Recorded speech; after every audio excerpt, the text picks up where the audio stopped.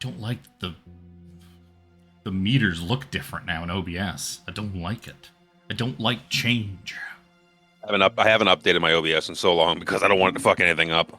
I'm like, nope, deny update. I update mine all the time, and I never have a You're gonna problem. have to eventually. Or rarely have a problem. Never. I haven't in months. I live, bitches. Only missed one TTRPG section due to horrible computer problems. Yeah, it doesn't get much worse than that, does it? Yeah, nothing They like somehow survived without you. nothing like fucking a computer shutting down and then just not turning back on. Yeah. It's like, oh, my computer crashed. Oh no, it died. You're not wrong. It crashed. It crashed permanently. I still haven't even gotten rid of the thing. I'm staring at it from across the room, stripped of half of its parts. Same. Well, my Alienware is still sitting here just waiting for a new graphics card. I'm just...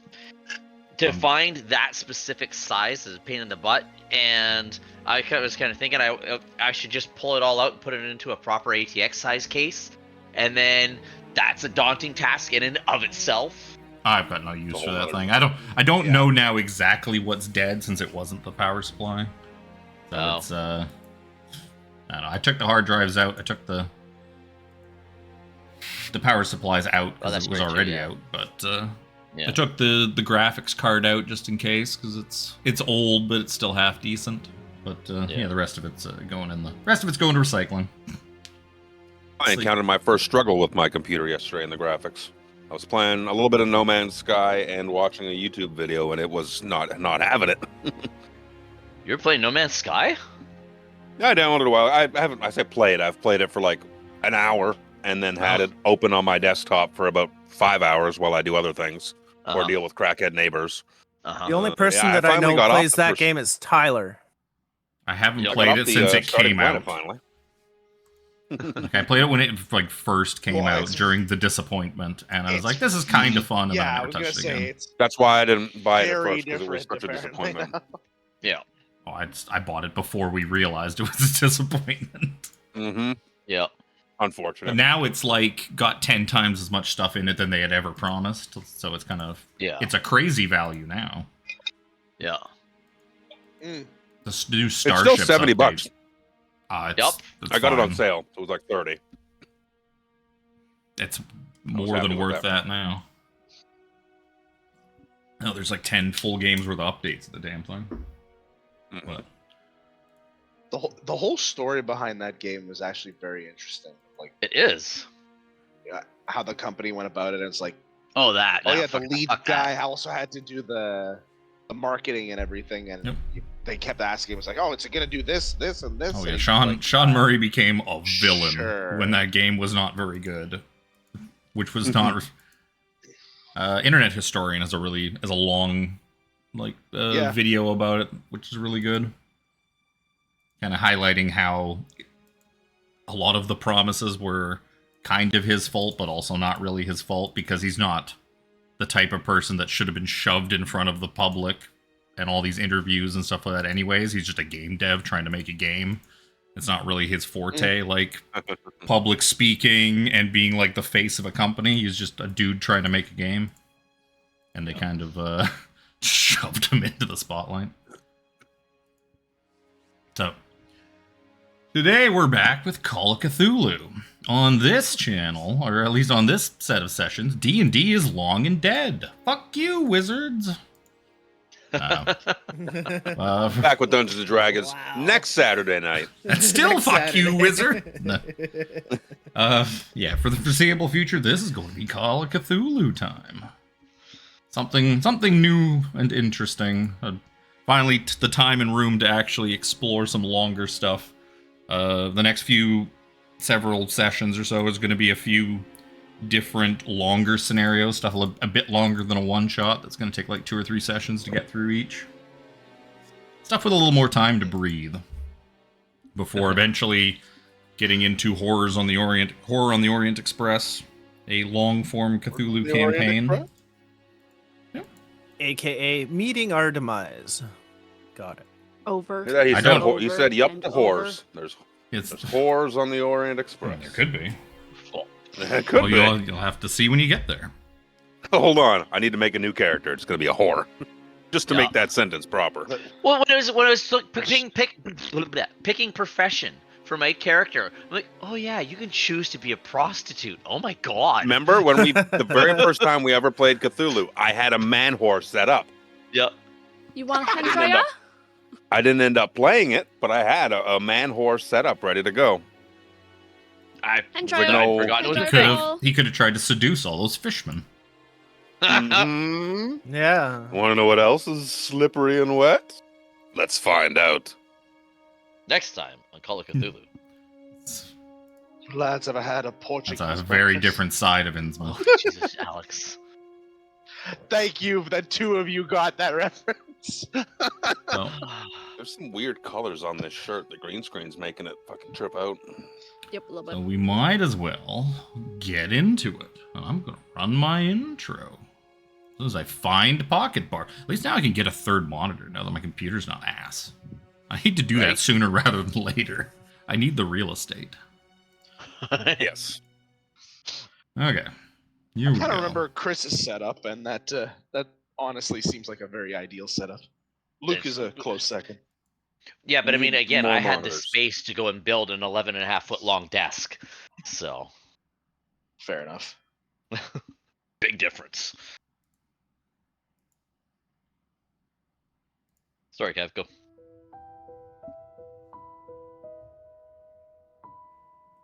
Between the phantasms of nightmare and the realities of the objective world, a monstrous and unthinkable relationship was crystallizing, and only stupendous vigilance could avert still more direful developments. H.P. Lovecraft, The Dreams, The Witch House.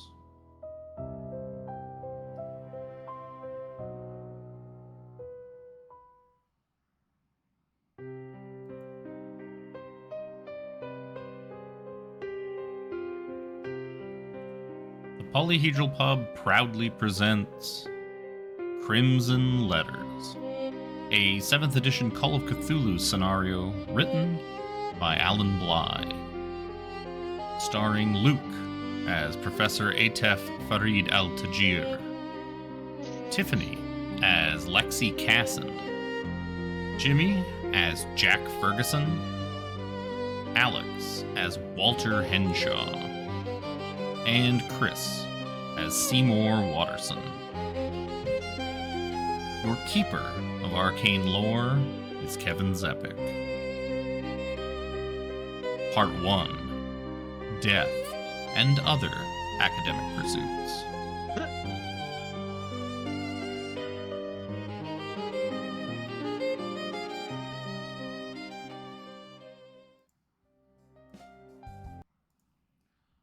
So, it is October 1st, 1926.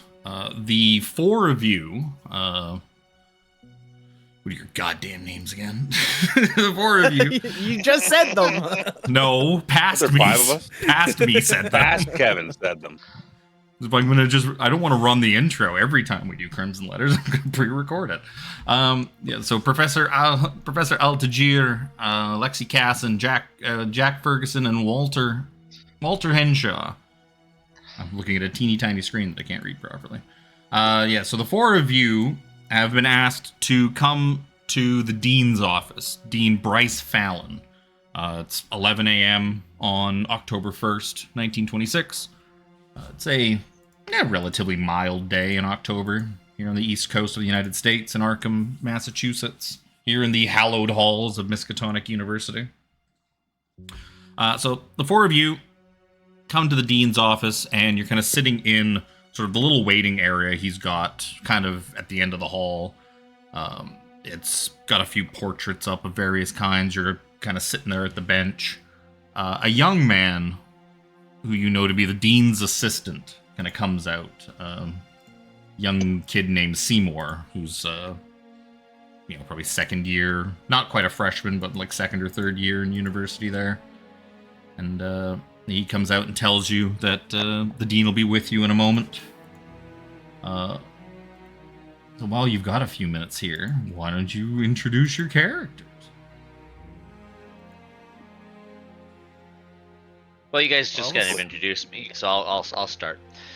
Playing Seymore Waterson, aspiring young scientist, schmoozing up to the dean to try and get better access, basically, to the different professors on the campus. His dad runs a garage, and his dad's all keen on these new automobiles that everybody has these days, and he's had his son working at the garage with him since he was like 10 years old, and he does not want to be a car mechanic with his dad. He wants to learn more about the world and more about sciences, and wants to spend time with the dean and the faculty here to pick their brains about how the world really works and whatnot.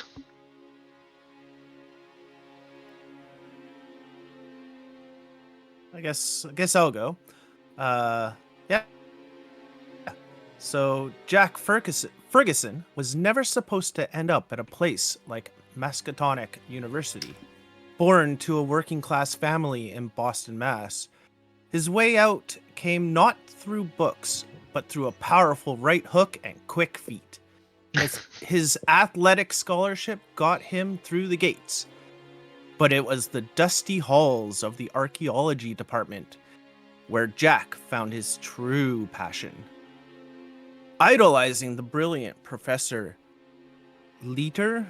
Is that how you pronounce it? Leiter. Jack's curiosity was fired by tales of forgotten civilizations, cryptic artifacts, and whispered connections to cultures that predated known history. He has a chiseled jawline, blue eyes, black hair, and he's physically jacked.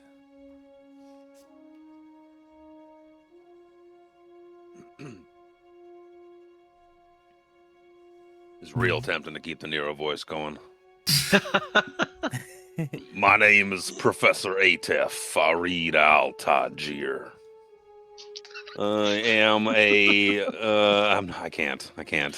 can't make this respectable professor of math and physics into fucking Macho Man Randy Savage.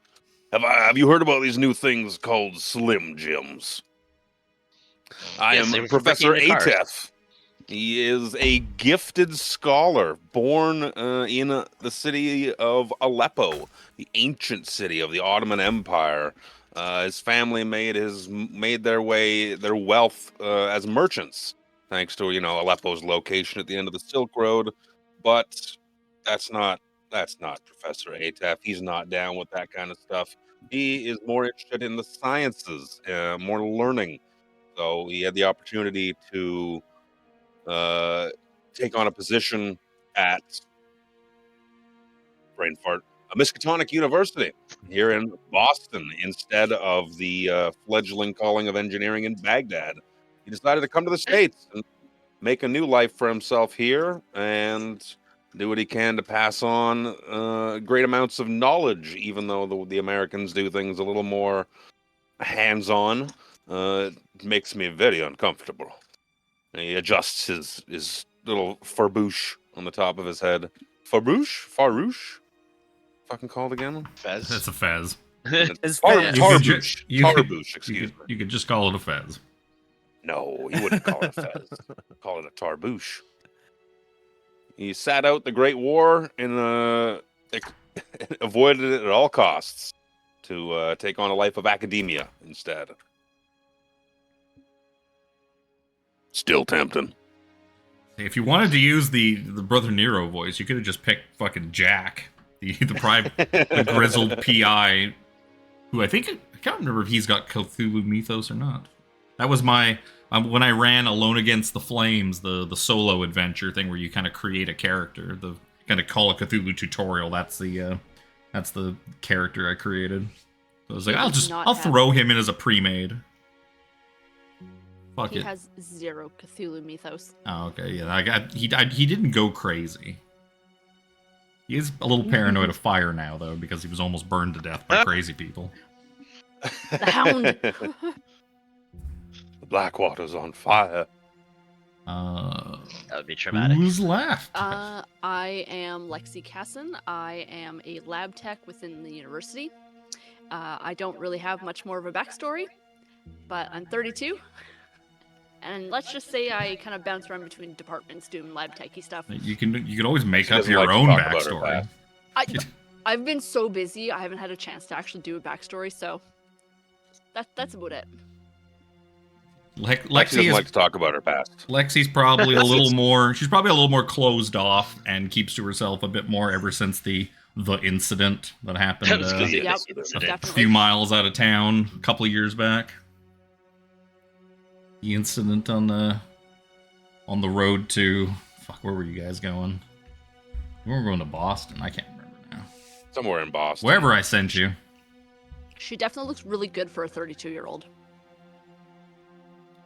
32 is not that That just old. leaves Walt.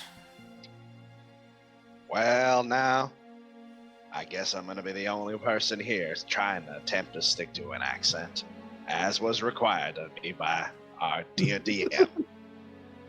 You mean the My name penis? is Walt Henshaw, and if you stay silent, I'll have you suck a bag of them, sir. Walt has worked as a janitor and a maintenance man at Miskatonic University for nearly 20 years. He has seen it all. Prankish students, overworked professors, late-night accidents in the chemistry lab. He's more of a mechanical man himself. Not very much on academia, but he's the kind of man who knows every boiler, fuse box, and locked basement door on campus. And he makes a point of keeping keys on the belt that ain't on any official ring. I am a widower. My wife has long since passed from this world. At 54, I live alone in a cramped apartment. And while I do have a son that I keep in touch with, it has basically been me on my lonesome for all these years. I keep myself busy at the university, fixing leaks or sweeping halls, while quietly observing the strange goings-on at this place of so-called learning. My ideology and main belief: work hard, keep your head down, and don't let people push you around. I'm a simple man. So you guys sit outside for a few minutes, and then I'll save the Morgan Freeman jokes for later. Just space them out. Don't want to put them all here. You actually want me to do the voice the whole time? Oh, hell yeah. Yeah. If I was yeah. playing Walt, I'd be doing the voice the whole time. Well, fuck me. All right. So after a few minutes, Seymore comes back out and tells you that Dean Fallon will see you now. As you guys are all heading in, you guys know that Bryce Fallon, he is the Dean of Administration. He's one of kind of the heads of the university. You do all know that he is a very sort of fastidious man. He's pretty no-nonsense. He comes from like a military background, which he is not shy of putting forward. And as you kind of all walk into the office, he kind of shakes each of your hands and at the door and just gestures you in. You can see pictures that he's got displayed in frames of like him in military dress and stuff like that, taken at like various points in his past and his younger days. Everything is very neat, very tidy, and even him, he's immaculately turned out. He's in his like early 50s, and middle age seems to have been pretty kind to him. Where are all my dramatis personae? Aha. He's Bryce.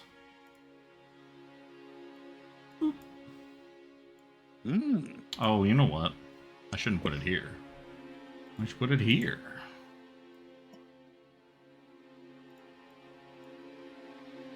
He's like, oh, come in, come in. Good to see all of you. Yes, yes, please, come in, have a seat. And like as the four of you kind of shuffle in, he kind of looks back and he's like, Seymore, you should come in here too. Come in. Ah, yes, Dean, yes. So he kind of gestures you, the four of you, or the five of you all, to kind of sit down. He's got some chairs in front of his desk. And rather than going and sitting behind his desk in sort of the, he kind of stands and kind of sits on the front edge of it a lot more informally than you probably would expect from something like this. He's like, the four of you, some of the best and brightest around here, and I have a bit of a task for you. And Seymour's here, too. Thanks. God damn. There's something... I'm not sure where to really start with this, but there's something missing that I need found rather quickly and rather quietly. You see, some time ago, are any of you aware of the Hobhouse family here in Arkham? Old family that's been around for ages. Oh, any of you guys want to give me like a history check? See if you've heard of the Hobhouses. How is my history 5? I am a professor, sir. Not a professor of I failed history. that. You're a professor of math. 3. That's not what I wanted. 3. Where? At least you know your shit.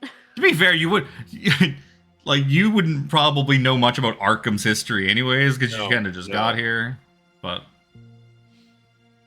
Yeah, I mean, Jack and the professor, you guys know that the Hobhouse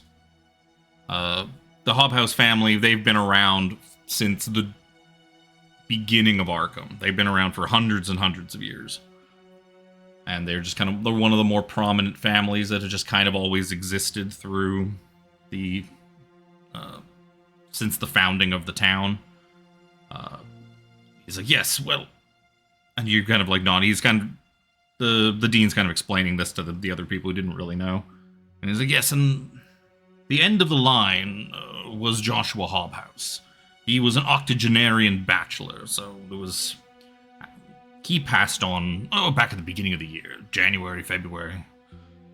When he died, the estate, the Hobhouse estate, fell into the hands of the Cobb family, who were distantly related via marriage somewhere down the line. So they inherited the entire Hobhouse estate, the sort of decrepit Hobhouse manse that Joshua was living in, that he'd kind of walled himself off in for all those years, and a little ways out of town, as well as all the various belongings therein. When the Cobbs sent their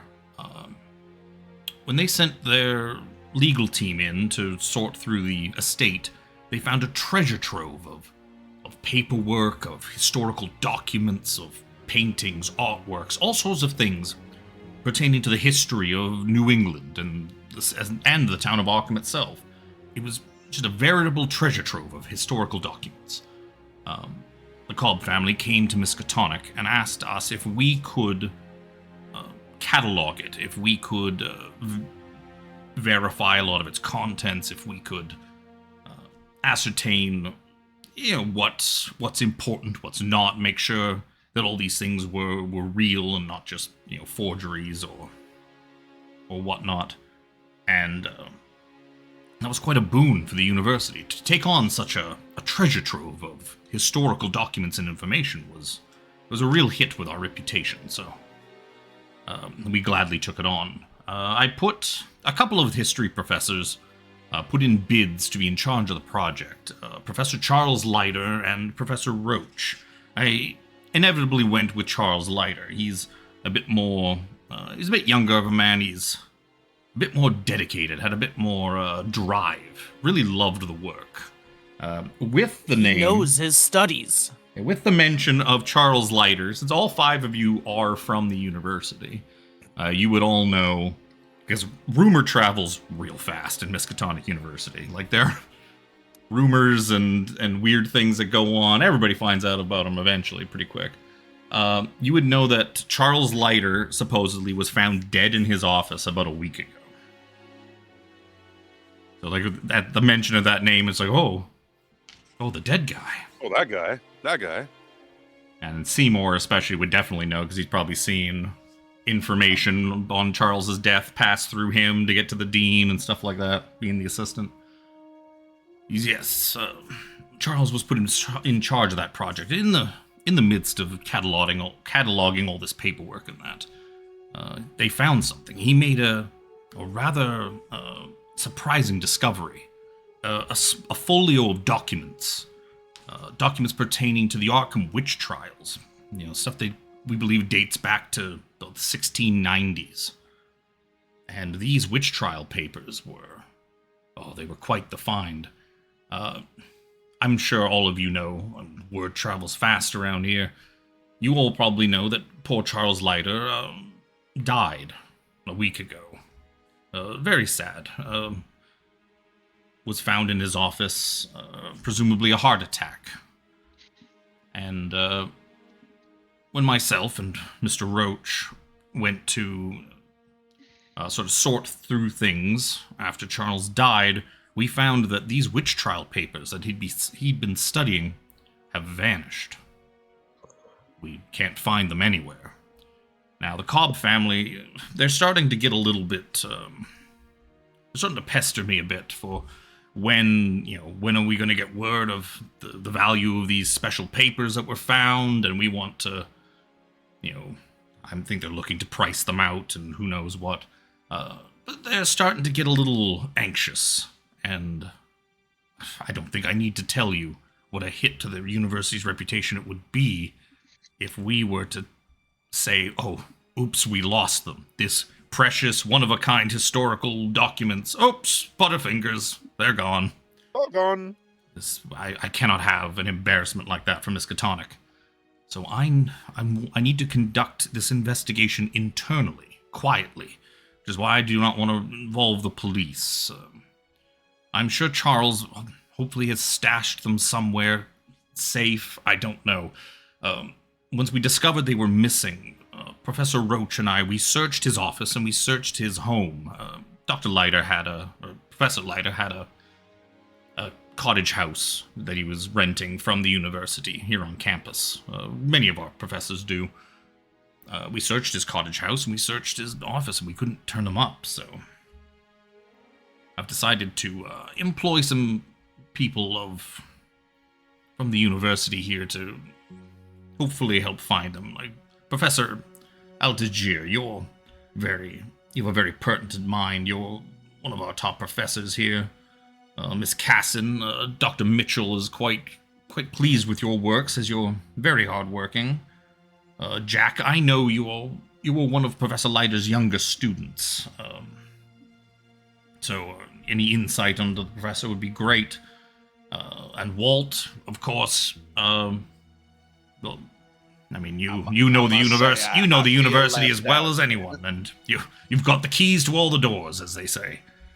And Seymore, I'd like you to go with them. Yeah. Here, take this. It's dangerous on the road. Take a Seymore. Do not go alone. Boy who lived, come to die. No, I don't What's his daddy? This is, as far as I'm concerned, this is now your top priority. Any of your other obligations or classes or anything, you can ignore them for now. I'll find replacements for them.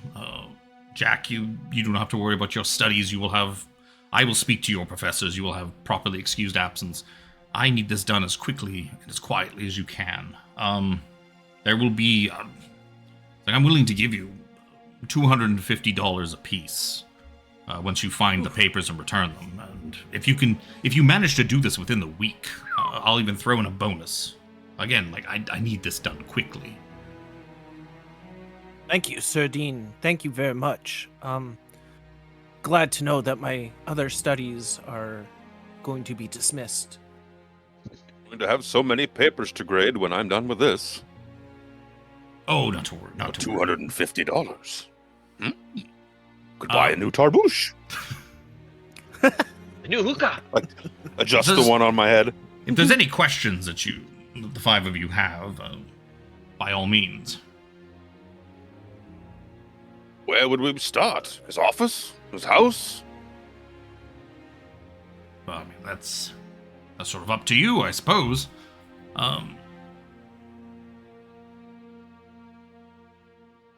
I think we can start in his office.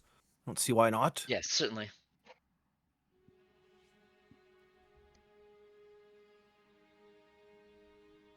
Well, his office is open. His office will be open to you. You've, I believe his Are there assistant. any keys or doors I need to be aware of? Oh, yes. Speaking of keys, that specific office. he goes into a drawer and pulls out a set of keys. So these are keys to Dr. Leiter's or Professor. I'm going to do that the whole fucking game. Professor Leiter's. Professor Leiter's campus house, his cottage. You'll need these to get in there. As for his office, I believe his assistant, Amelia Court.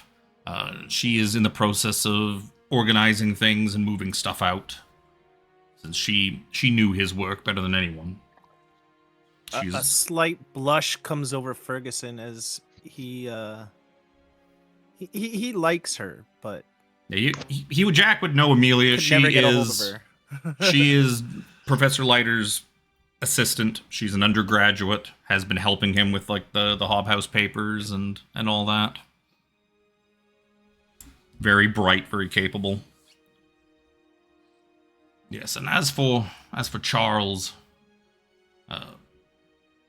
I believe if you have any questions about Charles or anything, I believe we still have an autopsy pending. Dr. Wheatcroft over at the morgue is in charge of it. I ordered a private autopsy done, but Dr. Wheatcroft is yet to bring me the paperwork in for, so I'm not entirely sure if he's done it yet or not. You'd have to speak to him. If I may, Dean, how long do we have before police involvement becomes inevitable? Well, we've already spoken. When Charles died, we wrote up a report, and Dr. Wheatcroft's initial estimation for reason of death was a heart attack. So that is what all the paperwork we gave to the police, and they've sort of left it be. As long as there's nothing criminal afoot, the police probably won't need to be involved. I mean, most likely. On the off chance that there are. Well, it's up to your discretion. I'm trying my best to keep the police out of it, because as soon as the police start investigating formally, then word's going to get out what they're looking for and what's missing, and then the Cobb family and everyone else is going to find out that we've lost such a priceless artifact. I'm desperately trying to avoid that. I mean, if the police absolutely need to be involved, then of course, I mean, we're not going to just let some horrible criminal things happen at our university, but I'm assuming Professor Leiter just stashed them somewhere and nobody seems to be able to find them. Understood. We may need to look at the body, too. You never know. Yes, well, do you think he swallowed them? Would be able to do it. It's quite the large folio. That would be quite kids difficult. Doing that these days. I don't think he swallowed them, but we might find a clue here and there. You never know. The old prison wallet. Kids still do that one. I know that much.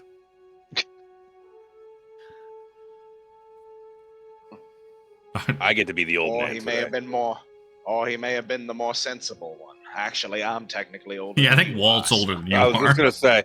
I said no, probably not. Alex is probably older. I think Walt's in his 50s, mid 50s. Yep.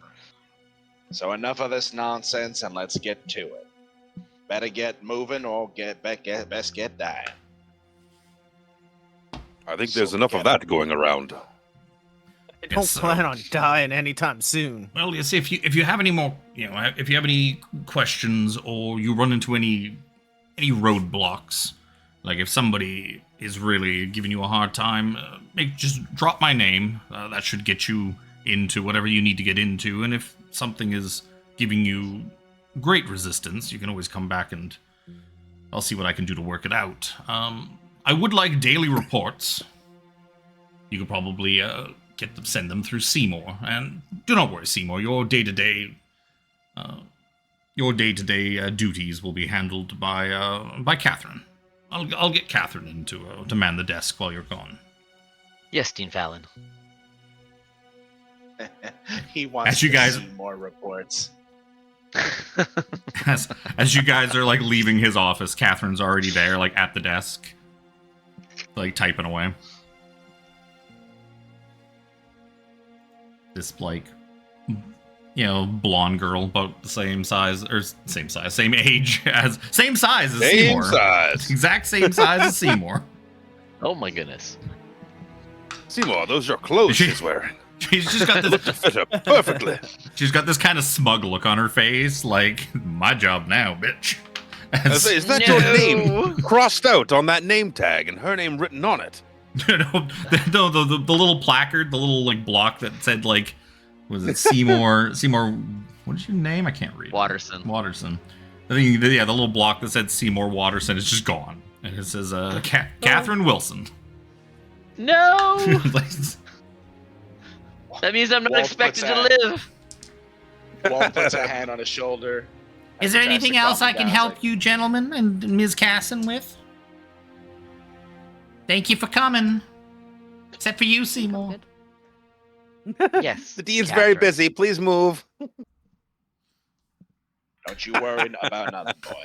Gives her the Situations stink eye. change, but keep doing your job, and you'll be noticed in no time. Maybe Walt's got See a some sign on the openings in the wall? maintenance department. The sign on the wall just says "In Memoriam," but there's no picture in it yet. The name plaque has tape over it, so you can't see what it says. Oh, Man, I've been doing no. this for like decades, man. The amount of times I've probably been shit on. This isn't the first time I've seen somebody get replaced. Don't worry, son.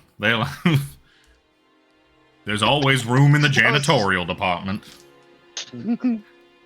I hear you're a mechanic on your off hours. I can always use the help. How's your sweeping Yeah. arm? You get to carry sawdust in your pocket for when they puke. Jesus Christ. I wouldn't laugh Yeah, about look. that if I were you. The chemistry students do this quite often. Actually. It's quite revolting. I don't need to get quite as many dice out for this. So I guess we should start with the office, as I currently have the keys for that area, and I believe Yes, young Jack give me- over there is. Do you believe we can converse with young Miss Amelia without you making doe eyes? Walt kind of smirks at him. He's like, youngsters. Well, I certainly hope so. Just any chance to talk to her is heavenly. Well, do keep your mind on the here and now. Think with your top head and not your lower, at least for the time being. I will tell you all right now, I'm not really the best in terms of all this academia. In terms of meeting of the minds, you guys will be the ones leading this. Anything physical, anything requiring locks, or anything on hands-on. I guess that's where I'll be handy. Haha. Just The help is remember, making Walt. jokes. Just remember, Walt. Oh. I'm young, dumb, and full of cum, of course. Well, at least two of those are true. It blended in. but which two? That is for me. That is for you to know. Wait, no. If I say that's for me to know, that just makes it sound creepy. That makes Anyways. it way That's for worse. me to know. To maybe find out. Wink. You just gotta learn, Jack, to when to hold your shot and when to take it. Ooh. Literally and figuratively. Now, let's not tally. Let's head on.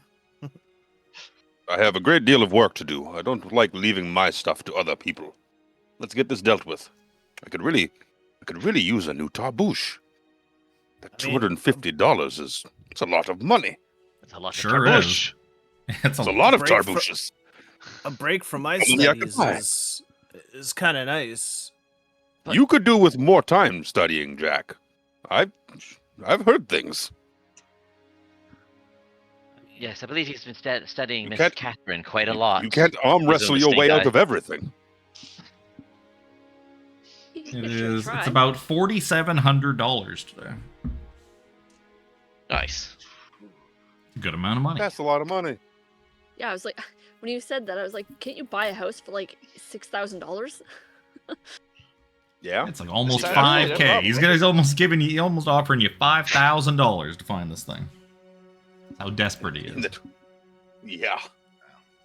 I will say, yeah, you That's could going definitely good. tell that, yeah, he seemed a little desperate to kind of get this done because, you know, the reputation of the university being on the line and all. Because if word gets out that, like, oh, if you give your fancy priceless items to Miskatonic to study, they'll just fucking I'll lose figure it out them. for you. They'll just Yep, fucking yep. lose them. And then we could lose a job. So yeah, you can't have that. Wow. Especially if he's the dean that's like letting people lose things. Yep. The people above him are Risky. gonna be questioning things. So Doesn't look if good you on the guys are resume. heading, so if you guys are Head to the heading office. to the office, kind of back in Miskatonic, it's a short walk over to the sciences building, where a lot of the sciences offices are. Once you get outside, it's a little, it's a bit after 11. It's a bit cloudy, a bit cold. It's October, but it's not quite raining. Looks like it might rain later, but it's kind of staved off for now. You guys kind of wander over to the sciences area, and you make your way up to like the third floor of the sciences building. Walt's probably the one leading you down there. He kind of knows where a lot of stuff is on campus. Probably better than anybody. I also work here. You do also work here. I guess physics and math, yeah, you'd probably have an office somewhere in this building too. But yeah, so you guys head probably over. all seen Seymore nosing around a lot too. Yeah, so you guys make it Yeah. over to the section where like the history department is, and you get to, I guess, where Charles Leiter's office would be, and there's a door there with like a frosted glass pane, like the kind you can't see in, but it's there. And there's just a gentleman, older gentleman, who's there with like a little chisel, and he's just very like carefully and slowly like scraping the letters Charles Leiter off the door, like the nice gold filigreed like letters that they put on. He's just carefully like scraping them off the window. Evening, friend. Would it be possible for us to enter the office real quick? Oh, Let you Walt. get back to Oh, your it's job you. soon after. Oh, what are you doing here, Walt? Special task for the dean. Myself and these fine gentlemen and lady here. Oh, look at all of you. Well, it's just trying to get my job done here. Mind just letting us in, and we'll let you continue it without any further interruption. Oh, sure.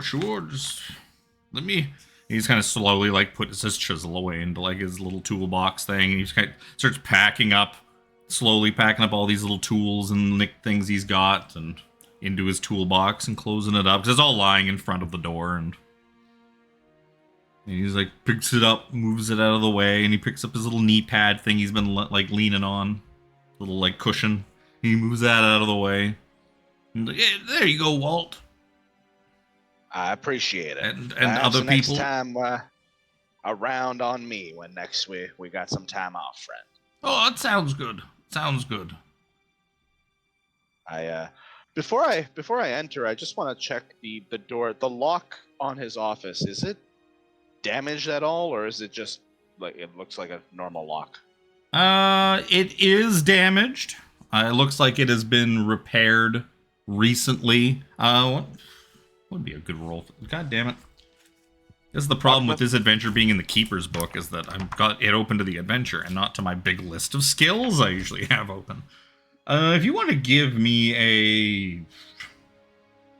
There's a locksmith roll. I mean, you could give me locksmith, you could give me science Spot hidden engineering, you could give me... You could also give me, if you wanted, like, a history roll or something like that, too. being like one of the maintenance people. Yeah. This I'll do locksmith. you may be aware of kind of what's going on here. Whew, 30 versus 45. Yeah, so you didn't do this yourself, but yeah, you remember seeing paperwork come by like a couple of days after Charles died. There's an office up in there's an office up on the 3rd floor in the histories department, needs a new lock put in. The reason on the paperwork was security had to break in because the office was locked the day they found Leiter dead inside. Nobody had a key. It had been locked. It had basically been locked from the inside, and Ms. You remember the report saying that Ms. Court had like come by in the morning that morning and couldn't get into the office, so she went and got security. And when security couldn't get in, they basically like broke in to get into the office. But that's implying that the lock was functional and fine before security. Yes.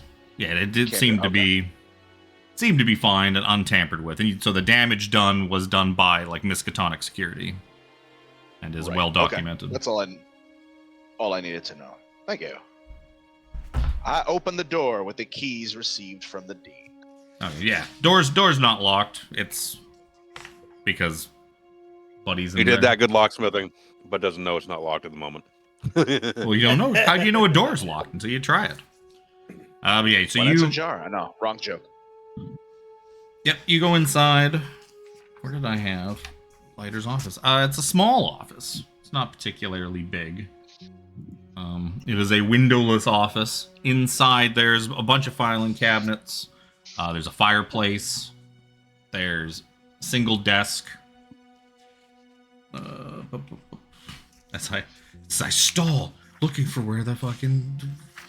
Oh, I'm still in Dramatis Personae. That's probably not why I can't find it. I'll do it. This desk. Yeah, it's a single desk, some filing cabinets, and a fireplace. On the walls, a shattered mirror. So, and there's also an adjoining room, not shown in here. There's sort of like an adjoining smaller office to this one. And you can hear that there's like somebody in there, and you moving something around, shuffling papers, doing something. Hello? Excuse me. Is anybody in here? Oh, 1 second. And then a blonde? Question mark? I can't remember what color her hair is. It doesn't show me in my picture. Amelia. Doesn't say. So fuck it. Yeah, I'll say like a... I think she's blonde. Jack has a type. Sounds like a blonde. So yeah, a head kind of pokes around the corner, and she's like, "Yes, how can I help all of you? You're Mr. Henshaw, right, from maintenance?" That's correct, Miss Amelia. I don't remember calling maintenance. Who are the rest of you? And Jack. I recognize Jack, of course, but I'm not sure what I can help you with. All that's right now is just a head, like kind of poking diagonally, like into the door frame. It's like, I'm kind of busy. Disturb. I understand. I'm sorry to disturb you, but we were sent here by the dean to look over things in Dr. Leiter's office. Oh, the dean sent you. Oh, all right. Just please, if you have a look at anything, or just try to put it back like where you found it, because this place is a mess. Professor Leiter always kept things a bit disorganized, too disorganized, if you ask me. But that's how Charles was. Headache thinking of. Just gives me a headache looking at this place. Yes, how do you find anything? You don't. That's the problem. I'm doing my best to organize it and move the stuff out before Professor Roach takes it over. Ooh. She squint. Sound like she squints when you said that. She has a... Professor Roach. Yeah, you can definitely. There is unhidden disdain in her voice for Professor Harlan Roach, and I guess some of you, Jack would probably know Roach, Professor, and and the Professor, and maybe Walt too has probably had dealings with Roach before. He's an older history teacher, very kind of full of himself and self-importance. Jack would probably know especially that Roach never really got over the fact that Leiter was given the Hobhouse job. That, like, Roach was the other one who was vying for it, and they gave it to Leiter, and Harlan doesn't think the greatest of Professor Leiter. I mean, don't get me wrong, Roach is fine, whatever, but Professor Leiter, he was top notch. Like, nobody could stand against him. Yes, Jack is right. Professor Leiter was very good. I was very lucky to work underneath him, especially on the Hobhouse papers. And she looks kind of just a bit hollow. Definitely what I aspired to do as well, but they don't give them to freshmen, so. You still got time, son. Well, no, I don't. He's not here anymore, of course. How can I be under Professor Leiter if he's not here? You gotta build yourself up. I meant in terms of you got time to find your own way and your own greatness. No need to rush. Well, I'm just going to go back to packing. If you have any questions, I'll do what I can to answer them. I appreciate that. As the five of you are like the five of you just kind of squeezed into this small office. I'll let the academics route around the papers. I want to investigate the mirror that's clearly shattered here. Sure. Give me a spot hidden. Ooh, that just so happens I have a 55 in spot hidden. Jeez. Don't you mean a 55 and spot hidden? Oh, I rolled a 53 versus a 55. A success, although not a great success. It's a regular success. And there I was, staring into this mirror that seemed to be shattered. Shattered like the poor hopes and dreams of this Professor Charles Leiter, no longer with us. Made me question my own existence and how long before I shuffled off this mortal coil. God, we're gonna have too many of the same person. There's gotta be too many Morgan Freemans. There's never enough Morgan Freemans. There's never enough Morgan Freeman. So yeah, What was looking the at character's it. name? Red? Looking at the mirror a little closer, it does seem to be. It's broken for sure, but like parts of it kind of almost look like melted, almost like a large amount of heat broke this mirror. Like it's kind of the glass is a little warped. Very strange.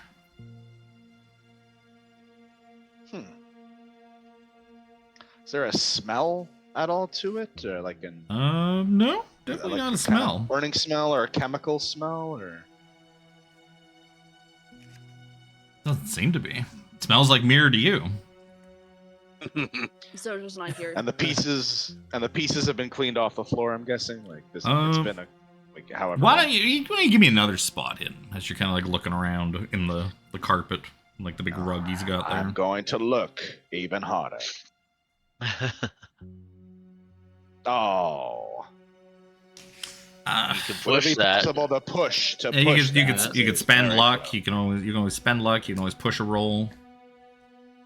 I will spend some luck as it is Get on very your hands fucking and low. knees, bitch. Yeah, it's skills skills you got lots of points in. Sorry. Like pushing's Sorry, always it's the- pretty tempting because you got woman you get a telling good the chance. black man to get on his hands and knees. I'd watch it. I will say you all have a very small amount of luck. So I guess Yes. spending luck is How much luck? you'd have to spend 2 luck, or you could push it. 2 luck. And a nice early push is always fun.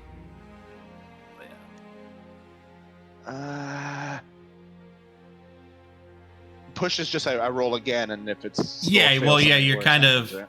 you're You kind have to do of something doing different. something. You're kind of doing something maybe a little riskier. I don't want Like if you're pushing, if you wanted to push the roll, maybe you're like you just feeling your hands around and like just digging your hands into like the plush rug, looking for glass the hard way, or Like I You know said, what? get on Really your hands getting and in knees, there. bitch. Yeah. You fucking. You know what? For the memes, let's do it. I'm gonna push. So roll Sure. again. yeah, give me another spot hidden. Come on. No, come on. No whammy. Hey. That is better. A 49. Yeah, so yeah, you managed to, you're digging through and you can feel little objects in the carpet, little bits of mirror that do still seem to be there. A couple of them probably poke you in the hand, but you got tough maintenance worker hands, so they don't damage you, they don't cut you open. You just gotta pull your hand out. There's a couple little pieces barely stuck in. It still seems to be some glass on the floor. I didn't do a very good job cleaning. I will say, kind of Swear. based on where the glass is and that, you would imagine, and sort of and as you're getting really into that carpet, digging around down there, you believe that this is probably where they found Leiter, lying on the ground, somewhat in front of where this mirror is. Like, there's definitely some spaces that have, like, no glass whatsoever. Mhm. Like a body-sized bit of it. There's maybe a bit of a depression, like someone had laid down on this floor for a while. No blood or stains or anything? You don't find any blood whatsoever.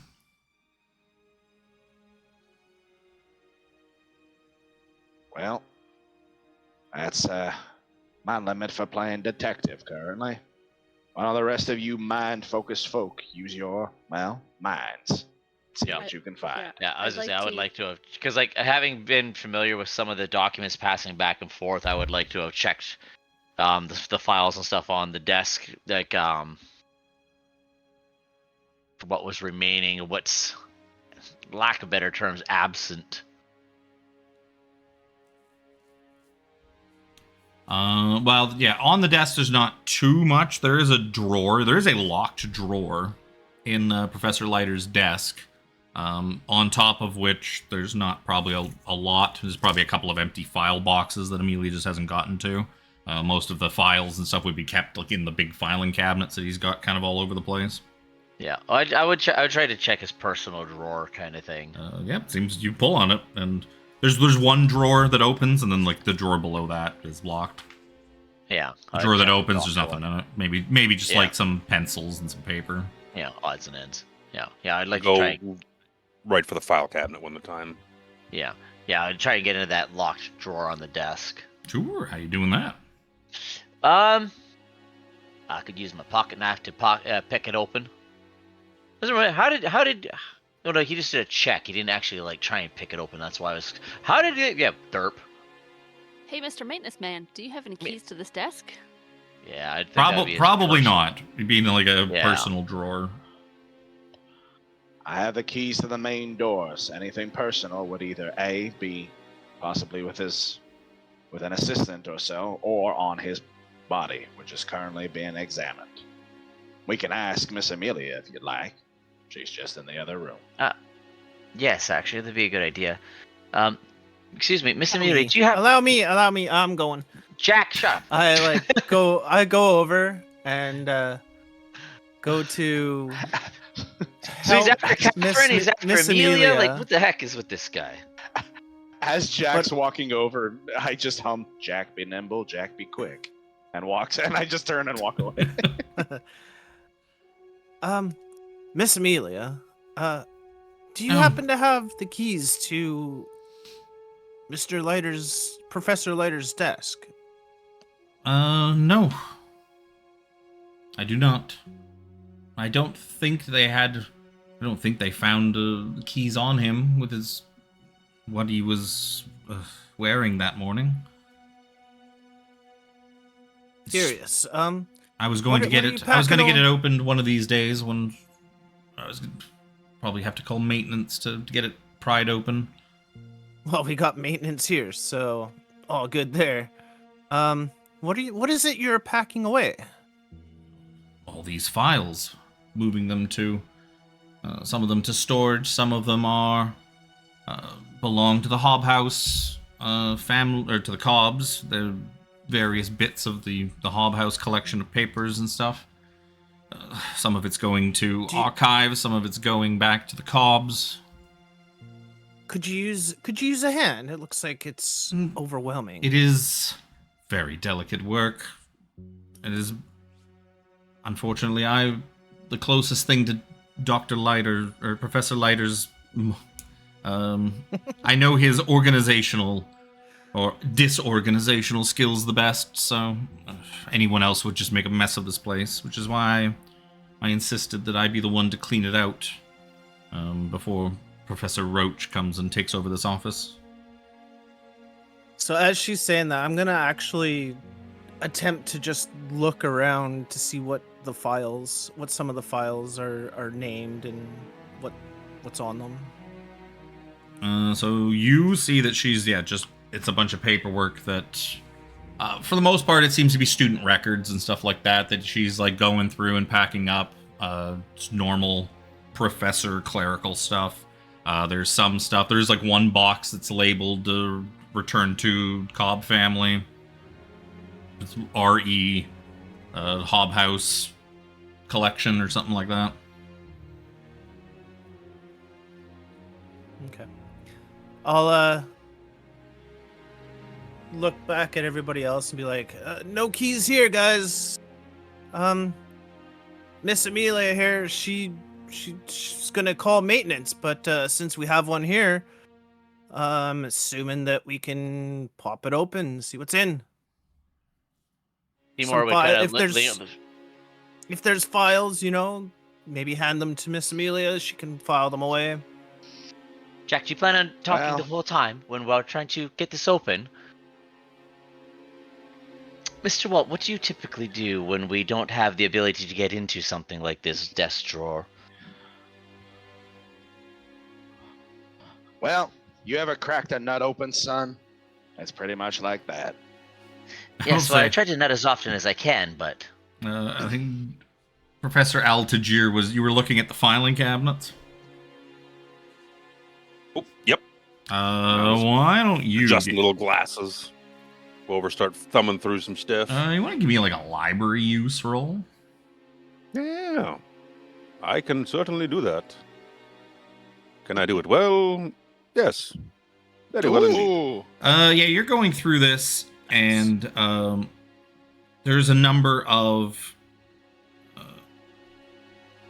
documents in here and files. Nothing too out of the ordinary, but you do see what's probably more suspicious than what the documents are is that there are certain sections of filing that are missing.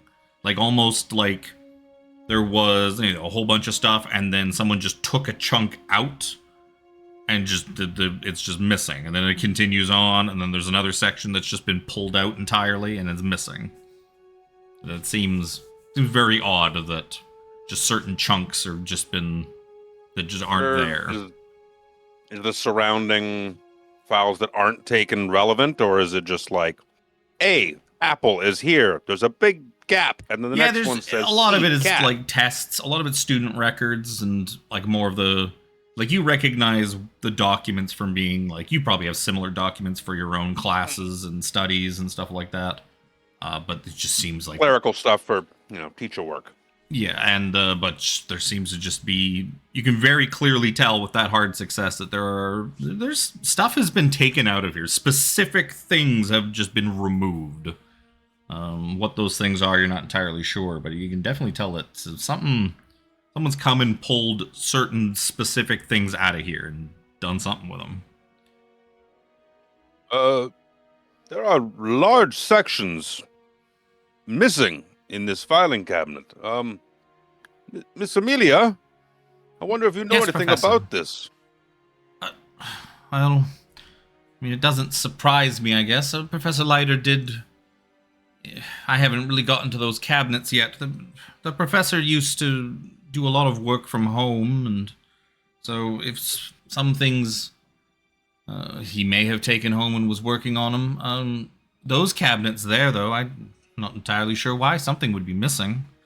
Like I said, I haven't gotten to those ones yet. Those ones didn't seem as pressing as getting these last of the our paperwork on the Hob House collections and that finished and wrapped up here.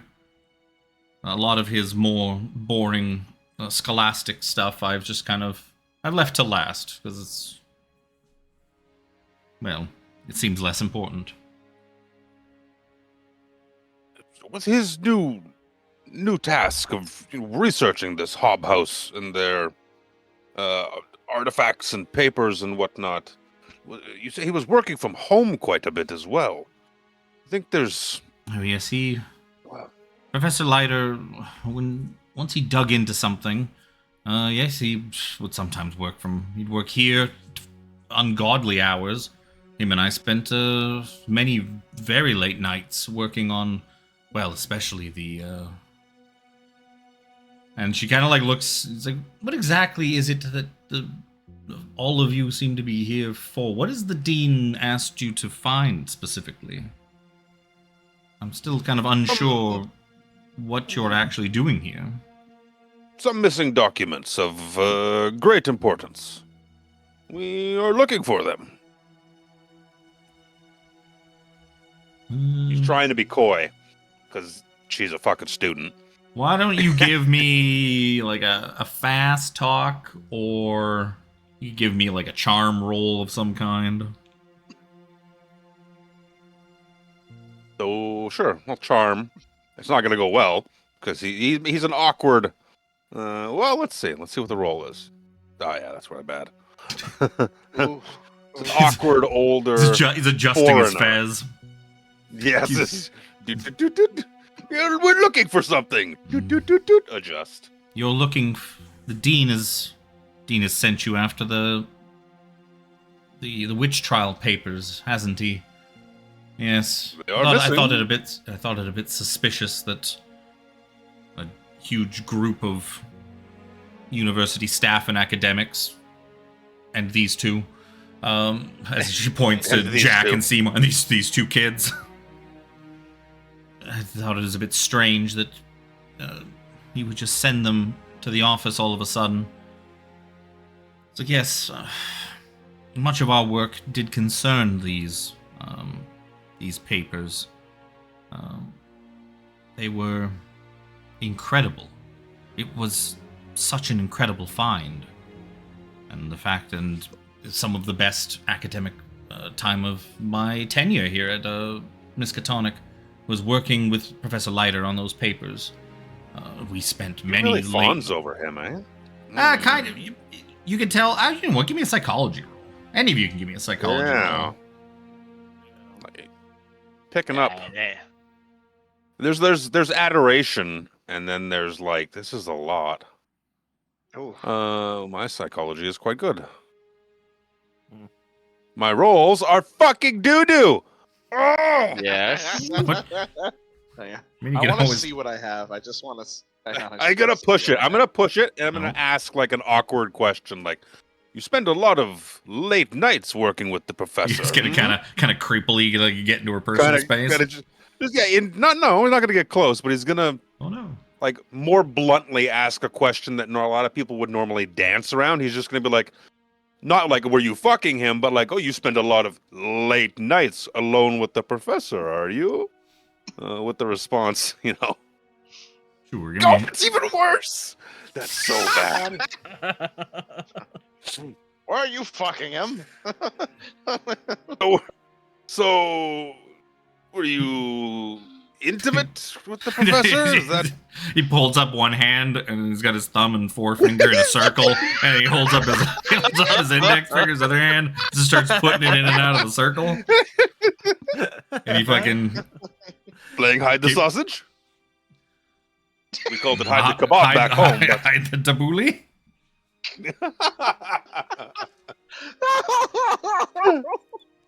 And she just kind of gets this look on her face no.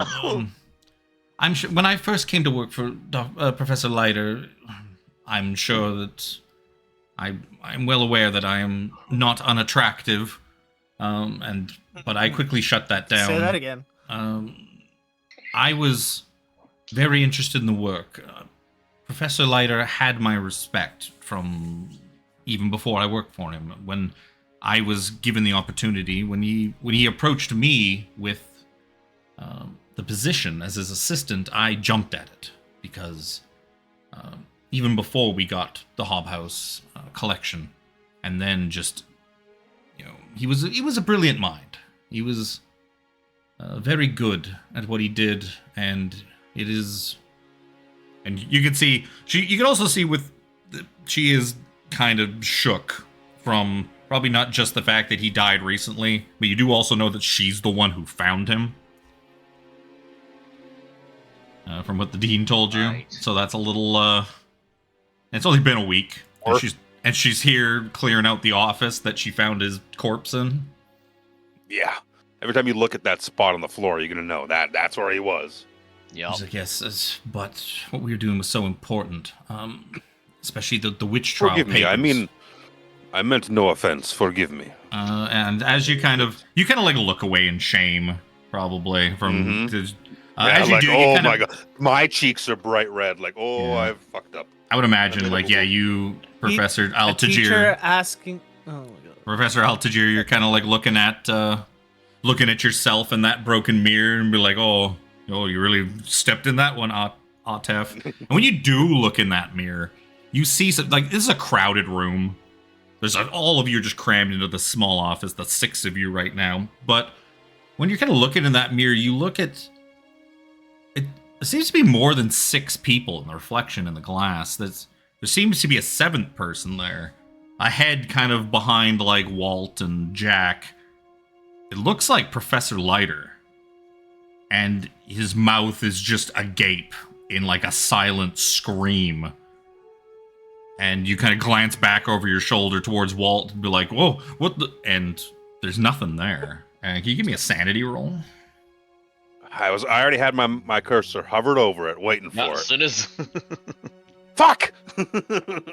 Oh my god. Yeah, no! Those are all 80 plus in the last 3 rolls. You can lose 2 points of sanity. Oh no. Jim, no. you were gonna ask someone? No, I was just saying. It's you. A teacher asking a student if she's fooling around with another teacher. That's highly improper. So the man is dead. Very much so. No, the fact that a student was messing around with a teacher is the impropriety part of it. That he was like, she adores him so much. And he's like, well, you seem to be really cut up about this. Were you playing hide the sausage? Tell me, what do you know of Keziah Mason? Make a what history check on that? Yeah, you can make a history check. I think history is probably the most relevant. History or occult. You give me a history check or occult checks. That's a good one. Ooh, Jack. Hard success. All is right with the world. Luke can't roll. I started with a 3 under a 5. All right. So that's true. Jack's the one who knows. Like that is, infamous witch in Arkham's history. Was alive back in like the late 1600s. Went on trial in the late 1600s. Well known as being tried as a witch and a child murderer. And she kind of says to the rest of you, like, those is the witch Keziah Mason. The paperwork we found was about her. Apparently, Caleb Hobhouse, one of the members of the Hobhouse family, was a juror back in the Arkham witch trials, and he used his position there to collect some of the paperwork. That that folio, those witch trial papers, there was court transcripts as well as other paperwork and that was confiscated from the Mason residence. Strange diagrams, alchemical or mathematical formulae, all sorts of things related to Keziah Mason and whatever strange things she was up to. They were very dense. They were very tough to sort of to read and to discern, but they were one of a kind.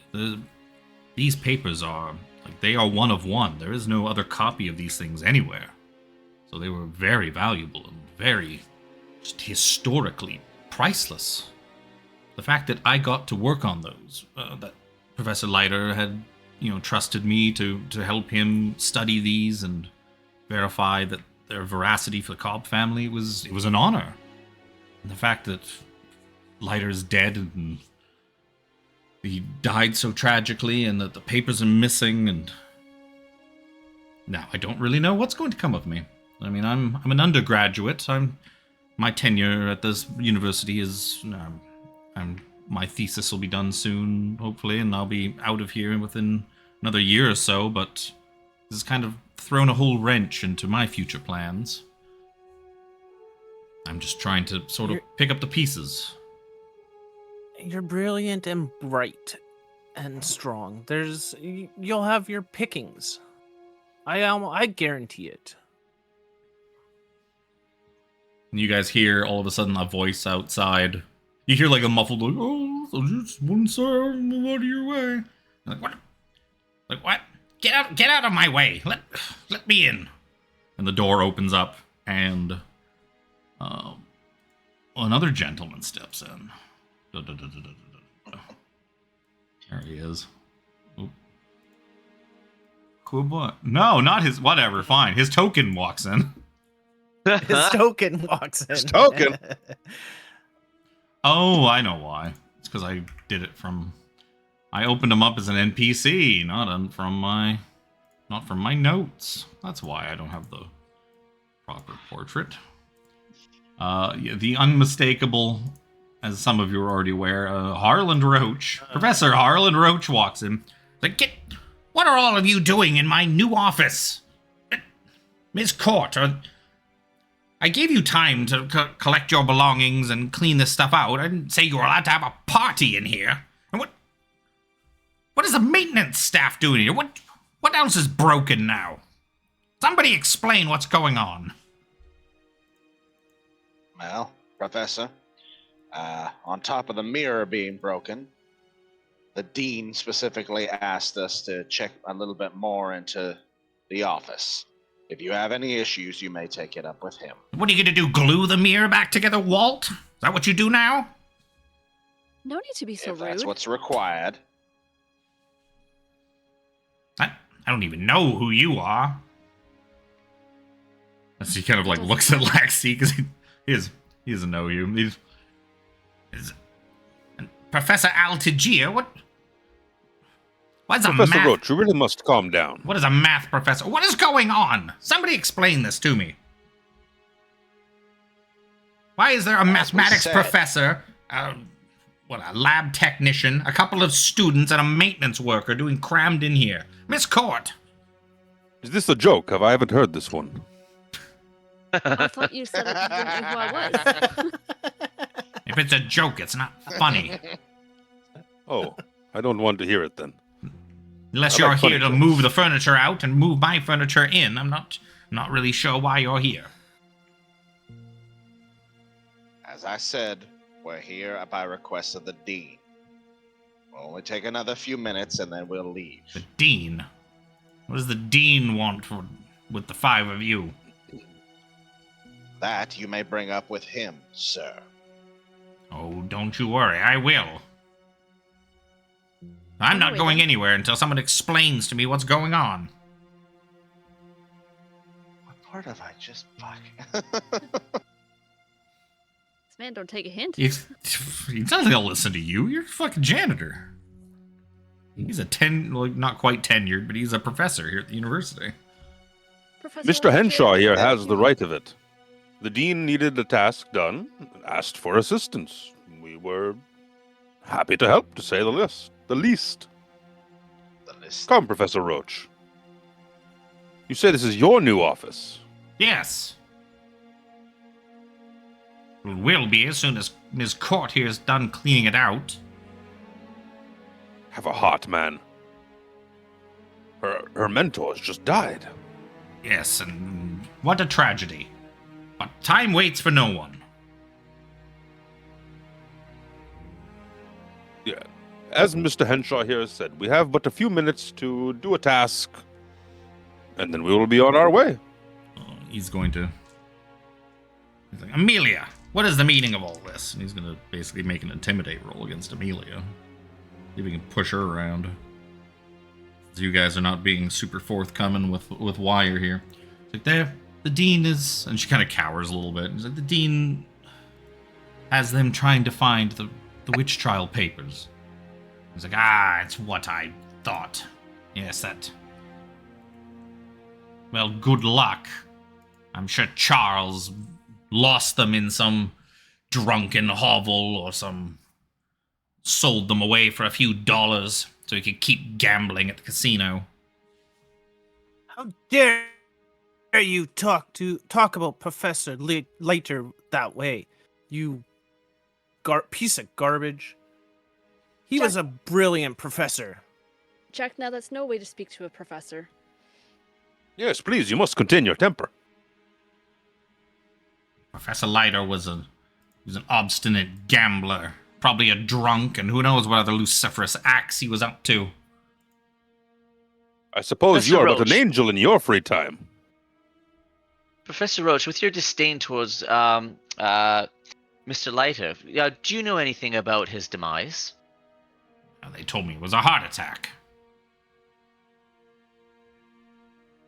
Yes, you seem quite Probably- vested in taking probably over owed his his- space. I would imagine he probably ran himself up some sort of gambling debt, and the stress got to him. He just got back from some trip to... It was Atlantic City or something. He went somewhere. All of a sudden he came back and he was calling in old debts. He hit me up for $10 and he said I owed him from a lunch a couple of years ago. He seemed desperate, like a junkie looking for his next fix.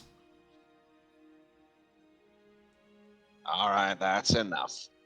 Professor you may be, however, respect for the dead is shared by everyone. You don't need a degree for that. Just give us a couple more minutes and we will be out of your hair. And you can fix up your new office however you see fit.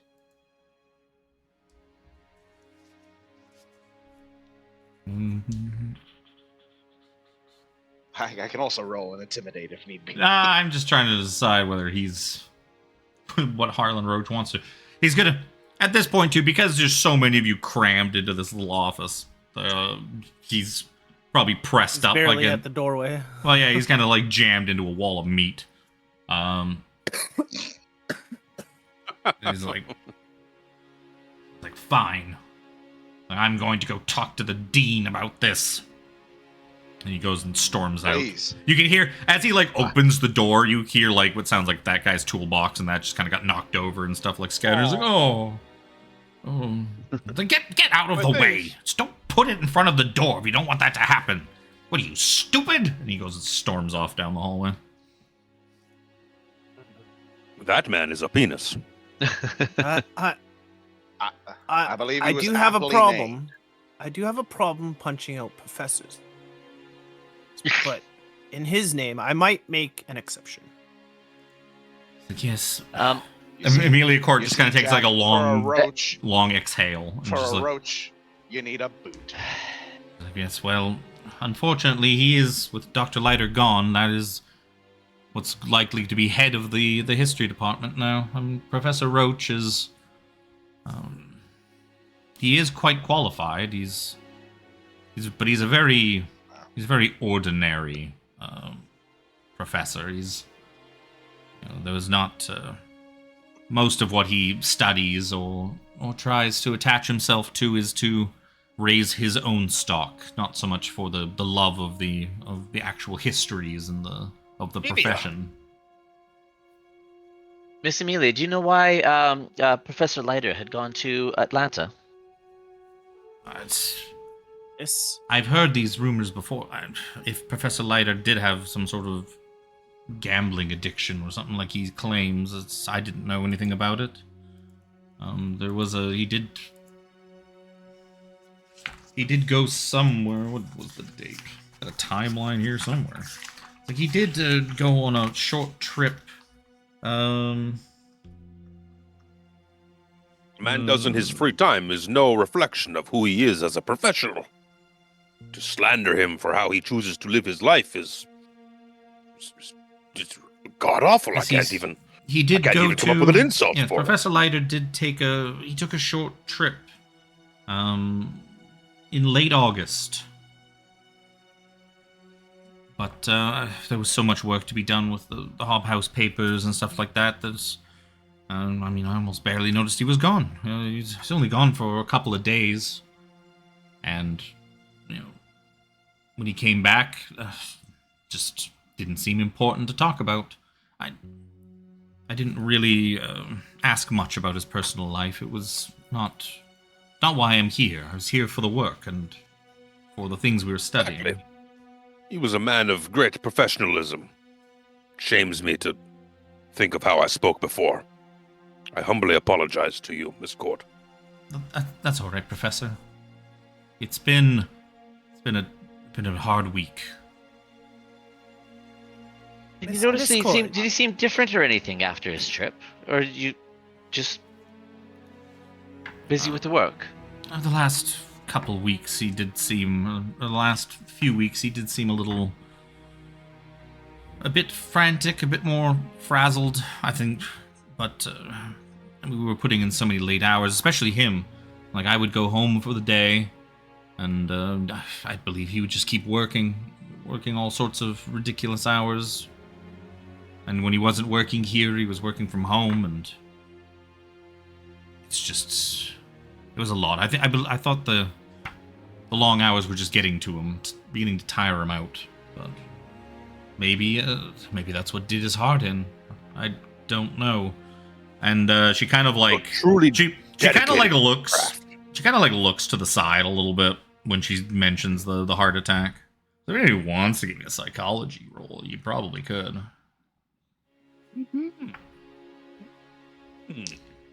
So I hastily open my sheet and try and roll anything under a fucking 80. Professor. Hey! Professor, yeah, you think, looking at her, you just get, like, the sneaking suspicion that she doesn't believe this was a heart attack. Something about it, the way she kind of looks away and that, you're like, it feels like she doesn't really believe that it was a heart attack.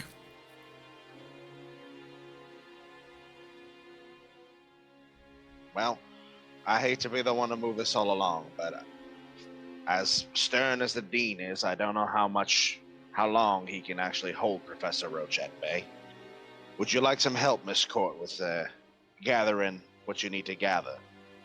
Yes, and then maybe after we're done here, Miss Court, you It's fucking great. obviously spent some time at Professor Leiter's place. No, actually, his cottage house here on campus. I've never actually There been you to have it. Professor Leiter's. No, that'd be wildly inappropriate. Well, I've figured going through papers and Hmm. examining the witch trials. I've told Professor Leiter this many times that I don't really agree with his taking paperwork and that home with him. I believe that, research materials and stuff like that should be kept here at the university and stored properly so that they don't go missing. Like this situation we seem to find ourselves in now, that I guess obviously the dean is trying to clean up. You need a healthy work-life balance. Shouldn't bring work home with you. No, and it's just going to get damaged or lost, or someone might break in and steal it, or who knows. Yes, that being said, I think you would be the best person to who knows everything. Well, not everything, but knows about the witch trial papers, and I think you could really help us out. If I mean, I don't I'd really be more than have the happy time. for I you mean, to join us. There's already an entire room full of too many people crammed into this room. Adding several people more to your giant party of people walking around seems overkill. And besides, you heard Professor Roach. He's itching at the chance to drag everything out of here, toss it all out into the garbage, and put himself in. If I don't finish up my organization of this place, who knows what he's going to do with it. He's just going to dump it all in storage and make a mess of it. So no, and she kind of hefts like she hefts a big box of like files up. She's like, no, I've got many more trips of this to go. What? I'm sure you'll be able to find me if you need anything. And she kind of starts shoving past like 3 of you to get towards the door. Well, I did want to check, go back, since we don't have a whole lot of time now. I'd like to go check the, you said there was a drawer that was locked? Why don't you have time now? Yes, we have that moment of time now. I was going to say, like, now I mean, like, you're not going to get kicked out of here by Roach. Like, the Dean sent you here. If anything, the Dean's just going to tell Roach to fuck off. Like, Harlan, stop. Catherine, get Harlan a glass of water. A former military man. Yeah, that's a good point. Yeah. You were sent here by Roach's superior. I mean, you can't tell him to fuck off, but the Dean could tell him to fuck off. Well, yeah. Two things I'm not gonna help in any way for this academia stuff because I know nothing. I'll move them. Oh, I can. But in terms of the mirror, I have a thought of it's like, well, maybe something was thrown this way. So I want to look across the room from where the mirror is, where it specifically got shattered. What do I see directly across from that mirror? Probably just the wall. A wall with maybe like a filing cabinet. Can the mirror be? Well, obviously it can be moved, but it definitely something being thrown at it wouldn't really explain why it also looks kind of melted. The heat. Yeah, you're the only one that knows anything about that. That's the thing. It almost looks like someone threw a fireball. I'm sorry.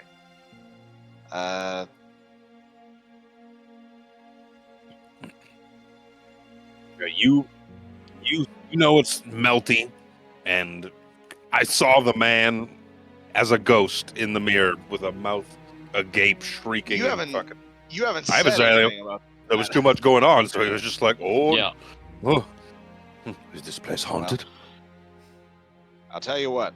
I'll see if I can't force open this drawer, and if Professor Roche has an issue, well, he's going to call me for the replacement anyway. Might as well see what's in here. Yep. So I'm going to try to force that lock open. I'm guessing since it's a drawer lock, it's probably not going to be too hard. But do you want another locksmith roll? Yep. I sure do. Want a locksmith roll. I guess you're just like jimmying it open with like a little pocket knife or something. Hard success. I mean, this is why he works. Knows you were there. This is why he works for the maintenance department. I probably have a screwdriver like on my belt or in like. Yeah, I'd say you probably have a handful of like little workers' like pants or something that I have. Yeah. I mean, you probably put in half a day's worth of work before you got hauled into the dean's office to help with this. Yeah. Yep. You probably still in your like maintenance coveralls and. Actually, I think I do live here. I live on site. Where is the? I'm in Arkham, but yeah. All right.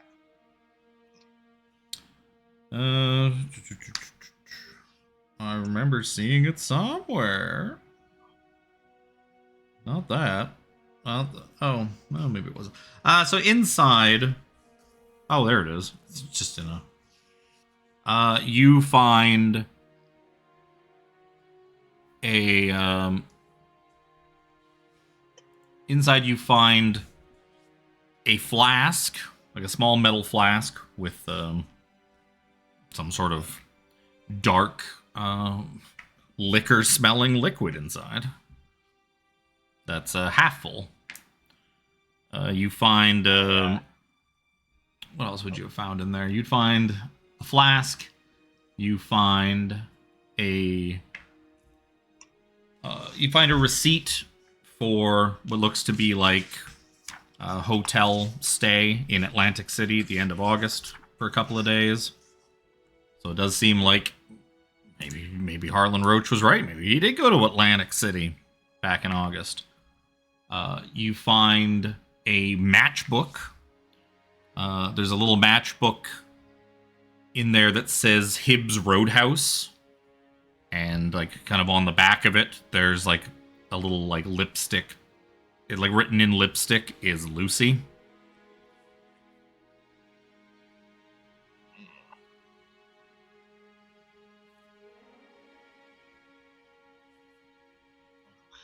What was the name of the place? What Roadhouse? Hibbs Roadhouse. HIBB''S.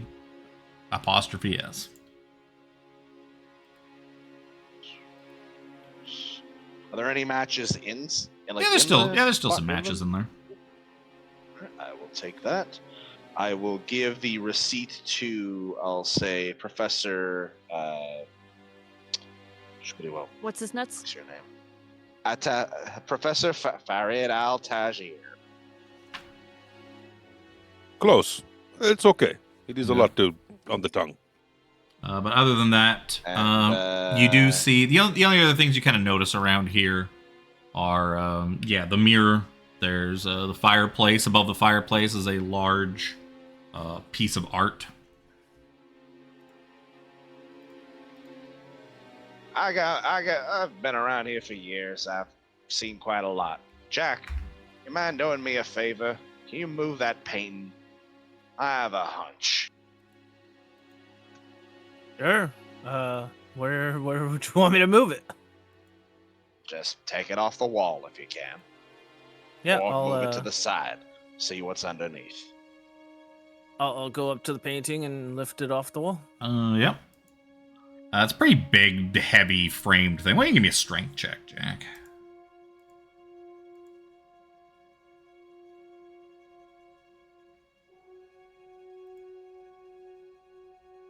Ooh.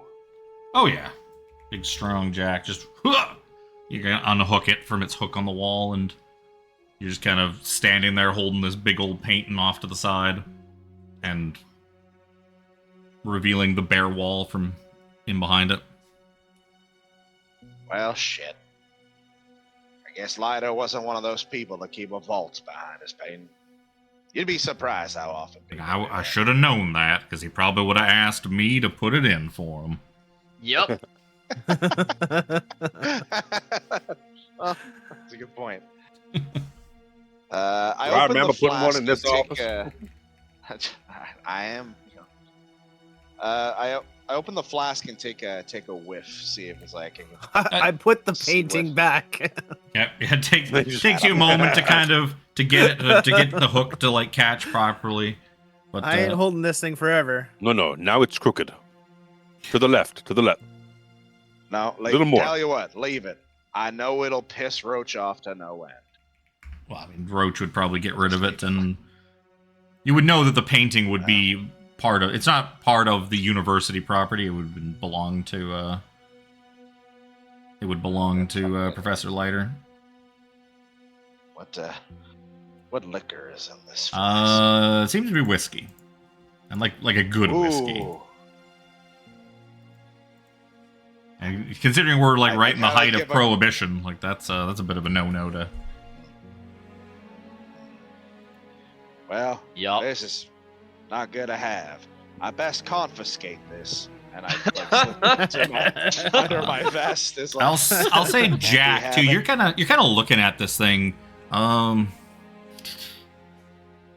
It's a pretty nice looking painting, and you feel like you do kind of recognize it from your studies. Have you got any? If you want to give me like a history or arts and any kind of arts and crafts, if you got like arts and crafts painting, that would work. Archaeology, but you could also give me. I can do history. Is fun. You can also give me a spot hidden. It's not really going to tell you what it is, but if anybody else wants to kind of get in on it while. God damn! Sure, just grab juice. I mean that works. So with a hard success, yeah, you recognize this as a painting by Rubens. This is a painting called Prometheus Bound, and it's got like a big old eagle that's just kind of like tearing into like Prometheus's side, kind of eating him as Prometheus is like chained to the ground, and there's a big old tree in the background. It's quite a famous painting. But like looking at it, especially with that hard success, you quickly realize that this is a forgery. This is not the actual real painting by Rubens. It's a copy. It's a very, very good copy. And I'll say, yeah, with that hard too, you also note kind of inscribed, very like small down on the bottom, is the name of the artist. It seems to be Cecil Hunter.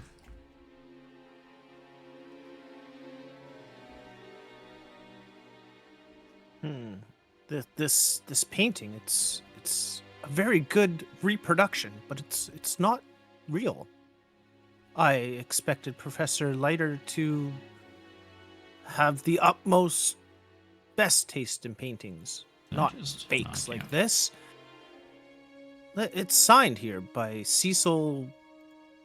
I can't remember what you said. Cecil I'm also Hunter. writing stuff down. Cecil Hunter. or Cecil. Cecil Hunter.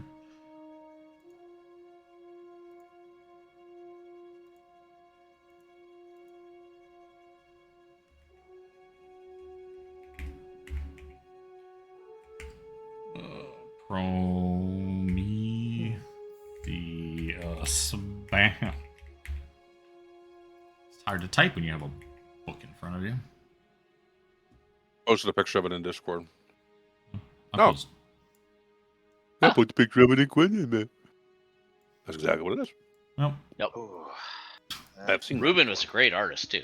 But anyways, Prometheus's punishment for giving fire to man. That's Alex saying that, not to Walt. Alex actually knows what that is. Walt's asked that Walt in would- ancient history. I mean, Walt wouldn't give a shit. You know what? I'll put He's this not into that. reproduction by Cecil Hunter. Found in Leiter's office. I'll just turn this into an actual note. There's too many F's in that office. And This. We move to may have campaign a notes. further lead. As unagreeable as it might be, there is a receipt for Atlantic City. And furthermore, I hold up the matchbook. It was like, apparently somebody named Lucy. Gambling and a woman, the oldest of vices. Just shake my head. And alcohol. What a man.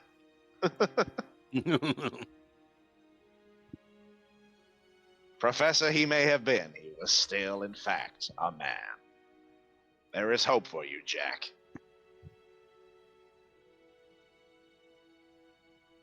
Well, barring finding anything else here, if the man took things home, my Yes. next suggestion is we go to his house. 100%. Should ask the dean if he has keys, or if we just have to break He, in. he gave you guys a key to I have the. He did give us the keys. He Yeah. gave you the key to He his said the word house. keys, and I was like, wait. Perhaps Let's call before an we Uber. leave, we can Call the check Uber. with the doctor. Was a white, what Whit- Whitfield? Dr. Now you're making me forget. It's like I knew it when I said it. Dr. With a- Wheatcroft. Yeah, it was with a W. Dr. John Wheatcroft. my bad. Most of you would Doing the know. autopsy. Most of you would know.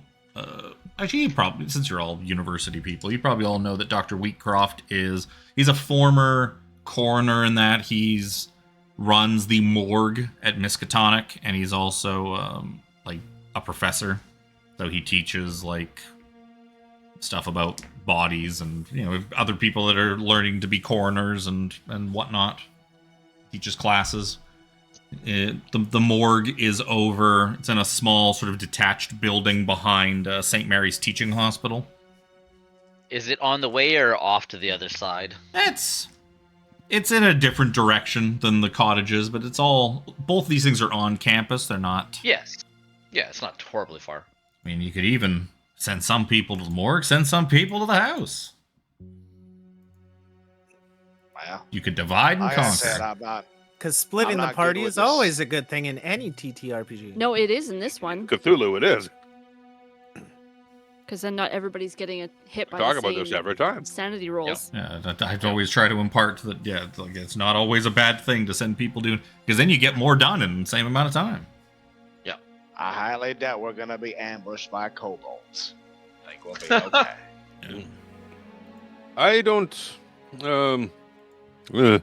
Seeing the dead doesn't really. I don't really vibe with that. I would prefer not to visit the morgue. I don't mind going to the We- morgue at all. We should. Well, I'm we just should- saying, Miss Creepy Cord, fucking young Seymore. Miss Cord.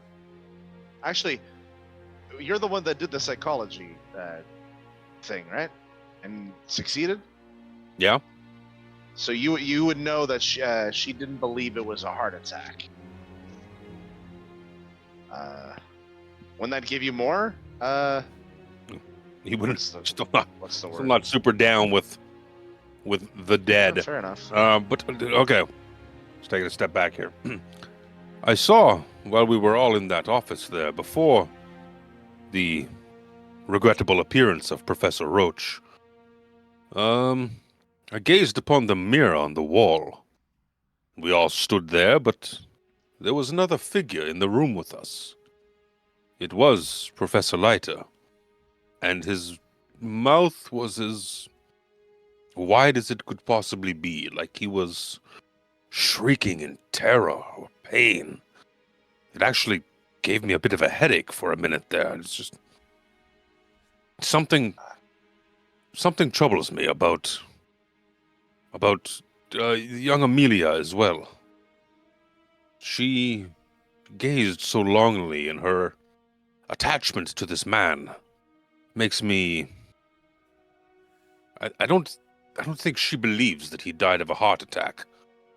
During the course of the conversations, just small mannerisms, the way she said things, the inflection in her voice, it was. I think she suspects something else. And that room gave me the heebie-jeebies. Well, as much as the death of a professor is a big thing, let's not think you may just be overworked and seeing things yourself, Professor. There's nothing in there to suggest anything more than what it is. A tragedy. You didn't see what I saw, though. No. Which is also curious because why was the mirror partially melted? That seems rather odd, didn't it? It is. Melted, you say? I mean, melted mirror, but Professor, are you going like crazy? You saw a ghost? Or you're saying you saw a ghost? A ghost. A ghost! I don't. Look, this ain't My pen. This I don't ain't put a the lot of first time faith in I've those seen- things. this ain't the first time I've seen professors work themselves to hallucination. It's been a stressful day. Just need to. It's Miskatonic Yeah, too many- University. People have died before. Yeah. You're a professor of mathematics. Numbers are the key or the answer. Does that make sense in your mind? I don't think so. And I don't ask a ghost to do 2 + 2, so I mean, it's like saying I want to make applesauce with fucking oranges. That would then be orange That's sauce. called marmalade, and that's delicious. You're No, also no, not no. wrong. I am tired. This is for certain, but I mean, I saw what I saw. I know people who see weird stuff all the time. They always say, "Well, no, you have to believe me. I saw it." But If you don't believe me, well, but think of the circumstances here. A man has died in his office. You say this mirror looks to be melted and shattered. And there's the horrible visage of Professor Leiter in the mirror.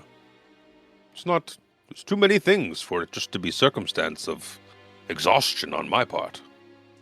Doctor's job, weren't you? No, kidding. I would say it is odd, but there's nothing here to suggest any ghost or any superstitious nonsense.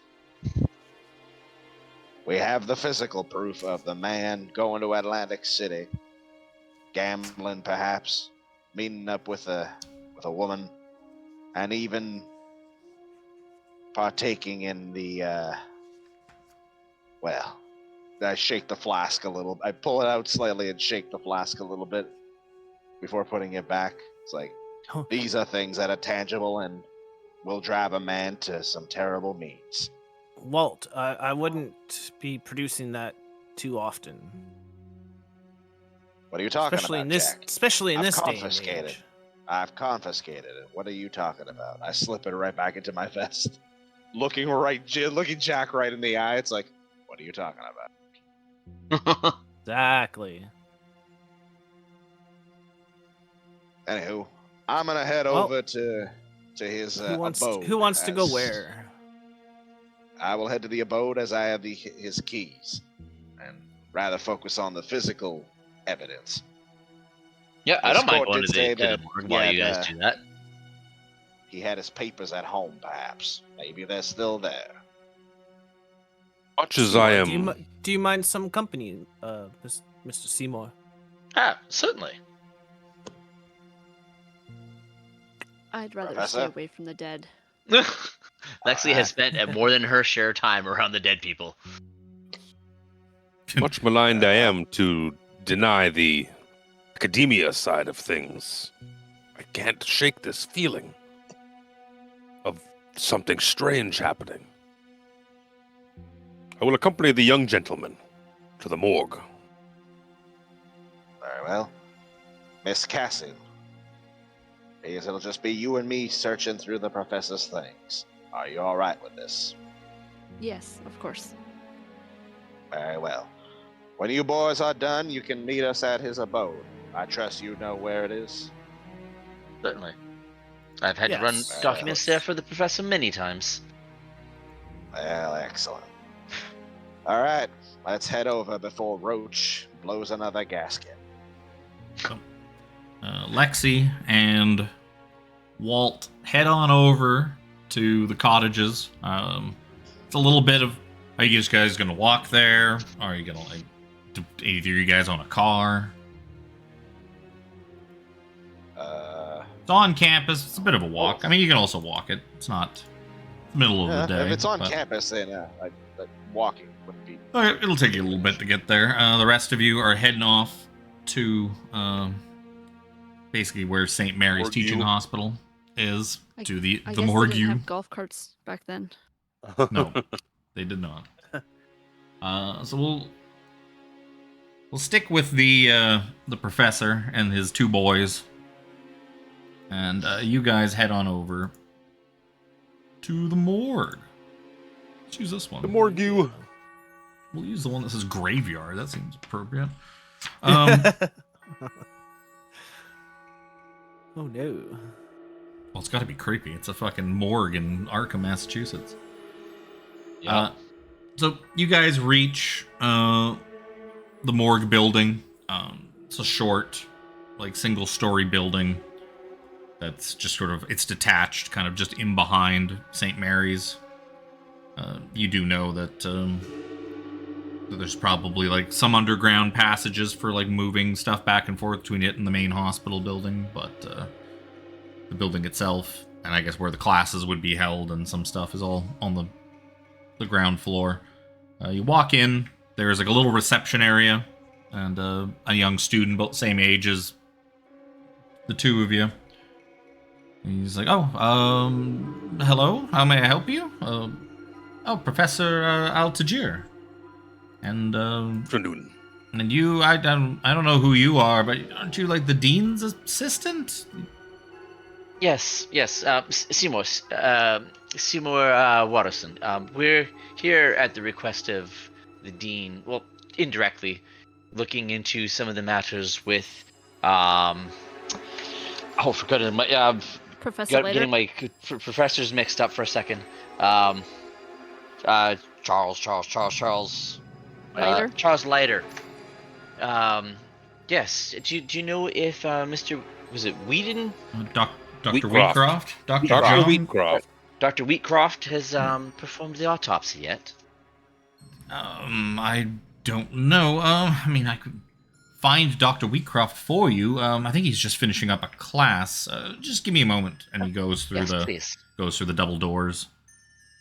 And a few minutes later, you can hear some muffled voices on the other side of the door. Then they swing back open, and older gentleman with a. How do I have a? My location's changed. Put you in the morgue. Put you in the morgue, and we'll find Mr. Doctor. Dr. John Wheatcroft. Look, he's got a bow tie. Oh yeah. Should be a veterinarian with that look. Yeah. So this elderly walrus mustachioed man kind of comes out, and he seems to be talking to a few students who have all got notebooks that they're scribbling. It's and that's why we try to be so thorough in our investigations of such things. Oh, okay. Well, your papers are due in next week, so work hard on those. And if you'll excuse me, questions will have to wait till later. Apparently there's some people here that I need to talk to. And he kind of comes wandering out. I was oh, Professor Altagier. And Dr. Wheatcroft. Dr. Wheatcroft. Yes. I forget. I extend my hand. And you're the boy who works for the dean. And I don't know who you are, son, but you're quite big. Yes, what could a big lady. Jack, nice to finally meet you. Yes, Different science, I believe. Yes, Ashley here. He said that you had some questions for me. The dean had you following up on something? Indeed. We wonder about the autopsy on Professor Leiter. You see him just kind of clam up. He's like, Professor Leiter. Oh, you hear about Charles? Oh. Yes, unfortunate business, really. Yes. Well, to be frank, I haven't performed it yet. Oh. Yes, I've been putting it off. I think I was going to try and schedule it in for later tonight, but, yes, well, to be perfectly honest, I've been dragging my feet on the whole thing, because, well, it just gives me the creeps. What do you mean? Just looking at him, being in the same room with him, it gives me the heebie-jeebies. I know it's very unprofessional for someone in my position to say something like that, but that's do the you truth. not frequently see dead men? No. Is there something grotesque? Well, I was to understand it was a heart attack that killed him. yes, that is what I did rule on the paperwork that it was a massive heart failure, but well, perhaps I just need to show you. Come with me. And he starts leading you through the double doors. It's also tough, seeing another professor of that way. I mean, yeah. So he starts leading you down this. I'd probably put it off too. He starts leading you down this hallway. It's dark. It's darker than it should be. There's examination rooms, every so often.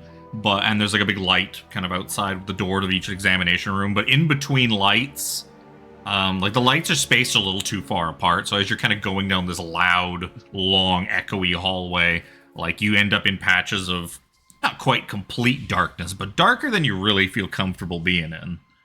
It's very creepy. And eventually takes you a few doors down and opens up the door to an examination room. And inside is what you would expect. There's a big metal table in the center with what you would imagine to be a body underneath a sheet. It's very body-shaped. There's a side room. It looks like the examination rooms probably are connected to each other. There's like a door that leads to, like, if you're in room 5, there's a door to room 4, like off to the side, and there's just medical equipment everywhere. He's like, well, here he is, poor Professor Leiter. Like, I must warn you, it's a little strange. Dear. I pull out like a hanky and put it over my mouth. And he draws forth the sheet. Oh. I just get hovering over a certain stat real quick. You see that Professor Leiter's face is stuck in a screaming visage of horror, like a rictus, just open mouth, kind of just scream. At first you think that his eyes are closed, but then you kind of, on further, like, closer examination, you do notice that his eyes aren't closed. In fact, they're swollen and bulging, and they're just like milky, whitish gray masses of colorless, clotted tissue. They kind of look like burnt out light bulbs. And like, even with the sheet pulled back to like his waist, even his hands and that are frozen in these weird, like, clawed, like his whole body was in convulsions and agony at the moment he died, and his body just froze that way.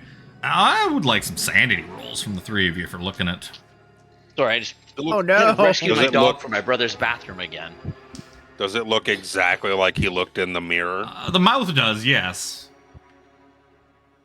It does look very similar to the way you saw him in the mirror. Professor Altagier, I'm beginning to believe you. It's kind of gross. Oh. My face hidden behind a hanky, like, oh. The good professor, you're gonna take 1 point of sanity loss. The other two of you, the two young boys, you're not very experienced in the world. You've never seen anything like this. You're gonna lose 3 points of sanity. Oh. I don't have a lot to spare. What did everyone start with for sanity? 40. 50. 40, sir. Woo!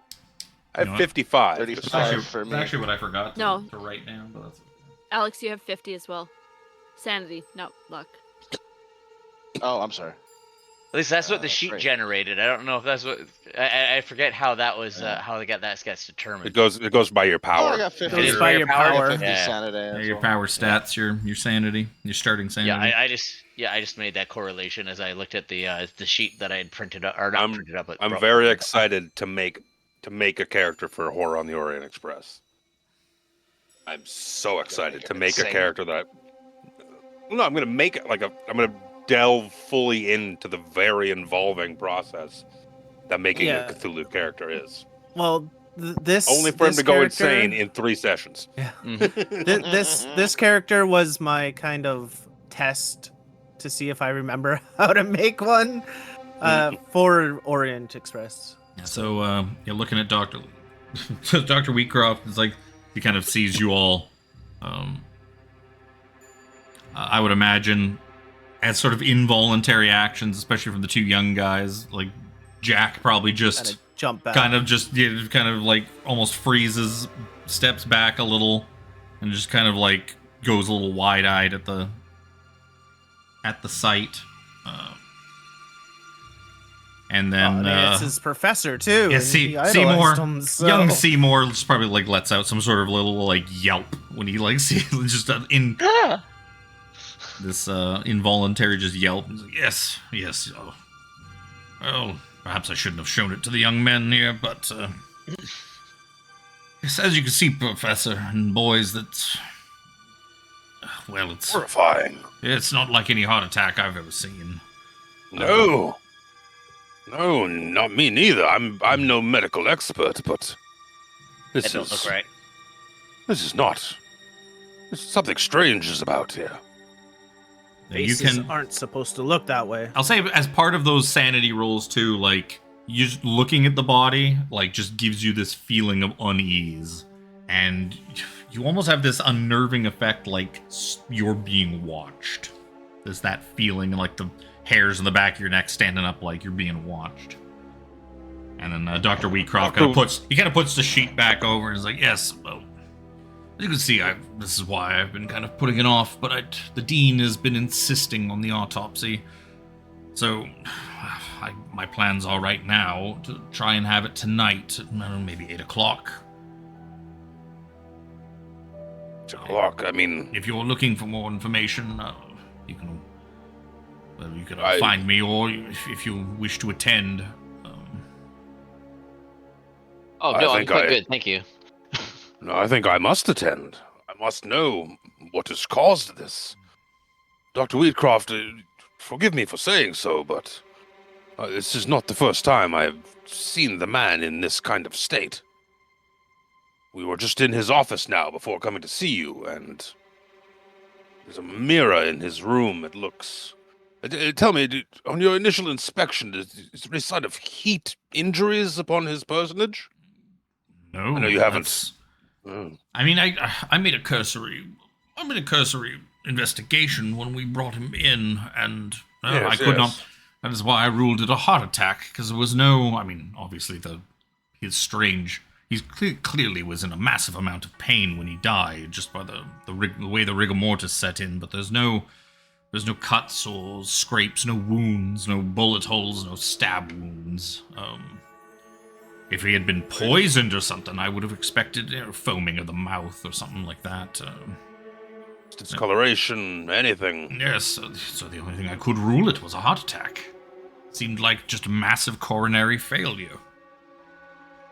But I won't really know for sure until I get in there. Tell me, Dr. Wheatcroft, do you believe in the supernatural? Ghosts? Oh, heavens no. That sort of thing. If I did, I wouldn't. I don't think I'd be able to sleep at night doing what I do if I truly believed that the dead could come back and... You start cutting into a body. Hey, that hurts. Don't do that. No, it's Your ear. Certainly Look not. at my Willie.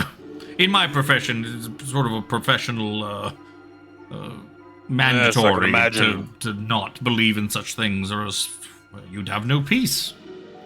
I didn't think myself the sort either, but... I know in your part of the world, Professor, they believe in all sorts of strange and different things than we do here in the good old US of A. How very American of you to say so. Oh, nothing but respect for your beliefs. Bristles his mustache a little bit. Yes. Never forget, we in America. Was it yes, or no? Could the three of you give me a listen roll while you're kind of recovering from this? Hey, listen. Give me a listen roll. Listen. Come on. What? That Nope. There. Nope. Library, listen. Nope. Not even close. I got it. Hey! As Waterson with the as ears. Seymour's kind of straightening his Harry Potter glasses and trying his best to kind of recover from the thing.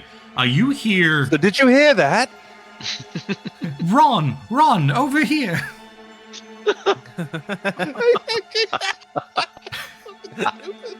It's so fucking stupid. It makes me cackle. So you hear, you hear what sounds like move, like, not like something clattering to the floor as much, but like you hear like the distinct sound of something kind of like scraping or like moving in the adjoining room. Did you guys hear that? Somebody else in the other room? No. Mr. Leiter here is the only body we have ready for. The only body we have at the moment. Most of the others we've got stored downstairs. We don't have any autopsy classes planned for the next little while, so yeah, no, it's rather empty up here today.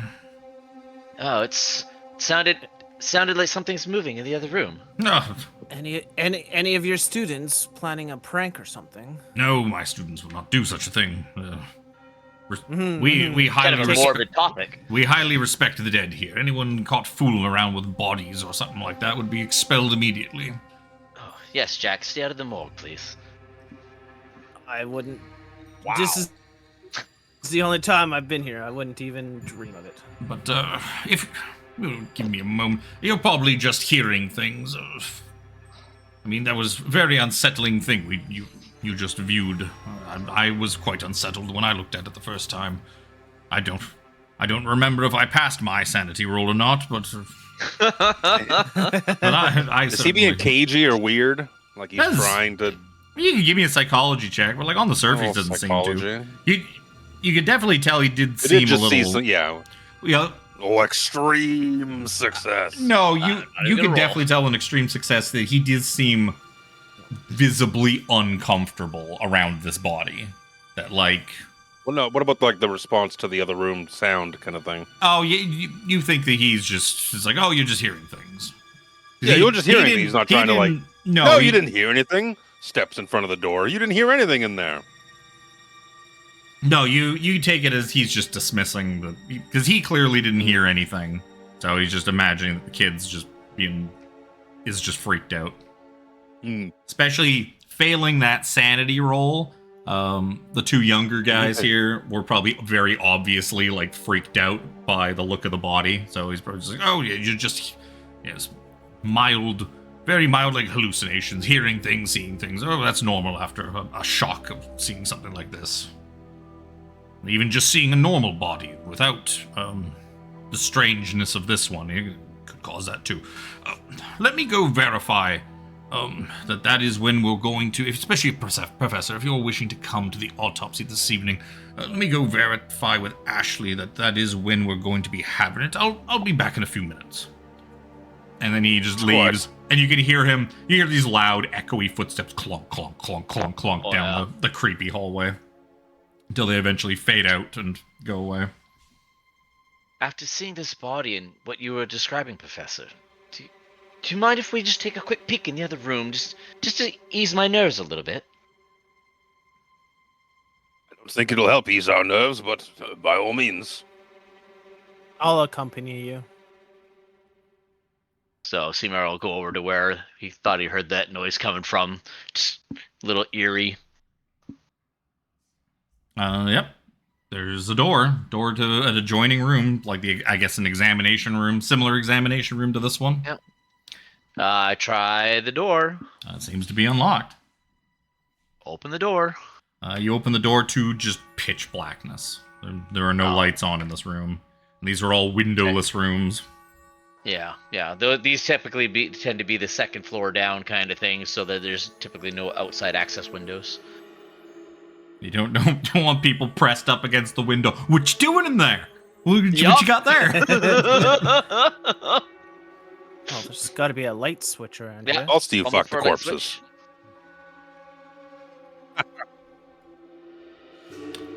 So yeah, you like Just search for a light switch.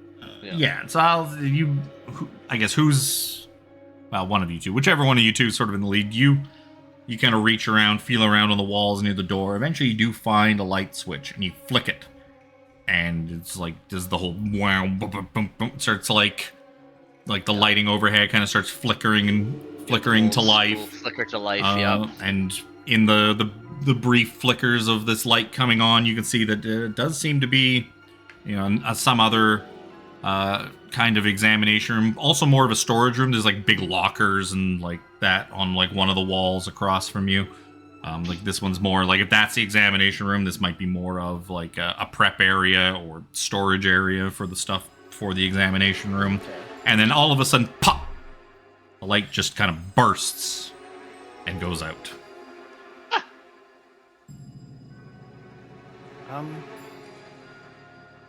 Not supposed to do that, Seymore? right? No. Did you see anything with the light on? I didn't see anything. I don't know if we had time to see anything. You saw a big room, some big huge lockers or big huge storage cabinets, like closed doors on the one wall, and like a work table and that. Did you want to go in more? I mean, I didn't see anything amiss. Yeah, I'll feel my way to like middle of the room, sort of trying to source out my my location within the room of what I sort of saw. Yep, I'm standing in the middle of a dark room. Has anybody got any matches? Anybody got a light? I would assume every. Fortunately, no. 1920s, we all smoke. Yes, it's the 1920s. Everybody smokes. Like I'm walking in with a lit cigarette. But you'd probably have yours on one of those like long like cigarette Long holders, though. stick. I mean, I guess if Jack's like an athletic person, maybe he doesn't smoke just because of the. Well, No. although athletic, like cigarettes do make you like run faster They and make you jump run higher. faster. And, Right. No, not Yeah. not this time. Get out a match. you don't smoke, Jack. Are you ill? Yeah. You know what cures that up? A cigarette. So yeah, you spark a match, and yeah, Yep. you have just barely enough light to kind of see around here. Couple big lockers on the one side, and a couple, like a work table with maybe a couple shelves here and there. I wonder if the professor's write-up for the initial examination is here. I only got so many matches. Check the cabinet and see if we find a flashlight. Big locker. Sure. Yeah. Go rummaging through trying to find a flashlight or some documents that are important. Can you Professor give me a spot hidden with a penalty die? As you are in a very poorly lit room, lit by a match of another gentleman standing behind you. How do we do this? Roll with a bonus, roll with a penalty. Yeah. There it is. Right click and hit minus.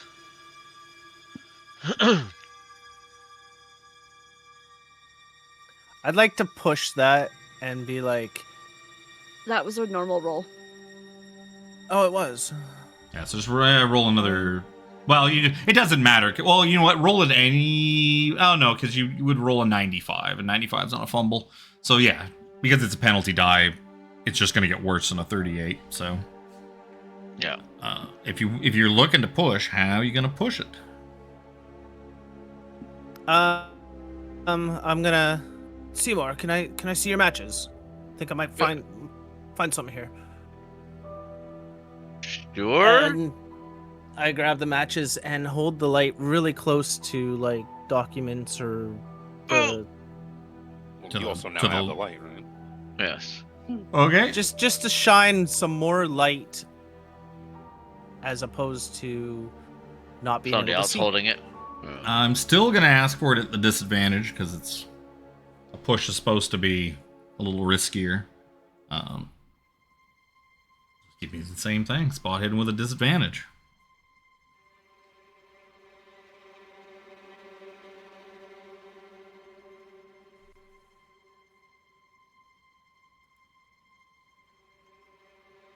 Oh, that time it rolled with a disadvantage.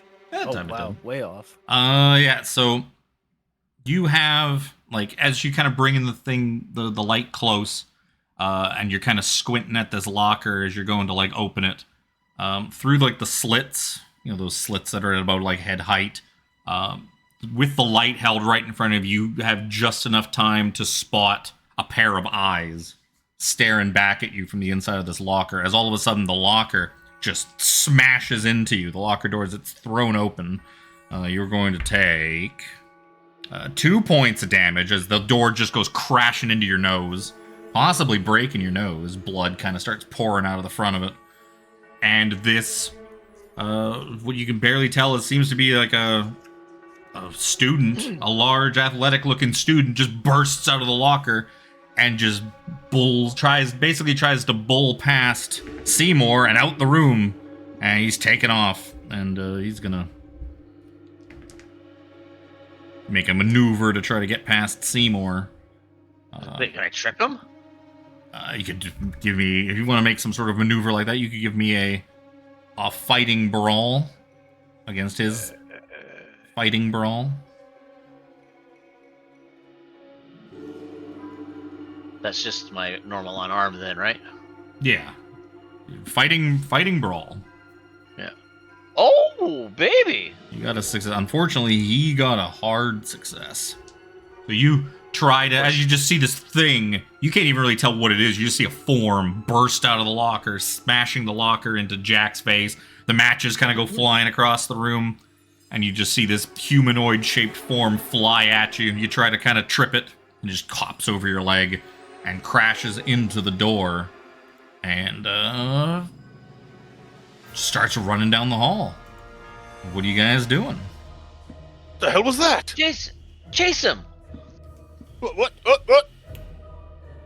I'm gonna hold my nose and So, kind of regroup myself. what are... So if you're planning on chasing, what are your guys' moves? 7. 8. 6. What is question mark's move?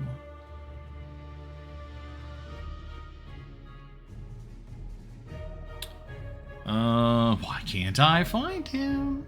Or her? Probably him, because he was pretty big. Oh.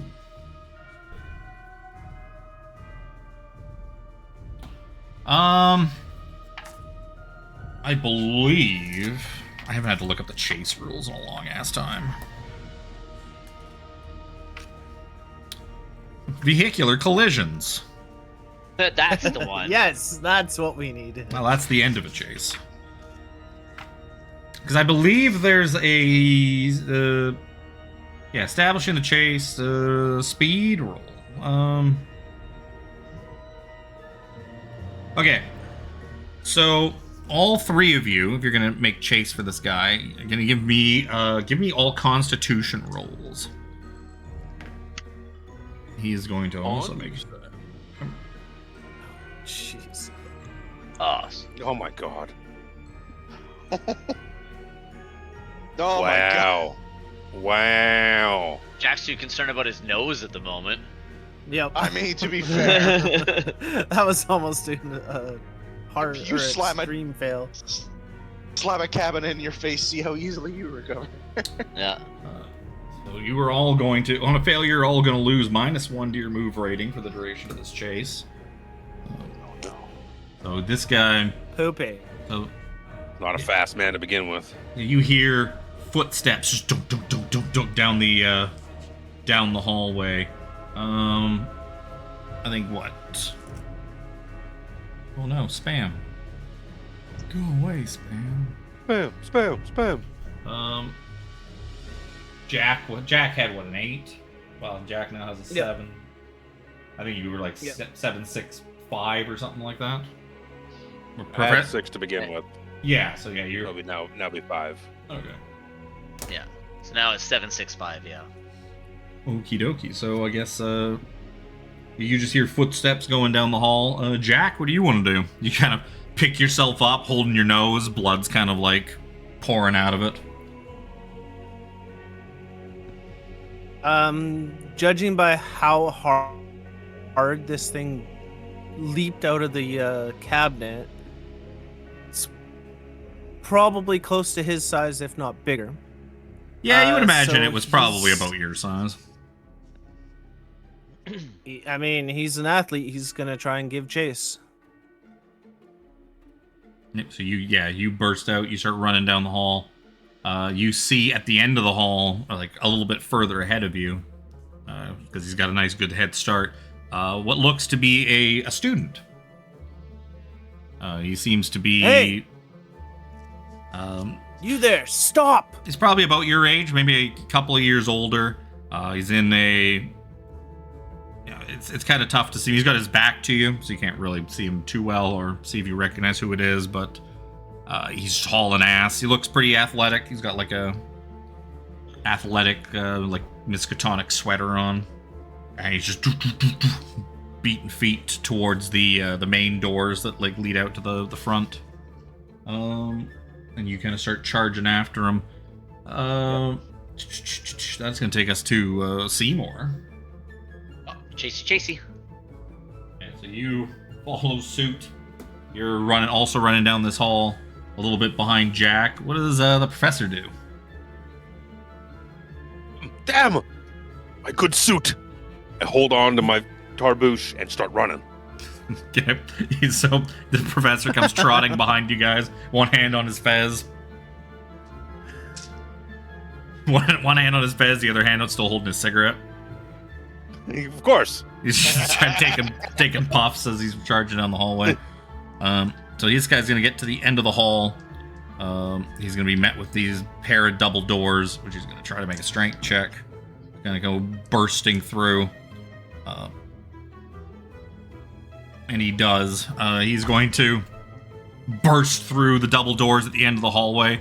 And you can the three of you can see at the end of the hallway, Dr. Wheatcroft's there at like the reception desk, like his starts like, oh boy, what are you doing? What is going on?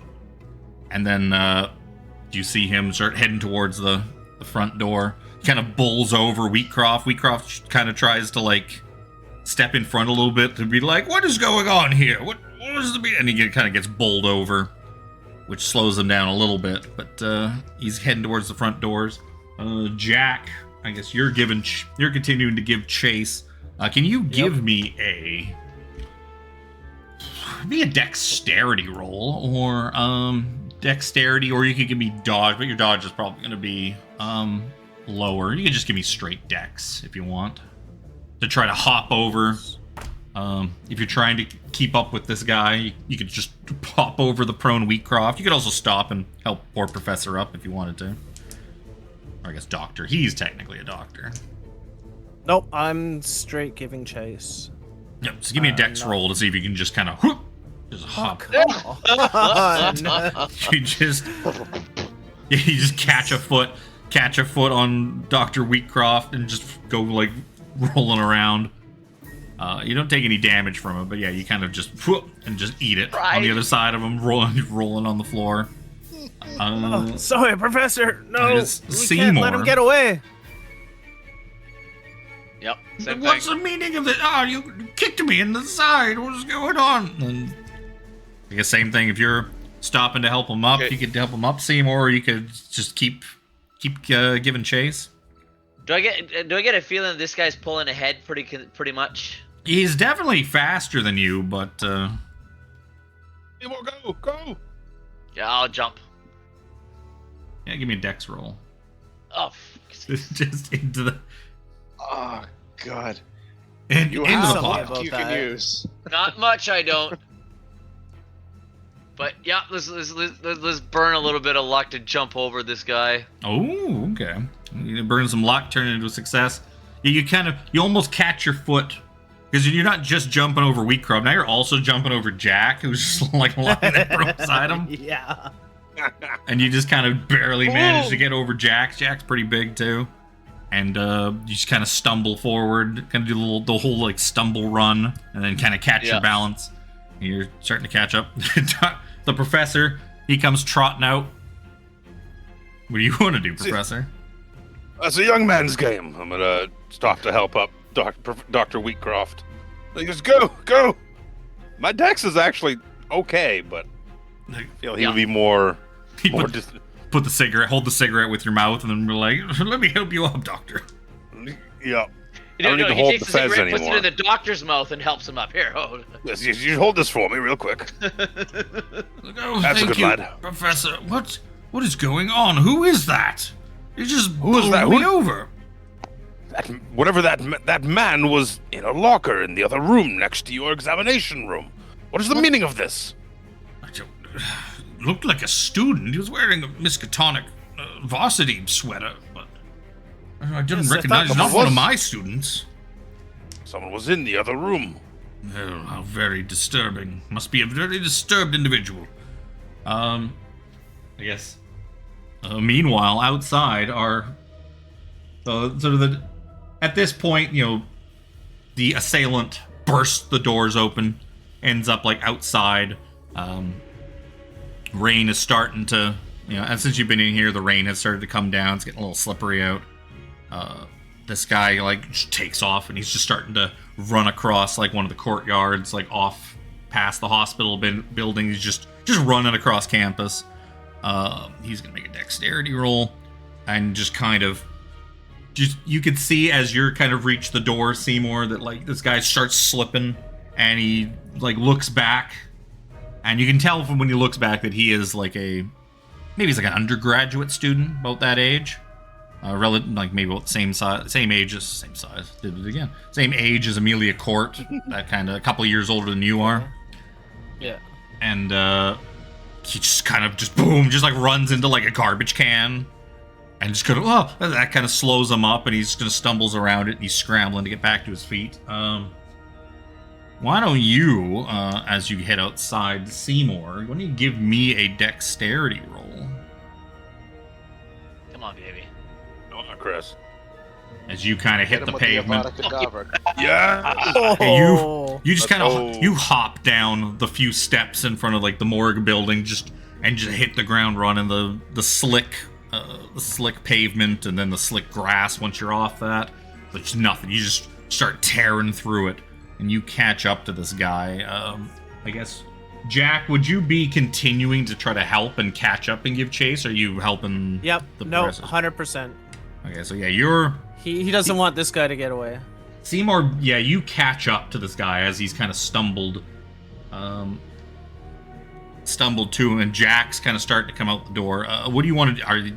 Are you looking to, like, physically stop him? You're now sort of like right at him, and he's physically tackle him. Yeah, I want to grapple him in some way to keep him from getting away, knowing that Jack would be coming up behind me. Sure, give me this would be a fighting brawl, I guess. This would be some sort of maneuver. So just fighting brawl? Yeah, fighting brawl would be, because you're trying to... A maneuver is basically any kind of thing in a combat state that's, like, not... Oh! You could spend luck on that if you wanted to. 2 more. I'll do it. Can't push combat rolls, but you can spend luck on them. He is going to fail his dodge roll to kind of slip out of your grasp. You just land on this guy, just full speed as he's kind of getting up and starting to take off again. You just grab him around the waist and haul him down. A moment or so later, as you kind of get him to the ground and are on top of him, Jack finally catches back up and is able to help. And he's able, and you guys are just start holding. He's like, get off me! Let me go! What are you doing in there? Like, why are you spying on us? I just wanted to see the body. Like, come on, just let me go. And he looks. What does Oh, You cracked a guy in the guess face. we'll do this later, but Oh, I'm in character sheets, so I can't find his stupid picture. Dr. Wheatcroft and I would be like, come. We must catch the young men. I'm a bit too old for that kind of thing. Go on, Professor. Damned. Grab the fez and start running. He's in kind of a disheveled state. He's like trying to kind of put himself back together, and chasing a young man down is not really, especially now that he's out of the morgue. So he's like, oh, I'm an old man. I'm not going chasing this young boy across campus. Oh, yeah. So you see a handsome, kind of dourly dressed undergraduate. Seeing this guy's stocky build, do I recognize him from any athletic sports of any sort? You don't really know him, but you probably have seen him on, like, you believe he's probably part of, like, the rugby team or something like that. Okay. Get off me! Come on! Seymore would get up and brush himself off. And He one of my students. No. Dumbass. Come on! Like, what do you... The professor eventually trots over to. Like, I didn't mean any harm. I was just trying to see the body. What does Professor Leiter concern you? You don't look like an academic student at all. Oh yeah, I guess I remember. Yeah, because your connection. You know what? I guess once you kind of get a better look at this guy, you're like, wait a second. I recognize this guy. He's always hanging around, bugging Professor Leiter, trying to, like, weasel his way in, and basically he's trying to, like, shoehorn himself in and get Amelia's job. He's like, yeah. What? Oh. He's like, yeah, look, I'm a history student. Dr. Leiter, or Professor Leiter meant the world to me. I wanted to help, especially the research he was doing. My name's Anthony Flinders.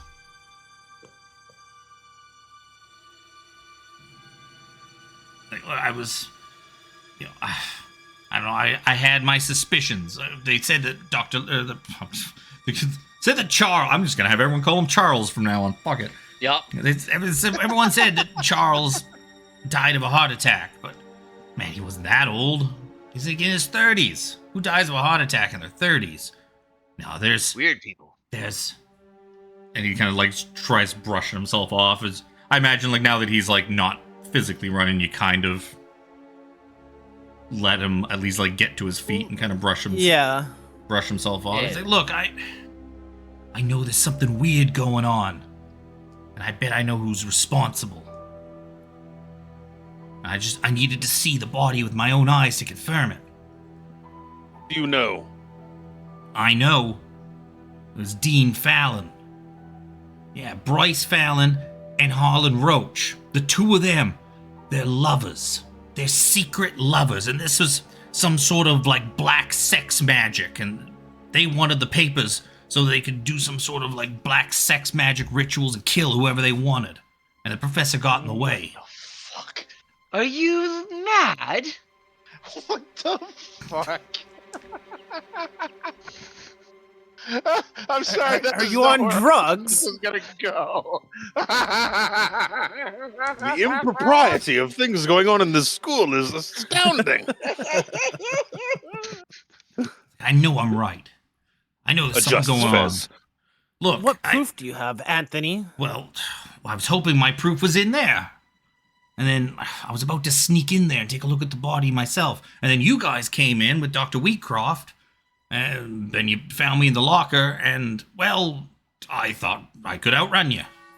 And I almost did. I didn't think this weird squirrely kid was actually going to be able to run fast enough to catch me. Like, look at him. He secretly puts away a broom. What? Everybody has a proof. Like, look, I know you guys are looking for those papers, aren't you? Somebody's, like the dean or someone's put you up into... Like, I still think the dean's already got him. This is all just a wild goose chase, but... Why don't you let me help you? I could totally help you with your investigation. Yeah. Like, come on. Know how... Why not? Can I make an inside check on that? Right? I mean, you can make a psychology check. Yeah, I think he's full of shit too, but... There it is. It's in the P's. Fuck! My psychology isn't very good, so...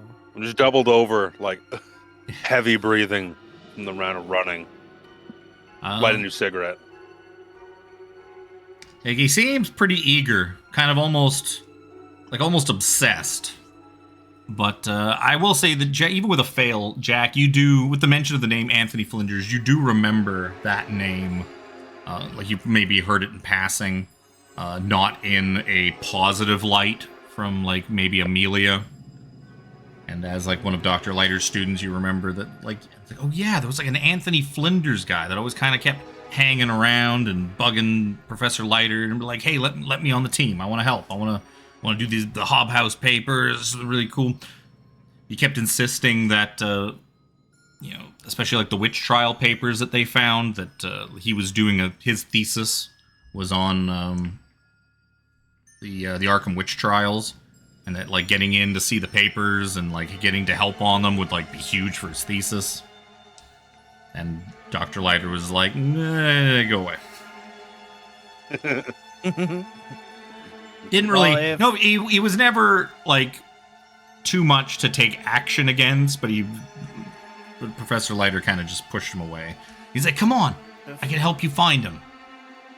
then I could finally finish my thesis. I mean, black sex magic. if Professor Leiter turns you away, I think I would turn you away as well. I don't know, you're making a mistake. You're all making a mistake. I could be great help. This man. Nobody knew the young man professor could be better a- than I did. Not even Miss Cord. Amelia she didn't understand him like I did. I tried to explain that to him. Now, because of the dean and because of Roach and their awful black sex magic that they performed to kill him, like, He's like, you know what? I've seen a lot of very strange things today. I am more inclined to believe this young gentleman than I was at the beginning of the day. I knew you were a smart man, Professor. Oh God. Yes, I won't. I think we need the help, gentlemen. As you could see, I wasn't able to keep up here with you young strapping lads. Another able body could be very useful. Professor, surely you don't believe his cockamamie idea of dark sex magic, was it? Listen, I didn't really have a thing for ghosts until today either, and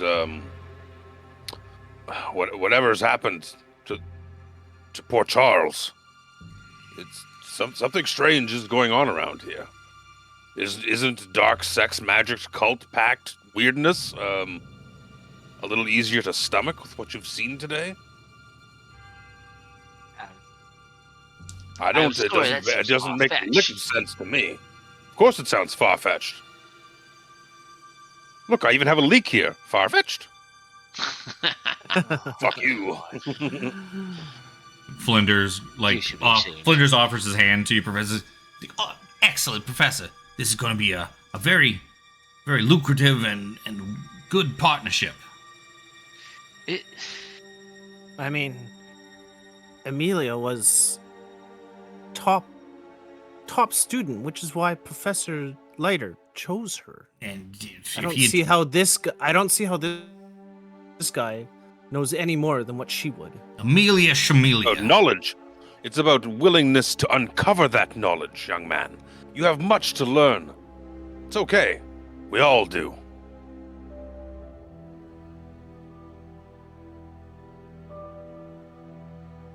Right. The pursuit of you? academia I bet you never Amelia. rests. I bet you Amelia didn't know that Professor Leiter's favorite fruit was apples. I know that. I know all sorts of things about Professor Leiter.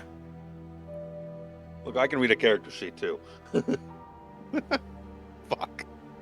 Apples. When I was going through his garbage, there was all kinds of apple cores in them. He must love them. You're not lending the confidence I've given you. You're not.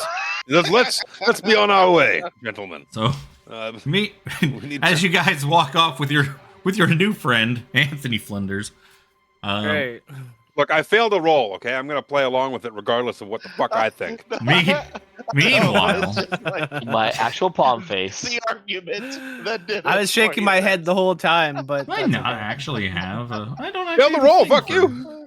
I don't I have know, a thing yeah. for Dr. And- Leiter's and cottage. you're a So we'll just go back to you're a this time. professor, so of course I'm gonna side with the professor. I'm gonna go pee. So meanwhile, Walt and Lexi. Meanwhile, Walt and Lexi, you guys come up to the cottage, Professor Leiter's cottage.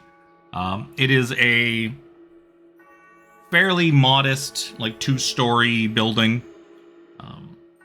It's pretty nice for, they give the professors that choose to stay here in these cottages, like, they're pretty nice. They're not huge, but they got some room in there. And yeah, you go up it's sort of on like a private little street that's just got a bunch of these cottages on it, and you kind of go down to the end, go in the little driveway thing up to the building, and it's right there in front of you. At this point, it's starting to drizzle out.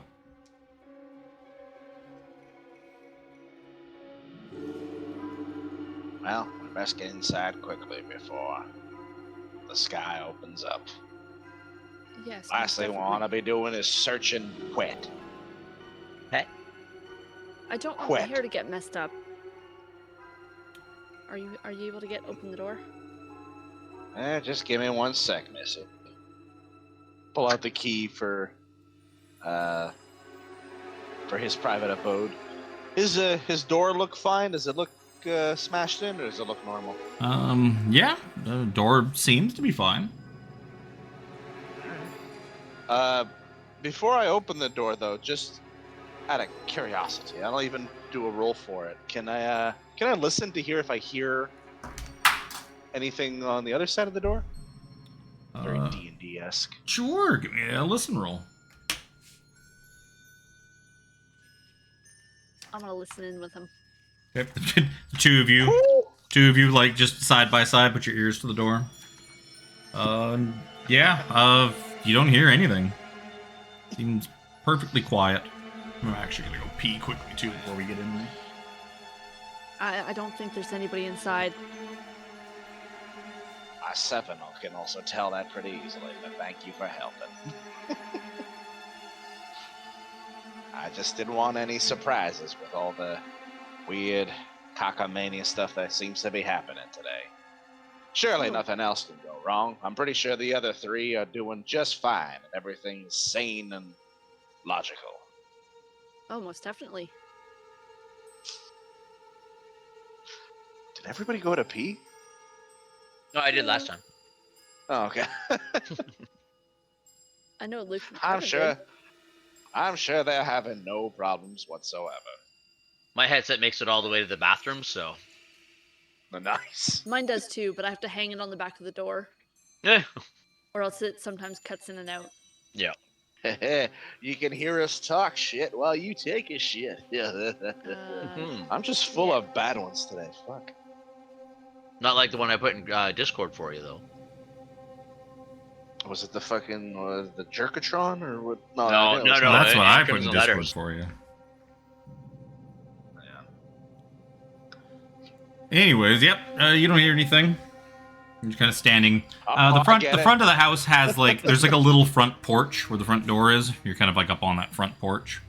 Like not very big, probably like 15 feet wide, like 8 feet deep or something like that. I use the key and open the door. Yep. Inside. I don't like how they put things in this book. They put it in the weirdest spots. So, you find, once you kind of step inside, it opens up into what it would be like the living room. There's a couple couches and a chair, as well as a big fireplace. From here, there's some stairs that go up to the second floor, and a few doors. There's a closet door by the stairs. There's another door that seems to be cracked open. A lot of these doors have just been left open. They're not closed nicely. The door on the other side of the room from you seems to lead to some sort of study. The one on the left of you, when you come in, seems to lead to a dining room. It's got a table and some chairs. Everything in this house, as you kind of walk in, you can see the place is in sort of a state of semi-organized chaos. It looks rummaged through, but on top of that, it also, not just rummaged through as if someone was looking for something, because you do know that the dean and Professor Roach were here looking for the papers already and turned up nothing. But it almost kind of gives you the air of somebody was, like Charles was perhaps packing things up or something, just by the way that things have kind of strewn about and in weird piles and stuff like that. I wonder if he was leaving. Maybe headed for Atlantic City again? Oh, that's very possible. I'll never understand these professors. You sure this is a job or career you want to follow in? seem to be a very odd bunch. Oh, I don't want to teach. That's too much. Well, that's probably for the best. Well, I'm not going to be of any help sorting through these papers. Perhaps that might be more for your forte. I'll check the rest of the house to make sure nothing is broken or, Lord forbid, there's any physical surprises. Excuse me. Alright, I'm gonna... Holler if there's anything. Oh, I will. I'm gonna look through the, some boxes of papers and whatnot. Well, here, yeah, in the living room, you don't find it's mostly like, clothes and belongings and stuff like that. You can see from the living room that there's a study, and as well as like a closet nearby, stairs go up, and a dining room. So yeah, as for paperwork, you don't really find much. Why don't you give me a spot hidden though? Why not? Either one of us or just... Yeah, well, I mean, where were you going? You said I was just checking the house, like, just a general once-over, probably go upstairs, see if, like, if it's more disorganized chaos, or if I'm gonna walk in somewhere, it's like, oh, wow, this room is torn to shit, so, like, that type of thing. I'll say that, so, yeah, if she's, like, looking in that room, you might have headed, like, into the... Like, there's a set of double doors from the living room that lead to a dining room. You might have kind of, like, started poking your head in there. From the dining room, you can see there's also more doors that lead to probably where the kitchen is, where the hallway is. With a hard success, as you're kind of looking around the living room, you do find what looks like some... looks like there's some paperwork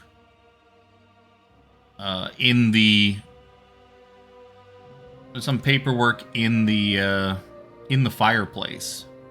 Like, looking at the fireplace, you're like, huh, it looks like someone burnt, like, just a whole bunch of papers, files, stacks of paper. I'm gonna just bend down to try and see if I can get anything that it may have been. Any, like, words that pop out. You do find... so, most of it seems to be completely torched. But with that hard success, you do find one paper kind of shoved in the back that didn't quite get burned that bad. It seems to be some sort of admission form for a Cecil Hunter. An admission form to Arkham Sanatorium. It seems to be like, and you see Charles's name and address on here. It seems that Charles had this Cecil Hunter person committed to Arkham. There's some notes that anxiety crisis, like a lot of the information is missing. Something about like increasing dosage of medication, patient somewhat responding. It's a lot of it's missing, but yeah, that's what you get out of it. As you're kind of poking around, Walt, looking at the looking into like sort of the dining room and some of these further into the house, can you give me a listen roll?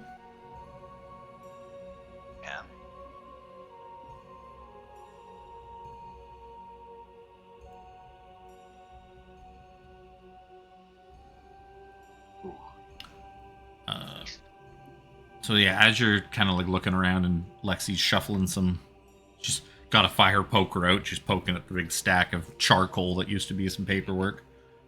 You hear this guttural, just kind of low growl coming from upstairs. Like this very animal-like, like growling sound, like a, kind of like you would expect from like a cougar or like a bear or something like that.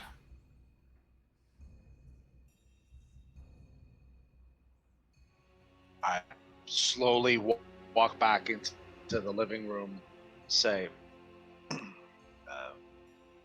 Miss Miss Cassin, do you hush for a moment? Do you hear that? Hear what? Something ain't right. Why don't you stay down here? I'm gonna go check something. Nothing, just these old ears hearing things, but just stay down here. And I'm going to pull out my...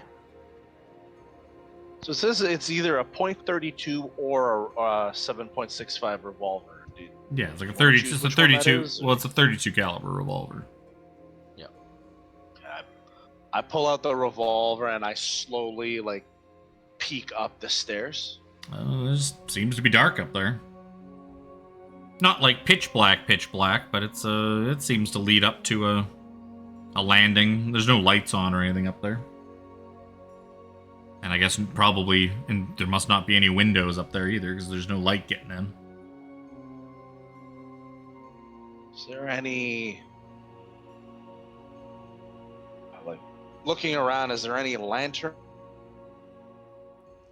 It doesn't seem to be. Or torch? Most... or whatever early version of that. I mean, most houses usually just you turn the lights on when you want to see around a house. Is there a switch nearby that I can see? Yeah, there is some switches, but you don't you flick a couple on and they just turn lights on in the living room and stuff in the dining room that you don't. If there's a switch for the upstairs, must be up there. I want to slowly make my way upstairs with the revolver kind of in front of me, going one step at a time, maybe get halfway and is there a ballast I can see through, or is it just a full... No, the staircase goes all the way up to the second floor landing. The second floor seems to be you don't see much. You see a little bit of landing, and you probably see a door at the end of a little bit past the top of the stairs, a closed door. That's all you can really see from down here. It seems to be a straight shot all the way up the stairs.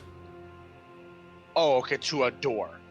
No, to a landing, but on the landing you can see that on the far end of that hallway there's a door. Yeah, is there anything else on that landing, or is the landing empty? I mean, if you go up, once you crest the stairs and get to the top, you see that you're in in a big hallway at the top of the landing here in the stairs. There is 3 doors in front of you, one on the left, one on the right, and one in front of you. And then the landing kind of goes... There's a hallway along the hole in, where the stairs were, back towards the front of the house. And then there's a big area there that must have another door, probably, because otherwise why would that area exist? But that part seems to turn a corner, so you can't see where the door would be down there. So out of doors that you can see at the top of this thing, as you're kind of squinting in the dark, you see just 3 right in front of you, and a light switch. Pausing for a moment, do I still hear the growling? You don't seem to hear it at the moment. I guess meanwhile, while he's creeping upstairs, what are you doing, Ms. Cassin? What is... So there's a living room, and you said further back is the kitchen. There seemed to be a study. While there's... Attached to the living room on one side, left of the front door, is a dining room that has some doors off it that probably lead back to the kitchen. There is what looks to be a study on the back side of the living room. That door is open. It seems a lot of the doors downstairs have just been kind of left open, probably by the Dean and Roach, who are presumably the last people that have been in this house. Presumably. Okay. I'm gonna make my way to the study, then sticking on the living room side of things. Sure. Inside his study, you find Leiter's desk, and it seems to be cluttered with all manner of papers, and whatnot. And I guess that's probably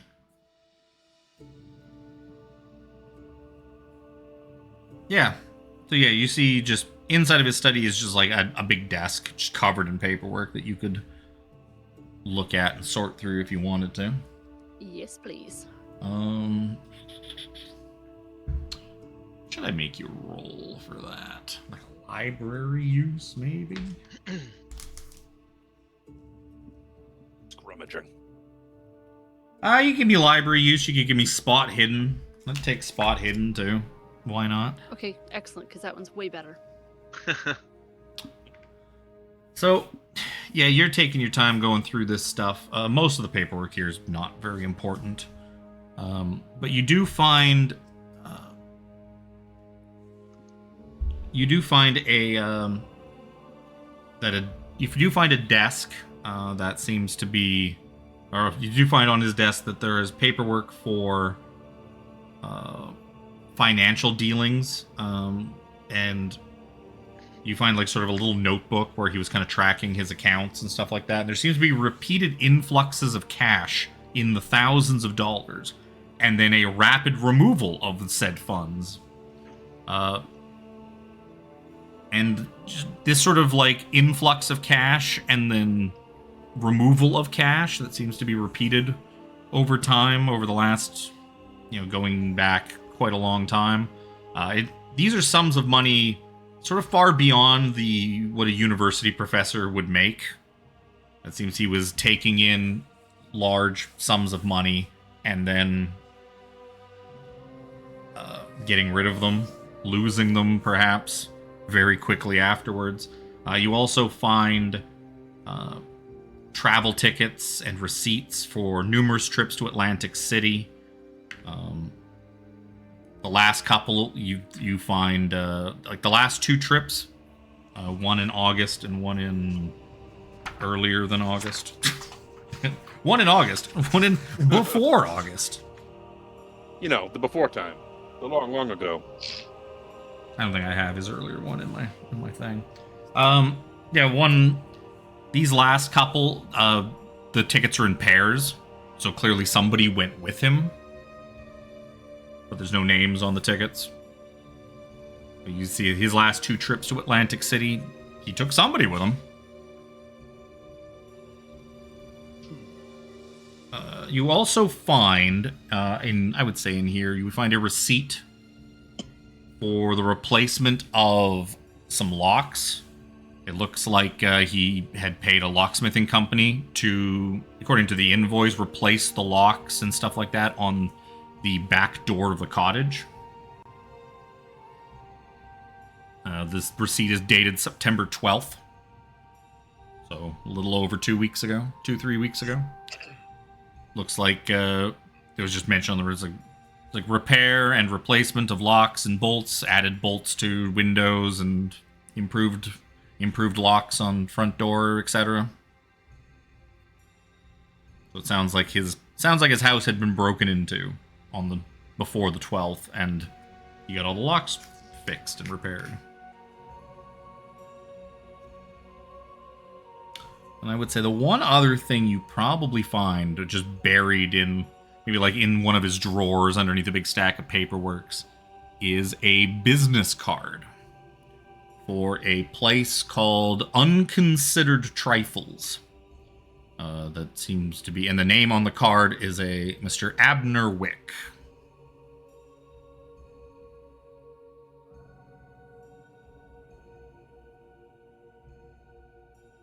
Okay. It's a lot. That was a lot. I guess so. So what's Walt doing upstairs, creeping around with his gun, looking for Professor Leiter's cousin to shoot? I guess technically be looking for Tiffany's cousin to shoot, so Lexi's cousin. They would not be in this house, and if they are, well, fuck. Maybe that's who was growling at you. Yeah, fuck. Can I see where the light switch is?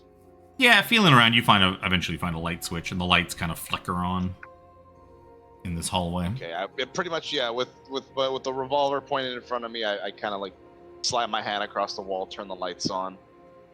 and I want to listen. I want to see if I hear anything moving around, if the growls have come back, or if it's just like dead silence. Give me a listen roll.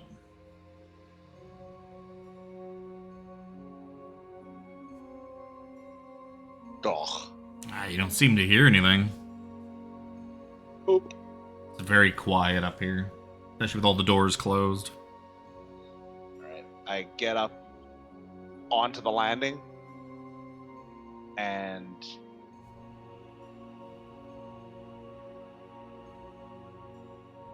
you said for like there's the 3 doors in front of me, and then there's the hallway, and it turns into a corner, right?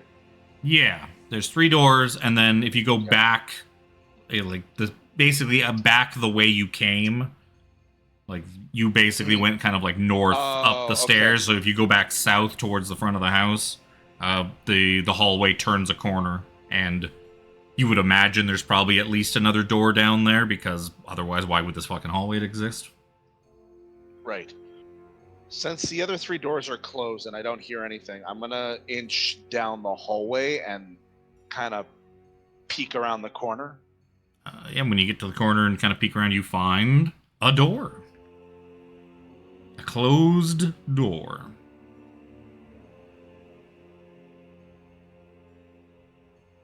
Oh, fuck, which one do I want to...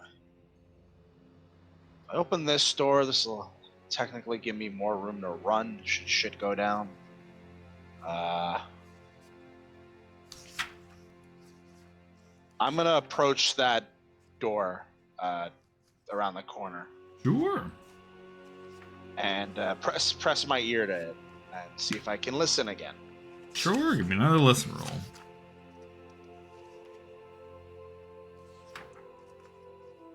Whoa. Oh yeah, you're pretty certain you don't hear anything behind this door. Okay, I slowly open, try to, I want to see, does the handle turn first of all, or is it locked? Oh yeah, no, it's unlocked. Okay. Slowly open the door, kind of almost clearing as the door opens. So as I'm pushing the door open, the revolver's kind of moving with the door as I open it. And what do I see? So once you open this door, it seems to lead to the bedroom. It seems to be one of 2 doors that lead to the bedroom. Actually, on the other side of the door, you kind of come in on the sort of the south side of this bedroom. This bedroom kind of goes both ways from where this door is. In front of you is the bed. What you would imagine is probably the master bedroom. There's a bed there. There's what looks to be a closet door on the other side of the room, as well as another door that you imagine was one of those doors at the top of the hallway. So there's 2 doors into this bedroom. There's also a fireplace down in the corner. The room looks a bit disheveled. There's a suitcase with some clothes in it sitting on top of the bed. It's kind of just half full of clothes. Looks like it was, in the midst of either being packed or unpacked, one of the 2.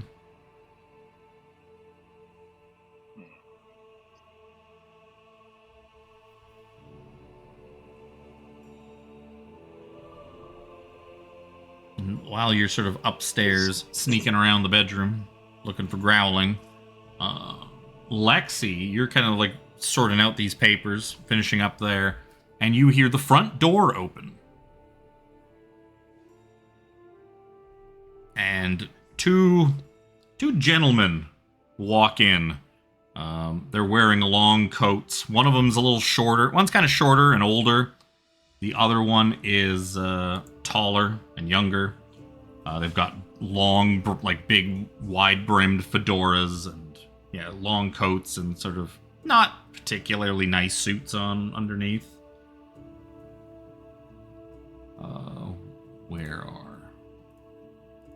Where's their portraits?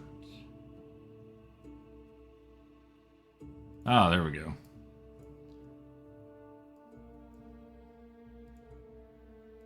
Dick And Tracy. The shorter, older gentleman kind of steps inside. They kind of got their hand. He's got the big guy's kind of just like got his hands in his pockets. This guy who walks in, sees you across the living room, just like shuffling through desks. You kind of like make eye contact. Would you look at that, Mr. Oakes? Well, it seems old Charles has got some friends going through his stuff for him. And the big man just kind of stares at you silently. Why don't you come out and have a good word with us, dearie? Well, Shaughnessy here's not going to hurt you. Well, unless I have to, of course, but... Would you come on out of there? Why did you have to add that part? I was going to come out there. I walk towards them. That's a good girl. So, what exactly are you doing here in Charles Leiter's house? Are you some of his friends then? Are you helping pack him up and get some of his stuff to him wherever he's hiding? Pretty funny trick, faking your own death to get out of your debts. But we've been around the block before, haven't we, Mr. Oak? And Mr. Oak just kind of stares at you silently, cracking his knuckles. Yes, Mr. Oak and I, we've seen it all, really. Faking your death to get out of a debt. That's the oldest trick in the book. And we're not really buying it. And neither is our employer. So, maybe if you could tell us where old Charles is, we could pay him a little business trip and pay him a visit and get all of this sorted out. But I don't think he faked anything. Sorry, my name is Lexi. I work for the university with him. He's a colleague. Not necessarily work close together, but you know.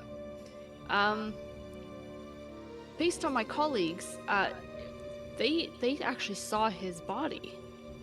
And he was taken to the morgue. Oh, they saw his body, Mr. Oakes. Mr. Oakes, what do you think of that? And Mr. Oakes doesn't say anything. He just stares at you. This motherfucker's not gonna say a damn thing. It's like, well, my name is Mr. Shaughnessy, and this here's Mr. Oakes. Now, we're here to collect a bit of money that Professor Leiter owed us. Well, owed the nice gentlemen who employ us. And it's very convenient, don't you think, that Mr. Leiter would rack up $11,000 in gambling debts out in Atlantic City. And then he would skip town, and he'd come back here, and all of a sudden he's just had a heart attack. Well, I assure you that myself and Mr. Oakes here were not born yesterday. Were you born yesterday, Mr. Oakes? And Mr. Oakes just very slowly just shakes his head side to side. It's like, no, of course you weren't, Mr. Oakes.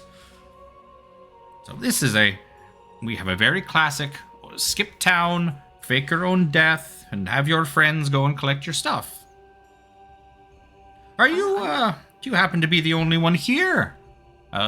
Ms. Lexi? No, not at all. Our caretaker of the university is upstairs. Oh, is he now? It's like, hello! Mr. Henshaw? Mr. Henshaw, oh, yes, Mr. Henshaw, yes. Why don't you come on down?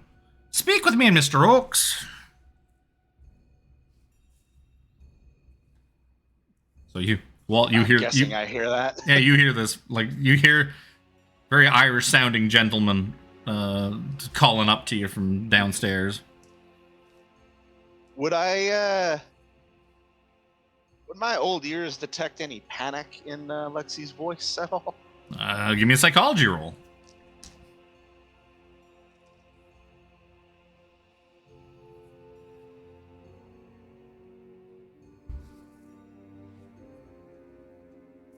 Yeah, probably a little bit. Damn.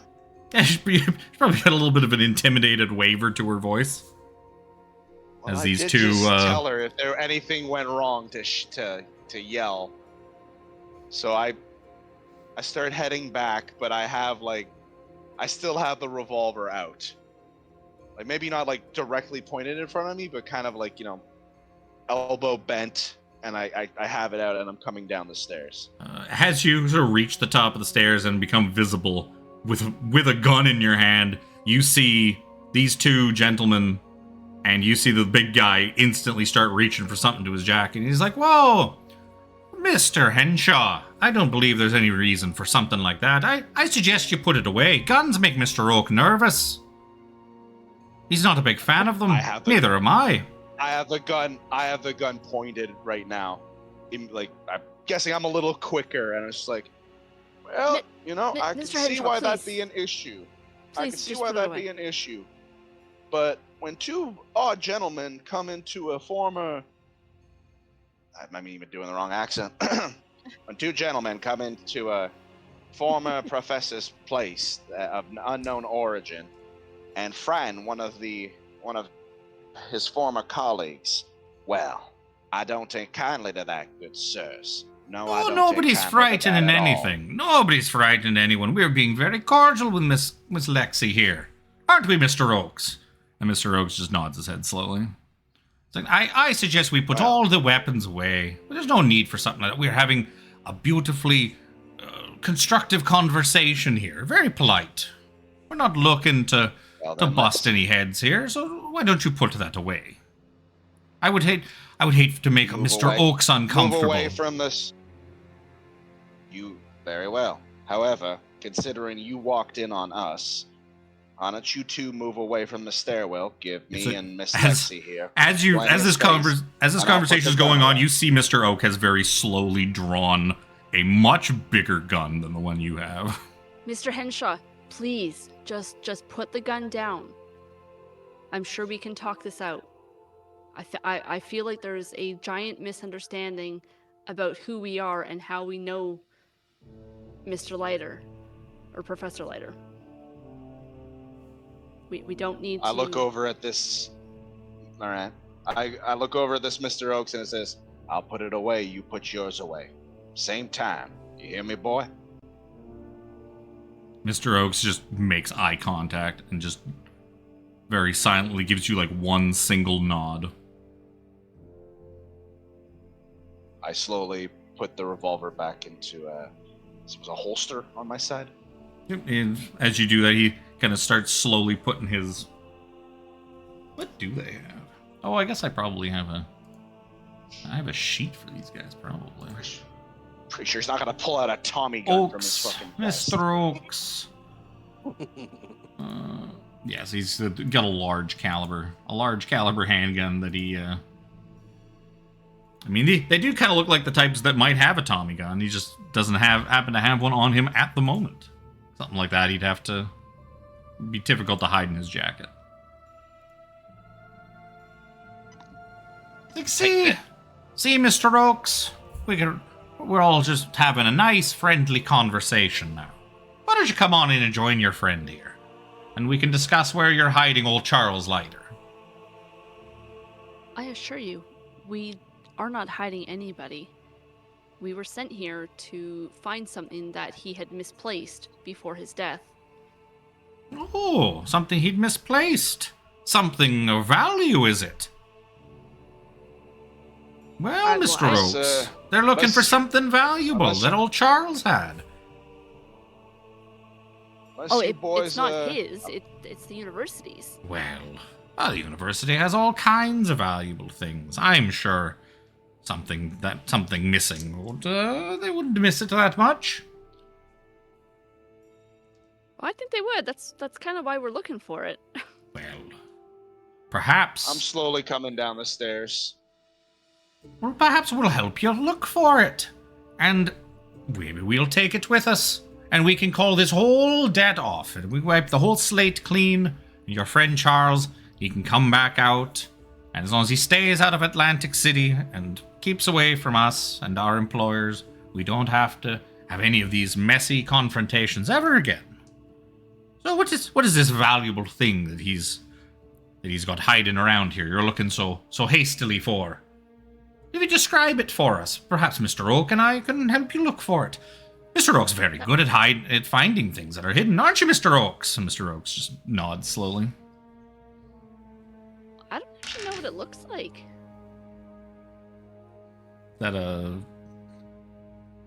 Bless you, boys. That sounds like a fast talk roll.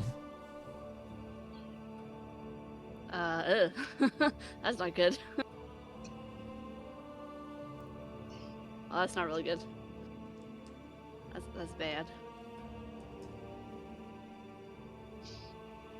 You see Mr. Oakes put a hand on Shaughnessy's shoulder, and he's like, "Oh, Mr. Oakes, he thinks that you have a better idea than you're saying so of what exactly it is you're looking for.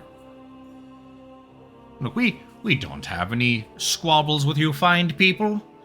We respect higher institutions of learning, don't we, Mr. Oakes? Mr. Oakes has a college degree himself. Interior design, I believe it was, Mr. Oakes?" Mr. Oakes nods his head. "Yes, it's quite good at... very good at staging a house. I tell you what, you just describe what this is, and maybe we'll help you take a look around." In fact, want to look for some academia papers, by all means. Some papers, Mr. What we're Oakes. looking for is stuff important to the university and to the dean himself. Hell, you want to believe that this professor is hiding, I can personally take you to his body if that'll calm things over. Well, Don't now, you go threatening this nice lady now. they say that they've got the body in the morgue, Mr. Oakes. Well, or perhaps what they've dressed up as a body. Unfortunately, Mr. Oakes and I only met Mr. Leiter once. We don't really know him by face that well. It wouldn't be very hard for you to show us, well, any damn body, and be like, "Oh, there he is."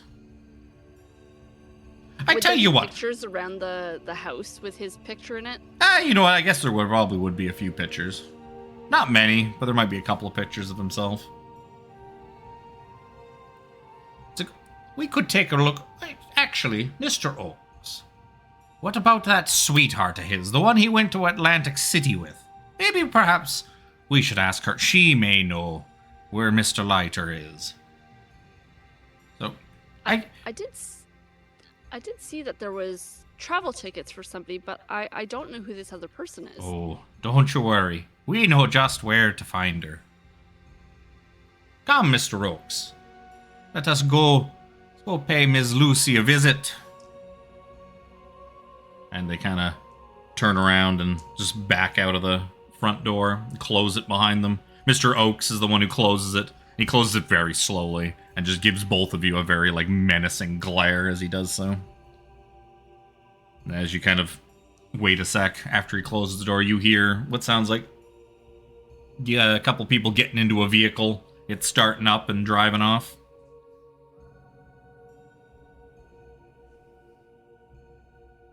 Mr. Henshaw? I appreciate your quick thinking, Lexi. However, Miss Lexi, but I don't think those were the kind of people you'd necessarily want to have a kind conversation and cup of tea with.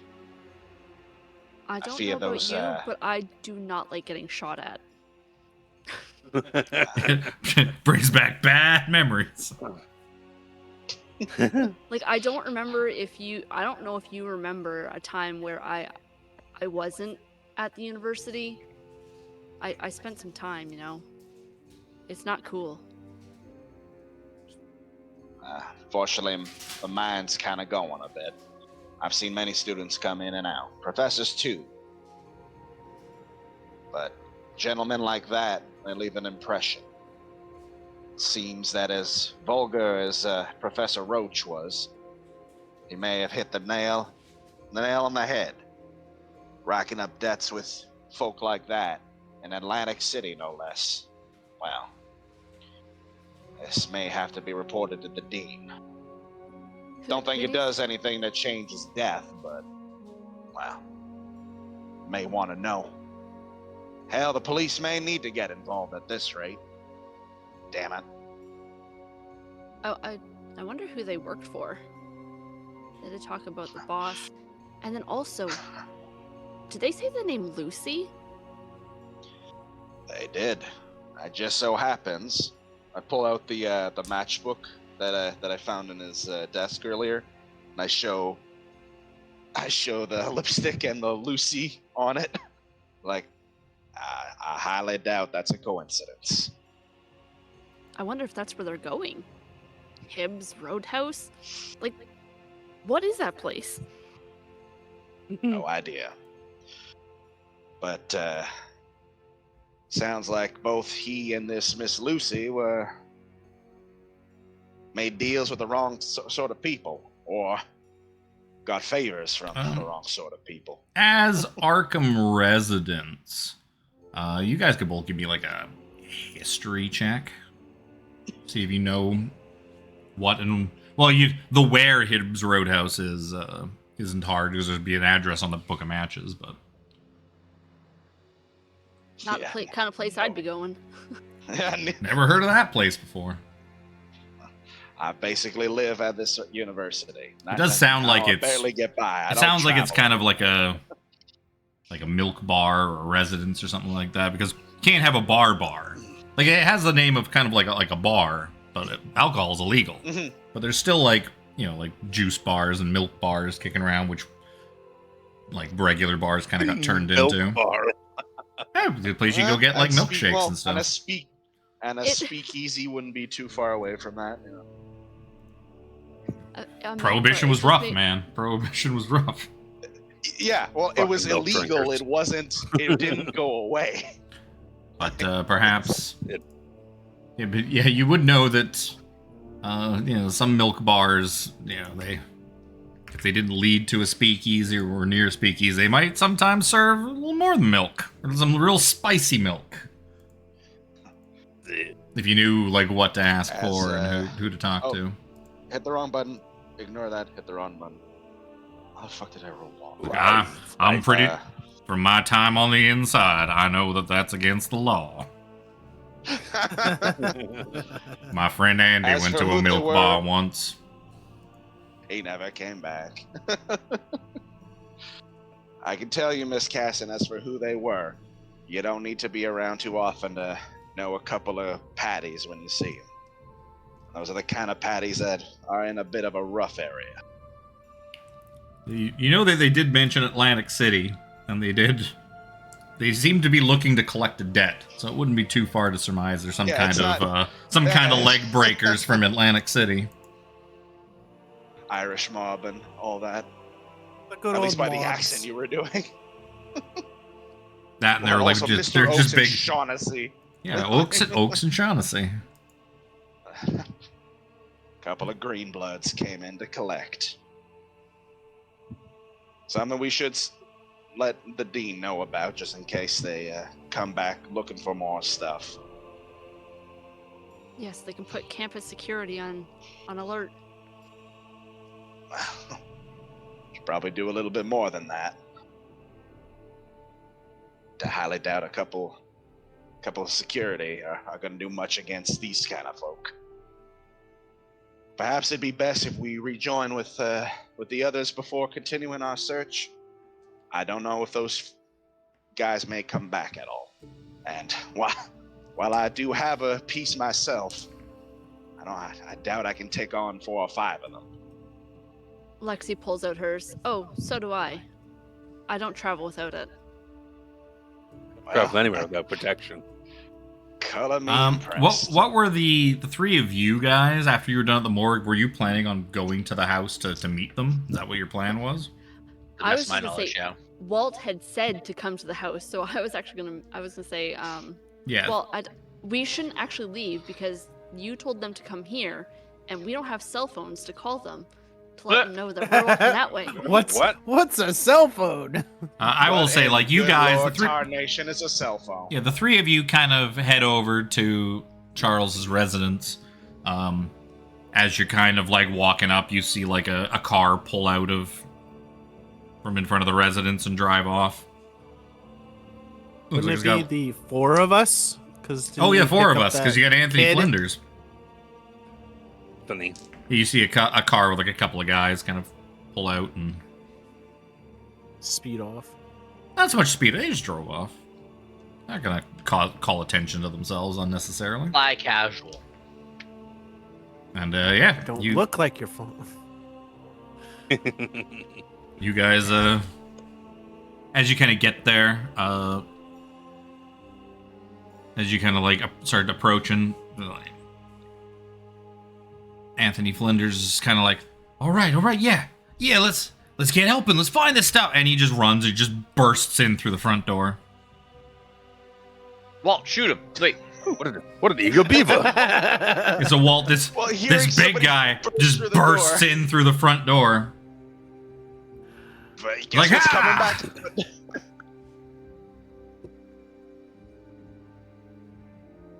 And Wait, considering Lexi just said she had a piece as well, I'm imagining both of us pull our pieces out and point them at the door. Like, whoa, Very American of you. Okay. It's America in the 1920s. Like, Your whoa, point. don't. It's me. I'm Anthony Flinders. I'm on the team. I'm with you guys. It's fine. Ooh, can I get one of You those? stupid. Can I? You guys got? Hell You guys got no. an extra You one of those? I want a Stupid. gun. You stupid boy. Seymore You comes up, realize we just almost, rubbing the taking bridge your of his head off? nose.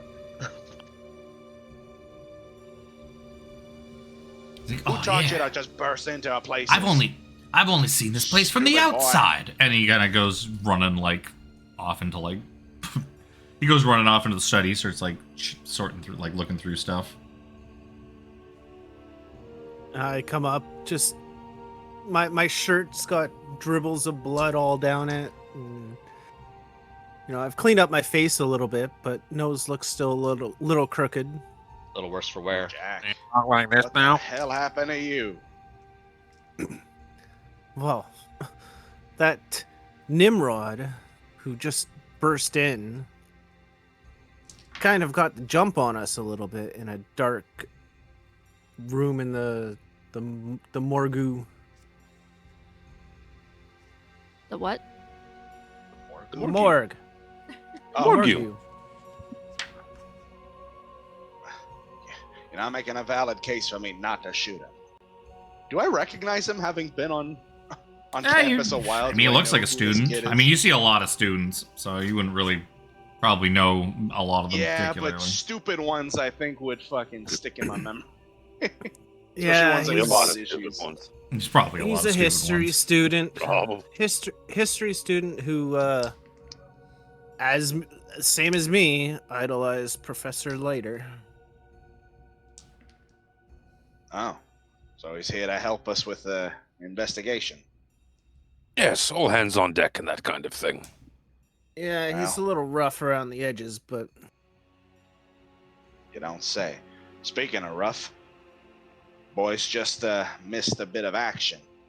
Two Irish gentlemen came by looking for Professor Leiter, saying about some outstanding loans he took out that he never paid back from Atlantic City.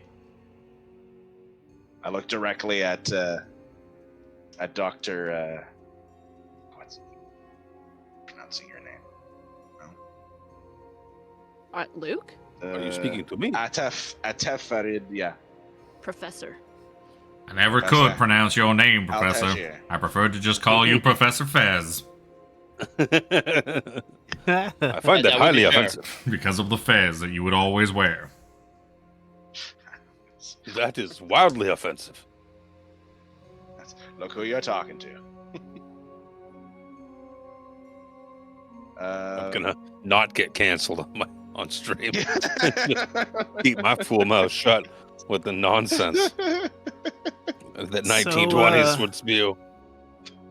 what were these two gentlemen looking for?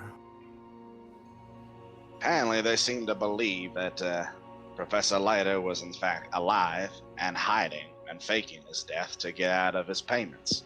I believe Miss Lexi here can explain better. She spoke with them longer. There was two gentlemen, Mr. Oak and Mr. Shaughnessy. Apparently, they're there to collect $11,000 gambling debt from My, Professor, from the professors. jeez. my.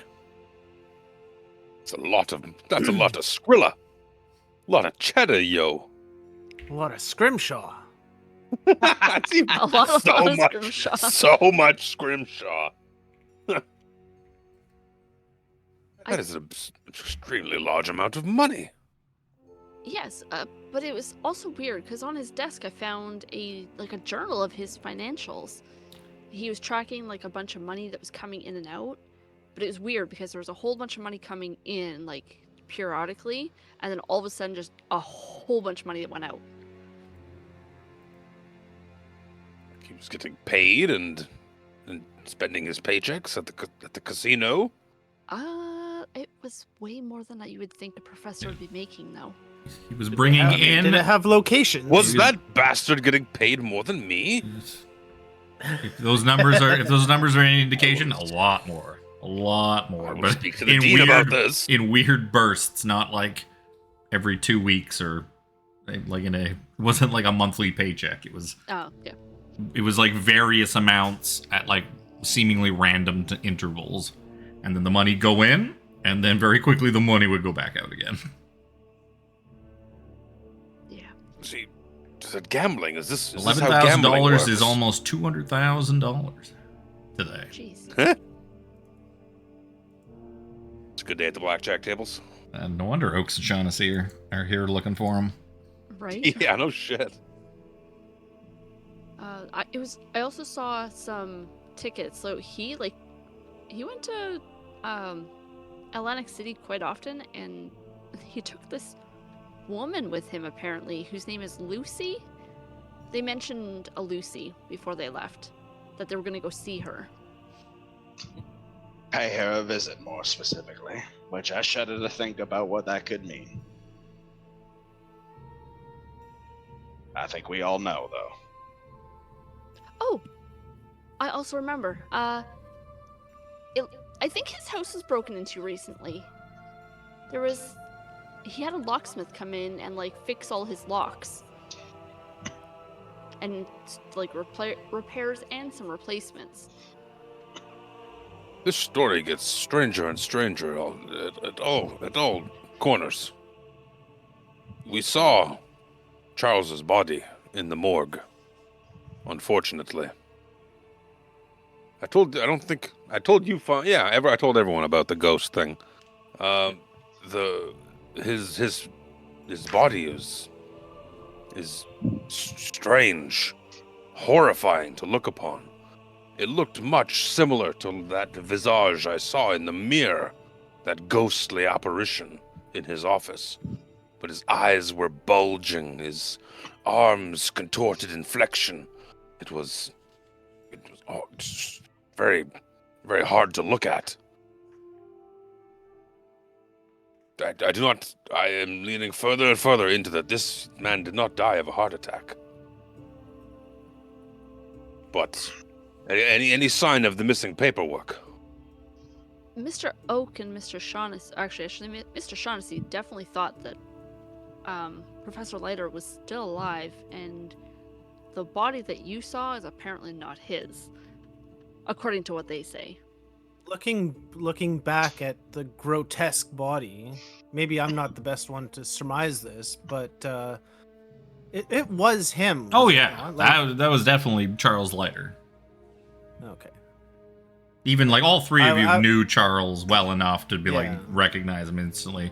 You imagine it's more that the mob probably deals with that all the time of people faking their own death to get out of like a massive debt and be like, oh, can't collect, he's dead. You better just wipe the debt clean and walk away. No, that the body in the morgue is definitely Charles.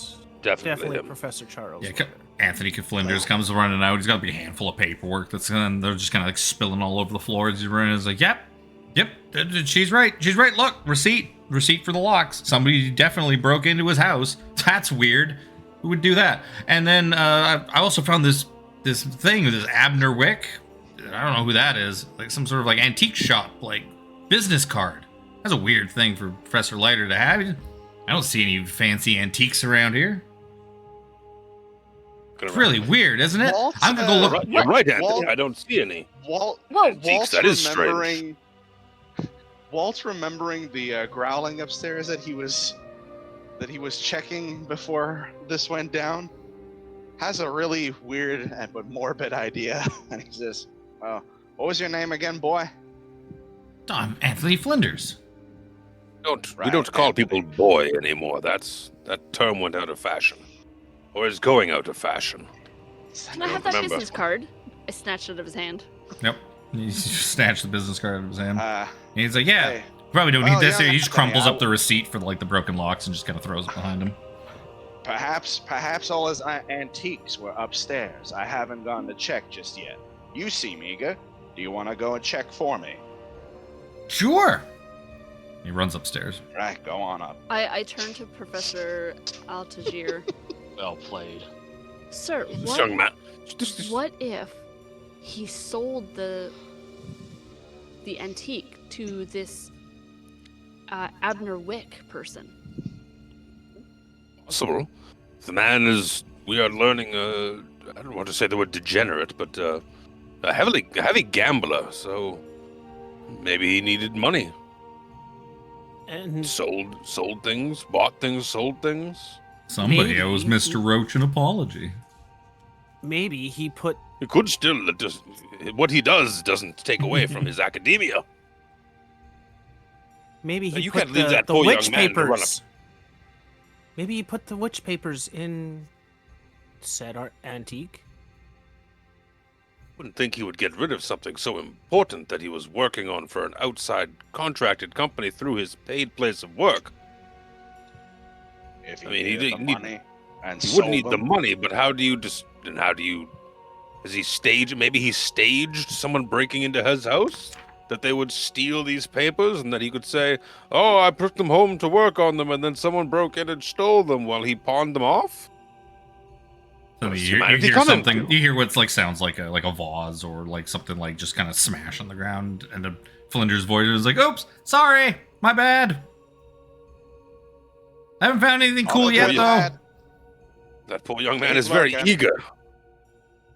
I can tell. A little Maybe too a little- eager, don't you find? Maybe a little too eager. The delicacies of what may need to be looked into up there shouldn't be left Ooh. to his poor hands Ooh, alone. that's a very good roll for Mr. Flinders.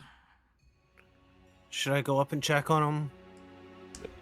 Yes, I don't trust him as absolutely far as I should. can throw him. Let's go up together.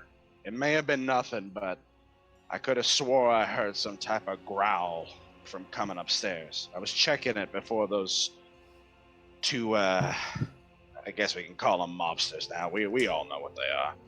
So you Uh, fed the came boy by. to him. You're damn fucking right. I got no time for stupid.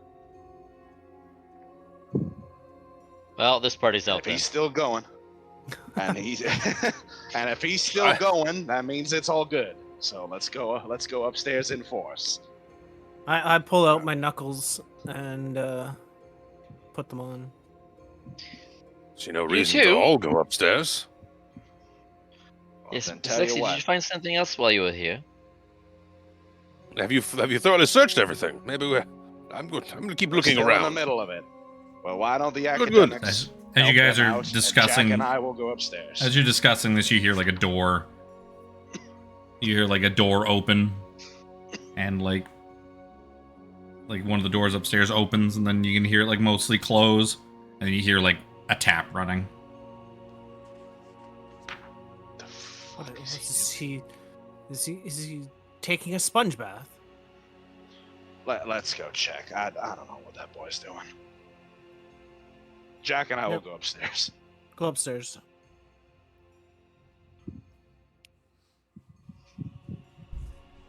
Yep. So you guys march on upstairs. I can get rid of Oaks and Shaughnessy. They're not there anymore. Or are they? Or are they? Well, as the door opens and they both pop Come out. back in. Ah, They come back in. surprise. Oh, you've multiplied. Mr. Oaks does Where's live Marty a good now? surprise. So we hid in the closet. Isn't that right, Mr. Oaks? Mr. Oaks has the streamer in his mouth and blows it. Whee! Once, just one. Oh, I'm looking at the wrong map. I was like, what? Since when does it have that? I was like, oh wait. That's not the building we're in. That's not the building. So yeah, you guys head upstairs. You can hear, it seems the center door, the door that's at the top of the stairs that you could partially see from downstairs. That's where the sound of running water is coming from. Must be the the door to the washroom or the water closet, as it would be known in this at this Is point. the door open or? It's open a You said crack. The door's open. Oh. But Alright, yeah, it sounds piece like of door Flinders is in open, there what an using. asshole. He's in there using the washroom, or using the sink at least. I knock on I the walk- door. It's like, you using the can real quick, boy? When I broke that vase, I got dirty water all over my sweater. I'm just trying to get it out. My mom always used to tell me, you just gotta get it in before the stain sets. Why don't you give me a spot hidden? Just those two, right? Well, no, specifically Walt, because he's the Oh. one knocking on the door right in front of the door.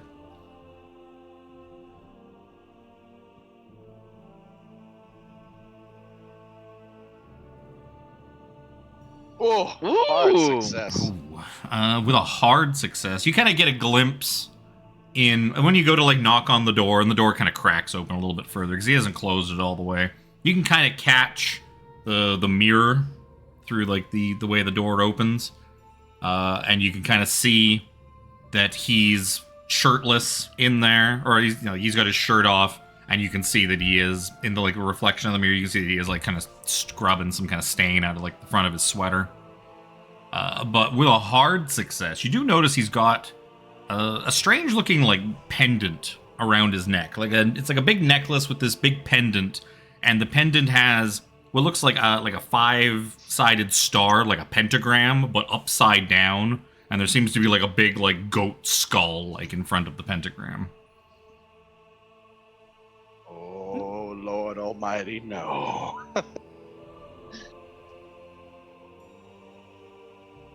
And it's just kind of like dangling there as he's like scrub in the sink. And I slowly back up and I turn to Jack and kind of pull him away. And What? he's like, you take What is it? You take your time. You take your time in there, boy. And I move Jack over to the side. It's like, I just saw in there. He's cleaning his sweater. Yes, he's got a pendant. It's good. It's one of them. Looks like a symbol of the devil on it. It's one of them 5-star things. yeah, I'm pretty sure there's a washroom downstairs if you need a washroom. Yeah, I just need a couple more minutes in here. I think there's a washroom like right beside the back door. If you need one. Well, we're looking in the other rooms, lad. Don't you worry. Okay, let me know if you find anything. I don't know what this means, but as the professor downstairs mentioned, shit's getting weird. I don't like this, Jack. I'm used to things I can see with my hands. This hocus pocus shit, this ain't for me. And now we got a kid running around that we don't know. Fucking knocked you up something fierce, wearing a symbol of the devil around his neck. No, I got some weird feeling about this.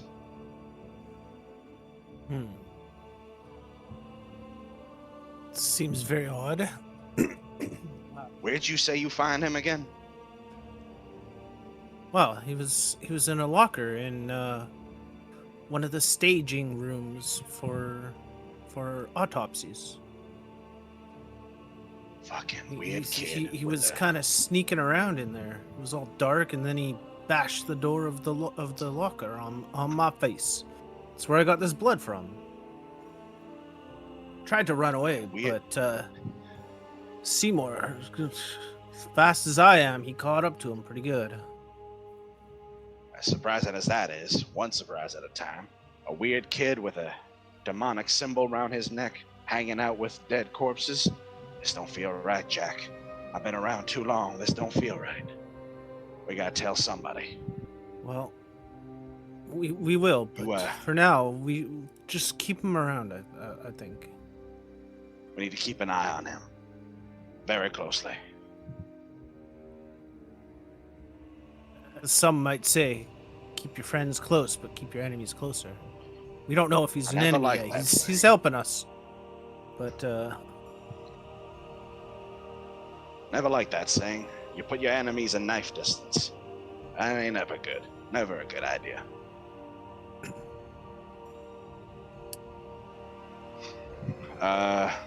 Should we even check out the rest of the floor, probably? Or if he's already run through... Is it just the bathroom door that's open, or is it like Yeah, showing I that guess he's gone into other rooms? Both of the bedroom doors are also open, and stuff looks. You can't really. I mean, the bedroom looks a little more like rummaged through than it was when you were back up here. The other bedroom, which is probably a guest bedroom, doesn't look like there's much in there.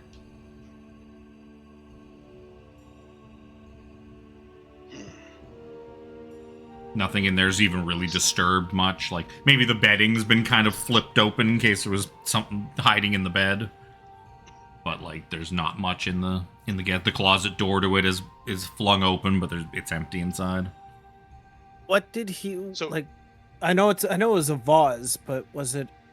Oh yeah, you'd probably find that in real... you would find a broken flower vase in the bedroom. Just has some like wilted flowers. Pawn shop grade, or is it? Oh yeah, it's just nothing. A little more. Nothing nice. Wait. So you said the bed looked like it just got flipped. Like, yeah, it looks like someone came up here and just whipped the covers off of it. Like, is there something in here? No, and then ran over and threw the closet door open. Is there something in here? Yeah, it looks like a crazy person. I like Kevin for I like Kevin to have fun too. So you give him an idiot to play. Is he an idiot, or is he? I mean, he is a history student. He is a history student working on his thesis, so he's a smart idiot. A smidiot, if you will. I don't like this. What is Flinders? His education's 80. His intelligence is 90. Jesus. He's very smart. Oh my god. His intelligence is 90? Yep. His appearance is also 80. He's like very that. handsome. He's a very good looking young man. My education is 90. My int is 85. Woo! So he's as smart as He's as smart as the professor. Some natural shit, man. This ain't some natural shit. He's just a fucking weirdo. Oh no. Yeah, I wonder a fucking why. weirdo who seems really obsessed with Charles Leiter and these papers, especially. He keeps kind of talking about the papers, and he wants to help find the papers, and he wanted to see him, and Charles was like, "No, fuck off." we need to let the others know quickly. Keep an eye on him, but let's tell him what we found. Let's go quickly. Head back downstairs to meet with the group. They're all just standing in the hallway smoking. I was gonna say, presumably we would be continued to looking around while they were upstairs. Yeah. You guys kind of going through the rest of the house. You find in the back corner of the building there's a den and another washroom. You also find the kitchen. There's not really much in any of those rooms. They look a little bit ransacked, if like kind of like the rest of the house does. A little bit of that disorganized chaos. There's like some dishes kind of piled up in the sink. It's probably a little stinky in the kitchen because there's probably like some older dishes that have been in the sink for over a week since Charles has been dead for a week. But looking at the back door, you would also notice that, yeah, sure enough, it looks like perhaps somebody had broken in at some point because the door looks... There's probably still a little bit of damage or cracking on like the wall or like on the door frame. That looks like it's been repaired, and there's a pretty skookum new lock that's been put on it. So sure enough, it does seem like, yeah, he must have gotten broken into before the 12th. Like the 10th or the 11th or something like that, and brought the locksmith in on the 12th to fix the door and put new locks in.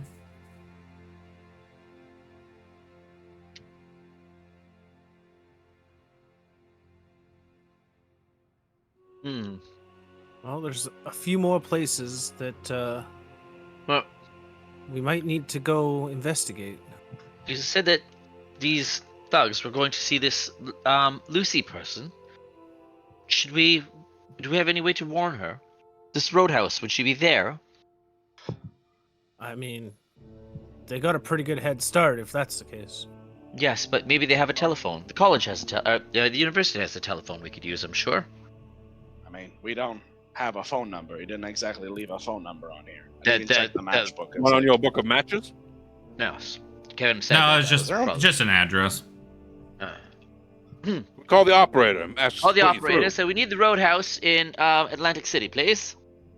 Well, we can get to that in a sec, but I feel you should all Well, no, know you can tell by the address. Like it's a place in Arkham. It's not in Atlantic Oh, City. it's Arkham. Oh, okay. Then we definitely. Like the three of you, now that you know of this roadhouse, the three of you can give me history checks to see if you know anything about this thing. I guess. Is there a stat that'd be better? Not so much education.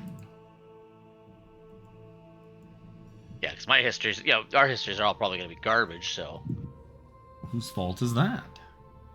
the dice. The pre-gen. I was just about to say.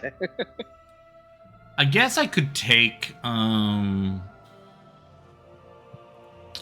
could take No, I could take intelligence, I guess, as a roll if you want. See if you three kind of know of this thing. Keep that 76 or roll again. Yeah, just roll again. Just click the button again. Luckily Seymore didn't fumble. His intelligence is high enough. Both would have been regular successes, anyways. The professor and Jack like themselves a good stiff milkshake over. You know that the Hibbs Roadhouse is a juice and milk bar, not too far from the campus, kind of at the edge of town, not too far away from here. And that at Hibbs Roadhouse, it's a juice bar. They sell juice and milkshakes, and it's kind of a bit dinery. You can get like stuff to eat and that, like a diner. But they also kind of have a this maybe the other people kind of heard. It was like, oh yeah, there's a place to get juice down there. But the two of you remember, it's like, oh wait, if you kind of know who to ask and what to ask for, and that they do have like a speakeasy room in the back, and you can get some things a little harder than juice or milkshakes over at Hibbs. Well, miss, none of us have a car. My dad has a mechanic shop. The fact that if your dad has a mechanic shop, it might be fair to say that you might have a car. Maybe it's like a junker that your dad's been trying to. Yeah. He gave you a junker in the hopes that you'd fix it up. Yeah. And like, if you want to make it nice, you got to learn how to be a good mechanic and fix it up. I'll teach you. And you're like, nah, I'm not going to do that. I'll just drive it as it is. How does Walt get to and from work? Plus, your drive auto is probably I bigger than live many in of Arkham, ours. So It is not bad. Like living in Surrey. I mean, You're I'm old. going to walk to Guildford every day. Definitely not. maybe I do have a car. I mean, I have mechanical know-how up the wazoo. And not that necessarily means that you have a car. Because you're a maintenance person. It doesn't say that I do or not. So No, I would say I it's live in Arkham in a small. Also, I'm just barely getting by with my pay. So owning a car. yeah, but getting by with your pay wouldn't back be in able to- those days was a little different than barely getting by these days. Yeah. Barely getting by does. I think he does say you rent. Make but, a luck roll. Make a luck roll. Yeah, you know what? Give me a Make luck a roll. luck roll. Give me a luck roll, Walt. Forgot Let's that's a see. thing. It's a thing. Yeah.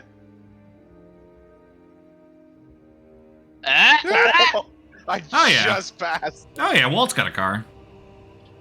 I'm not sure that all you are gonna fit comfortably in my vehicle. Not really built for.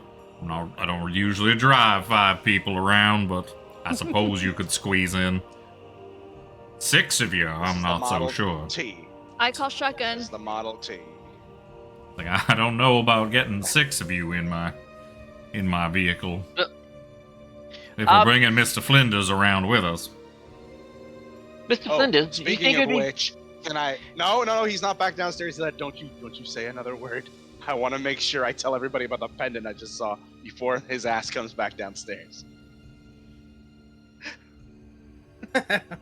No, don't you he's move not this back shit along. downstairs. No, we gotta quickly go right now. Anthony! Don't you move this shit along. No. Before anything, I just figured you should know. with all the crazy shit that's happening, boy up there did break that vase and he's cleaning his sweater, but with his sweater off, he's got a pendant around his neck. And I described the pendant to them, and I don't know if you want to get them to roll to see if like maybe they recognize what that symbol is. Sure. I have no clue.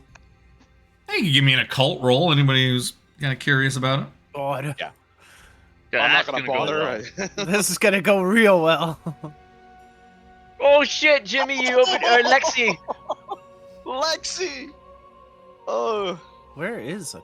Oh, there it is. It is fitting Oh. too that Lexi would be the one to know.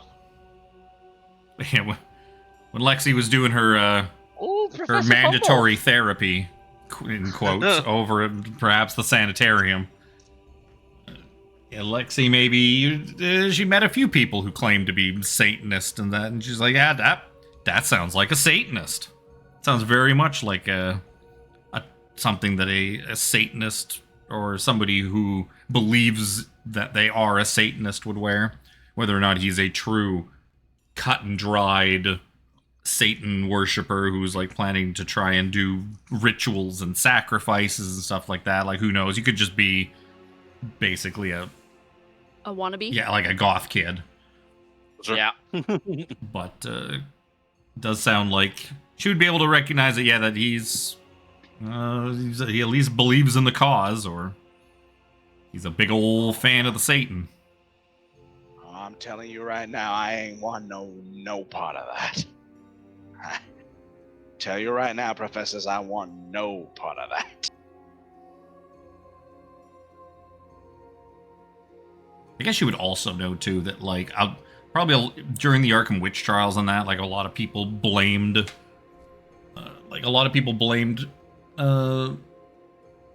especially the witches and people like Keziah Mason on like, oh, they made deals with the devil, that's why they're so evil. So there could be a tie to like these witches were working for Satan, or they believed in Satan. She would probably also know, especially working at Miskatonic, that is also believed that it's like, they believe that there could have been other forces in play. There's not necessarily the Christian thing of Satan that was the be-all, end-all of all the evil shit that these people were doing, but many people Less seem to believe it is. My mistake. The octopus, space octopus known as Cthulhu. Much better. Cthulhu? Spaghetti monster in the sky? No, that's a whole different thing.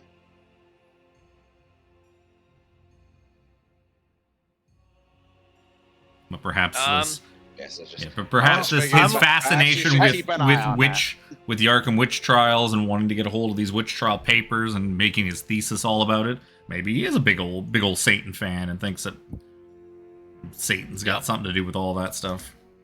Yep, that's very plausible. And what I was about to say before Walt so briskly interrupted Seymore was that perhaps if our vehicle is a little bit tight, we could get him to keep an eye on the house to make sure nobody disturbs any of these files that might be in the house.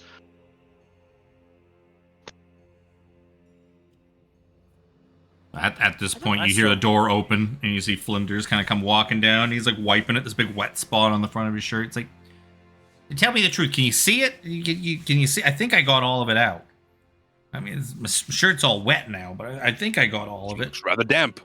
Yeah, well, it'll dry. Looks rather It'll damp. dry. Looks fine. Looks fine. The dryer hasn't been invented yet, so I have to kind of just wear it wet.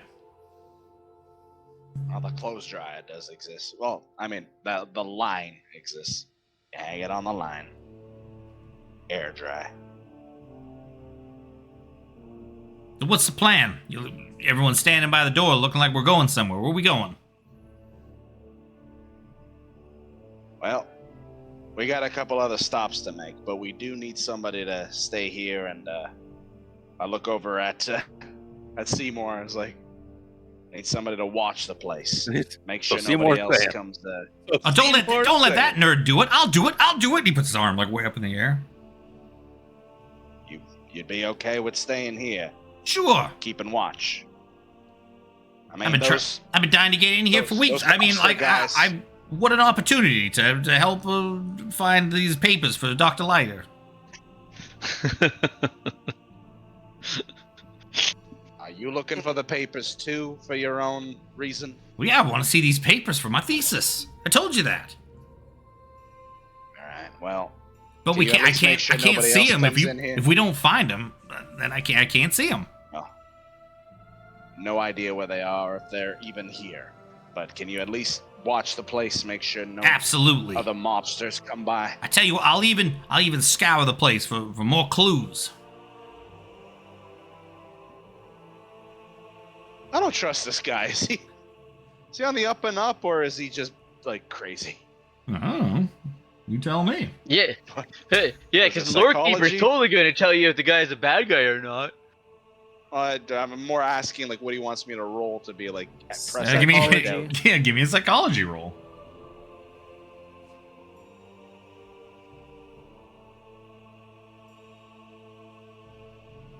Yeah. Yeah, you. killing these today. Yeah, and old man Walt can tell you he seems real excited to be left alone in Charles Leiter's house. Kind of whisper over to fucking Seymore. Maybe this ain't such a good idea on second thought.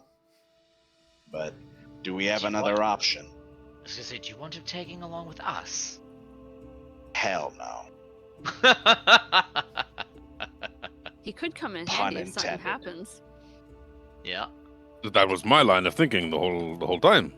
More hands on deck, all the better. He's quite an intelligent student. Apparently so. I just don't know if I want somebody like him nearby, considering all the weird hokey shit that's going on. Also, I can't fit 6 Oh my people. god. Harland Roach's education is 96. We could put him in the trunk. 96. 96. Why is It's like this fucking superhuman, Jesus. Lexi, did you just say we could stuff him in the trunk? You did. Not stuff him. Put him. He's pretty big. Because that's You don't- what we need. You think Seymore might fit in the trunk, but this guy's as big as Jack. He ain't fitting in the Well, trunk. that works out well.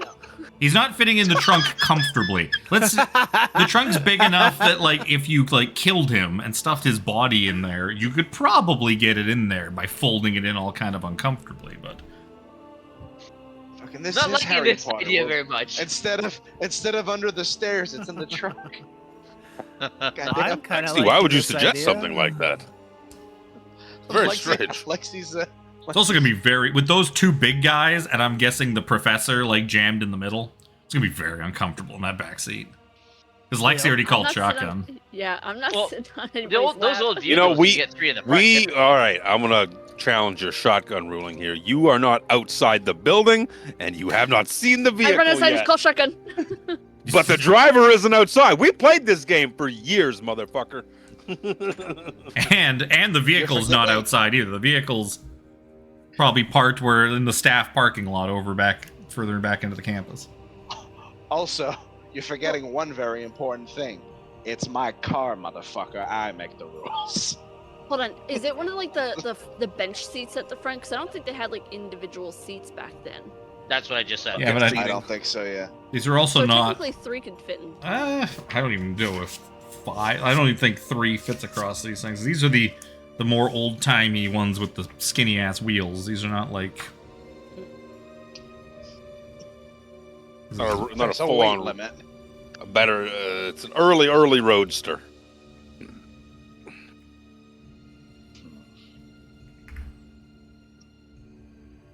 Yeah, it's Look, more do we- like. So do we want to keep him? Do we want to keep him here, or do we want to bring him with?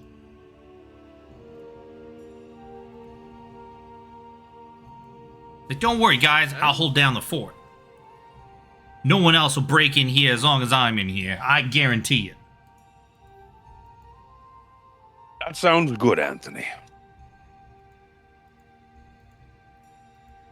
You always then, believed in Walt, me. show us You your always vehicle. believed in me, Professor. Here, outside the morgue, you always had my back. Absolutely. Such an intelligent young man. Those with such vast brain power like us are often misunderstood, Anthony.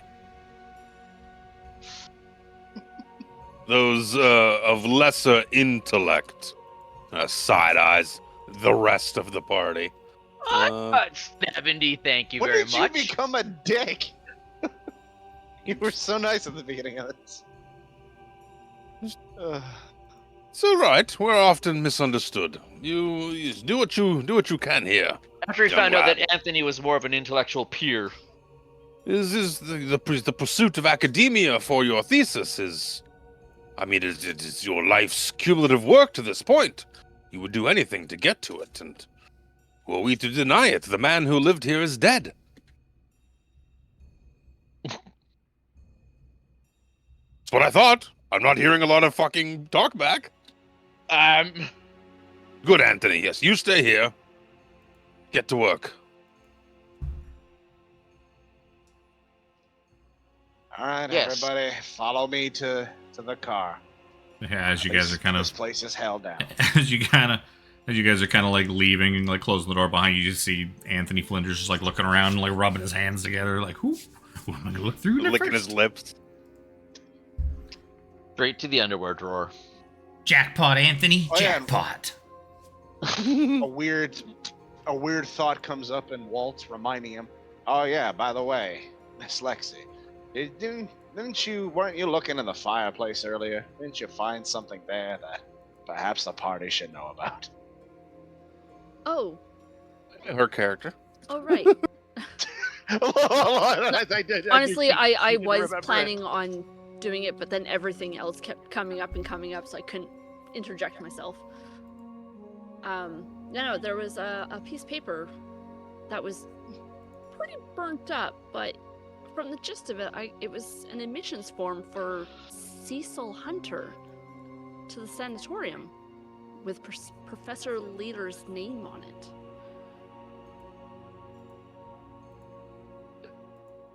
He doesn't Why? seem like the kind of professor like. I guess it's just what anybody could have anybody committed back in those days, but still. It's also the Who was names, Cecil Hunter again? He was It the was- painter. The one painter. who made the one who made the that fake painter. the fake one who made painter, the really high quality fake painting that was in Charles's office. Yeah. Like, why would he put him into the sanatorium? Clearly, because he was crazy. Why would he go Clearly. crazy? Lexi, of all people, should know only crazy people are put into the sanitarium. She met a bunch of them personally. Such a horrible place. Especially in You're the telling me. fucking 20s. I guess you would know. Yeah. I mean, she made it First-hand back. experience. She made it back out. So there's hope. That's true. Called good drugs. On I the also other got my hand, job Lots back. of electric Just don't therapy. shine a light like a flashlight in her face, or you might get shot.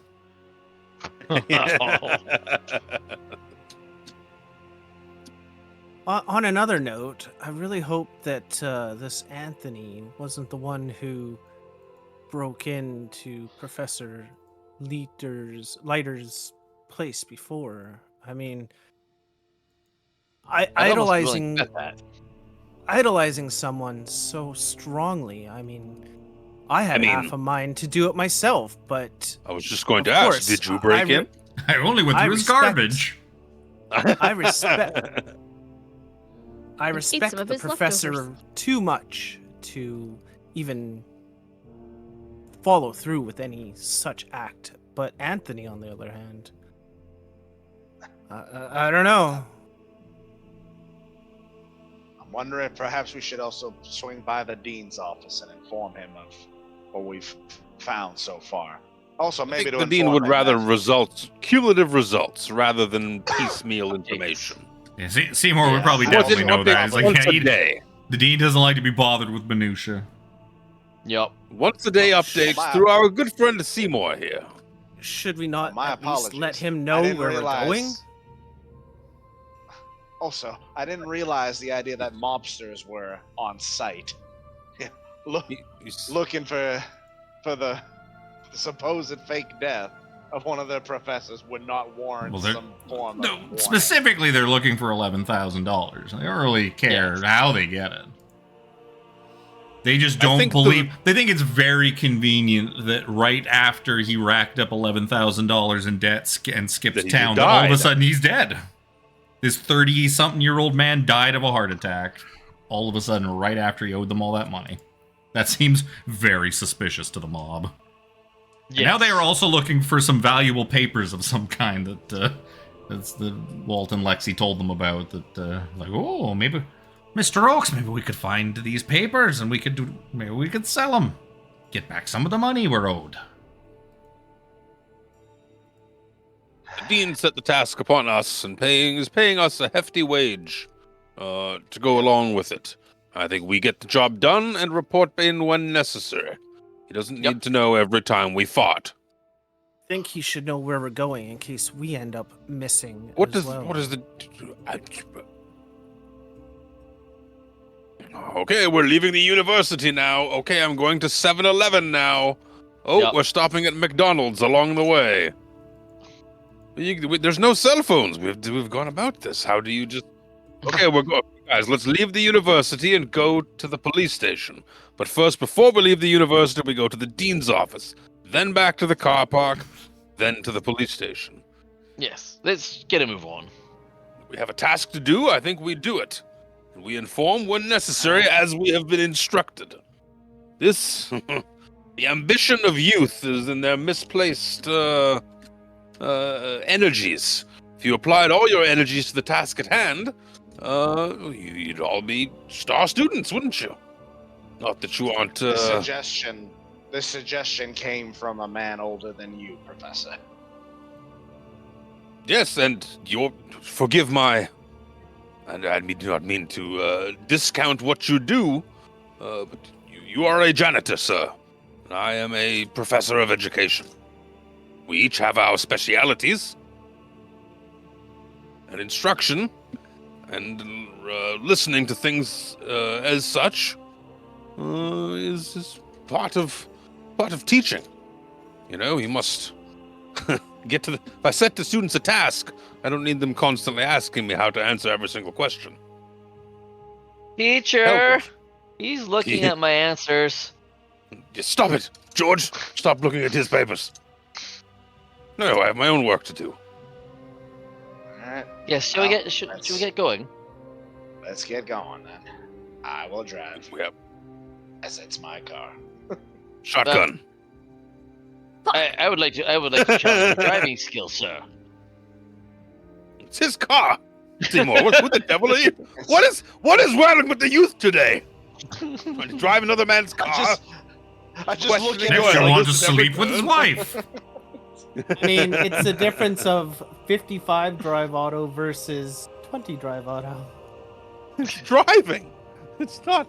That's performing fucking stunts while driving, not fucking A to B driving. Yeah. Okay, let's get moving. So 5 of you pile into Walt's car. You hear Flinders lock the door behind you guys after you leave. And he kind of goes to the window and gives you like a salute, like he's doing a good job. And then starts with a big wave, like. And he waves back, and then he starts rubbing his hands together and licking his lips again as he dashes back in to go rifle through. Ambitious young soul. You know, I used to know a man that had his son here, and I'll say about that boy what he said about his son. There's something just not right about that boy. No, I think his name was a Mr. Hill, now that I think about it. You spend a few minutes walking back to the campus. You find the staff parking lot. You climb into Walt's car.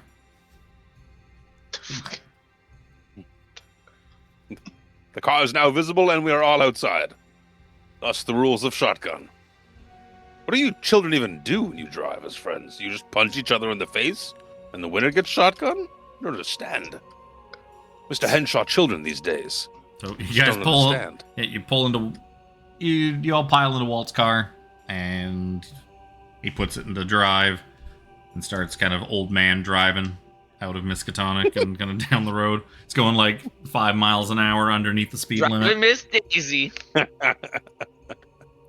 Old Betsy's shocks are not used to having this many people inside the vehicle. Don't want to stress her out now. We'll get there when we get there. I mean, yeah. We'll take our time and we'll get there alive. Come on, Grandpa, step on it. Nope. That's enough out of you. You guys keep on driving. It takes you, it's like a 5-minute, 10-minute drive down the road. It's not too far. You eventually pull up, and yeah, you see what looks to be like the juice bar. Kind of juice bar / diner place. It says Hibbs Roadhouse on the sign. You think they have a sarsaparilla? Go for a nice lemonade myself. With 3 fingers of vodka.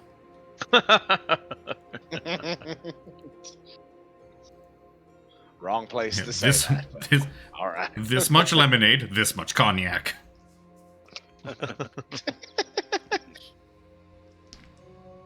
Looking around, do we see any other vehicles? Specifically, well, actually, all the vehicles look the fucking same. We wouldn't be able to tell if it I was was a gonna monster say. car or not.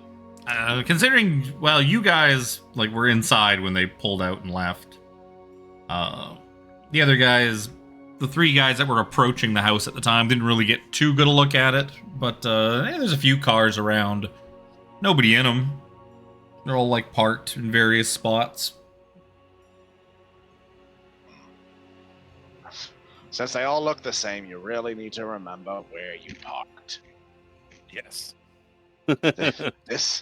This idea will disappear come another 100 years. Did you hear? They might go up to 3 letters on the license plates for the number of numbers. Who's gonna remember that? Talk. Yup. Don't talk foolishness. How am I Who's supposed too keep many? in charge of that? Seymour, what an outlandish idea. What, You next need to you're gonna spend tell less me- time running around for the dean and more time doing your studies with that kind of attitude. Next, you're gonna tell me they're gonna have license plates that say "Leet" on them. I don't. Leet? Once What is believe leet? it. I don't know. It sounds contagious. I heard that some might run off of electricity. I don't know. It's kind of odd. Actually, they had those in the 20s, as a matter of fact. How do you plug a car in? You'd have to have a mighty long cord attached to it.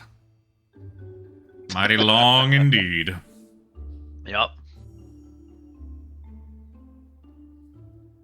All right, I find a place to park. Remember it well. Yep. And this weird group that we make up heads on into the milk bar. Sure. You guys head on into Hibbs Roadhouse. You guys kind of go inside. There's a handful of people in there. You guys all kind of squeeze into a booth. The waitress, pretty young blonde waitress, kind of just like looks over and acknowledges, gives you the nod, like she acknowledges. Like, I'll be right over there. I'll be over there in a few minutes.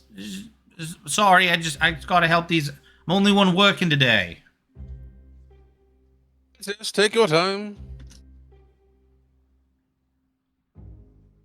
I wonder if that's Lucy.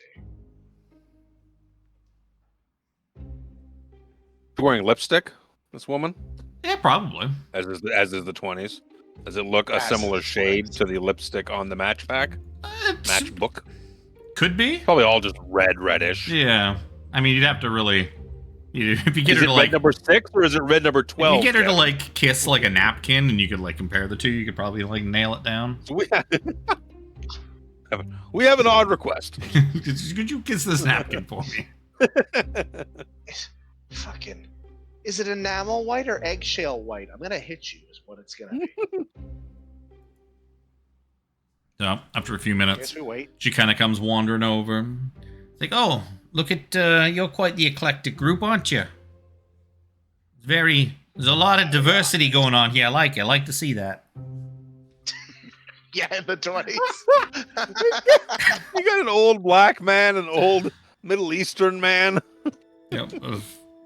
A young woman and Couple two, young- a big strapping jock of a young man, and then a young nerd. And a little nerdy Yeah, a little kid. nerdy.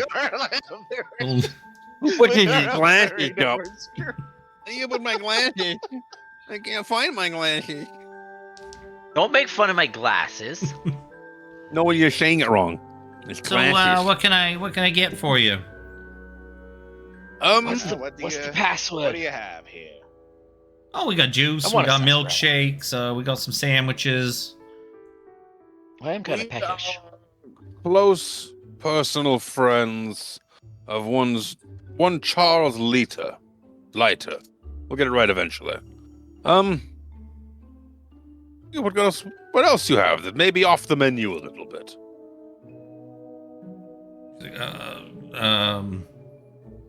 I'm not sure. I understand what you're getting at, sir. But we just have juice and milkshakes here. You can now. if you want to give me a psychology roll as she looks kind of side to side very shiftily, very kind of obviously as what you've Never said. find it right away. Psychology. It's in the P's. It doesn't move. But I can't. Fuck. Cunt. Fuck. Can't roll under a goddamn. Don't worry. One good roll to start the day, and it's like, fuck you. Well, it's like when you got a 5 on psychology. Every time he says, "Oh, you could roll a psychology," I'm like, "Sure, I'll roll against my 5." Hey, got Lexi 10, excuse rolled me. a fucking 1. You have I I know. rolled a 3 on Done her it. 5 earlier. What the hell? What the hell? Yeah, see? Hey. Oh, No, you know what? It doesn't count. He didn't want to do it. I just realized like my chat has not like been keeping up. Like the When chat the thing that with all the fucking rolls in it nerd has been knows. just probably like stopped at like. Oh, you'd rolled up just a hair and Oh my god. oh wow. No, yeah, it- there's a I- fumble in that. I rolled the highest ever, or so far in this game. Okay, so a couple of things no. happened at the same time here. Oh no! Jack, bad. no. So It's gonna be bad. like being that this is a waitress, I would imagine when she came over, she probably all brought you like glasses of water. Being, here's your glass of water while I take your order. Seymore can very obviously tell that Charles being brought up like really kind of shook her, and she starts kind of stammering over her words. And she clearly knows who Charles is, and him being brought up at all really seemed to affect her for a moment there. And then Jack kind of like leaning in and trying to get like squeeze himself into this booth, being a big strapping young man that he is, just dumps one of those glasses of water like all over Lucy, and she's just like kind of screams almost. She's like, oh God, what are you doing? It's all over me. It's like, I'm soaking wet now. God, Jack. you big oaf. Oh, somebody Quickly clip try that. and grab some napkins, be like trying to pat her down. It's like, no, she starts slapping you're at your filling her hands. It's like, get your hands off of me. What is this? Sorry, miss. Oh, madam. Sorry. I hand her a hanky out of my bag, one that is not used for blowing noses. She's kind of Madam, like, please. What do you want? You're obviously looking for something specific. What is it? You happen to be Lucy, by any chance? Yes, I'm You Lucy. never actually told us. Okay, well, we came here with a bit of a warning. And, well, two things. I don't know. When was the last time you heard from Professor Charles Leiter? Well, like a week. Chuck's dead. Okay. All right, so at least you know that. Of course I know Did you know that there's a couple of... He died of a heart attack couple like a of week ago. mobsters? Aye. You know there's a couple of mobsters coming to collect? He's like, yeah, I know that. It's like, all right, and she's kind of like looks, and she's like looking back, kind of like at the other customers and at the bars, like, fine. Meet me around the back door in 5 minutes. All right. 5 minutes. I would have said Well, less that than sounds 5 minutes, but I gotta wipe all this goddamn water off my dress. $1.99. That's better than what I thought was you were gonna say. I thought you were like, Jimmy, and you say, I would like 1 alcohol, please. Yep, I was thinking something exactly like that. You know what? That would have been a pretty good one too. Hey, officers! Come on, we know you. I know you're on your lunch break, but officers, this one here is looking for alcohol. You better take him in.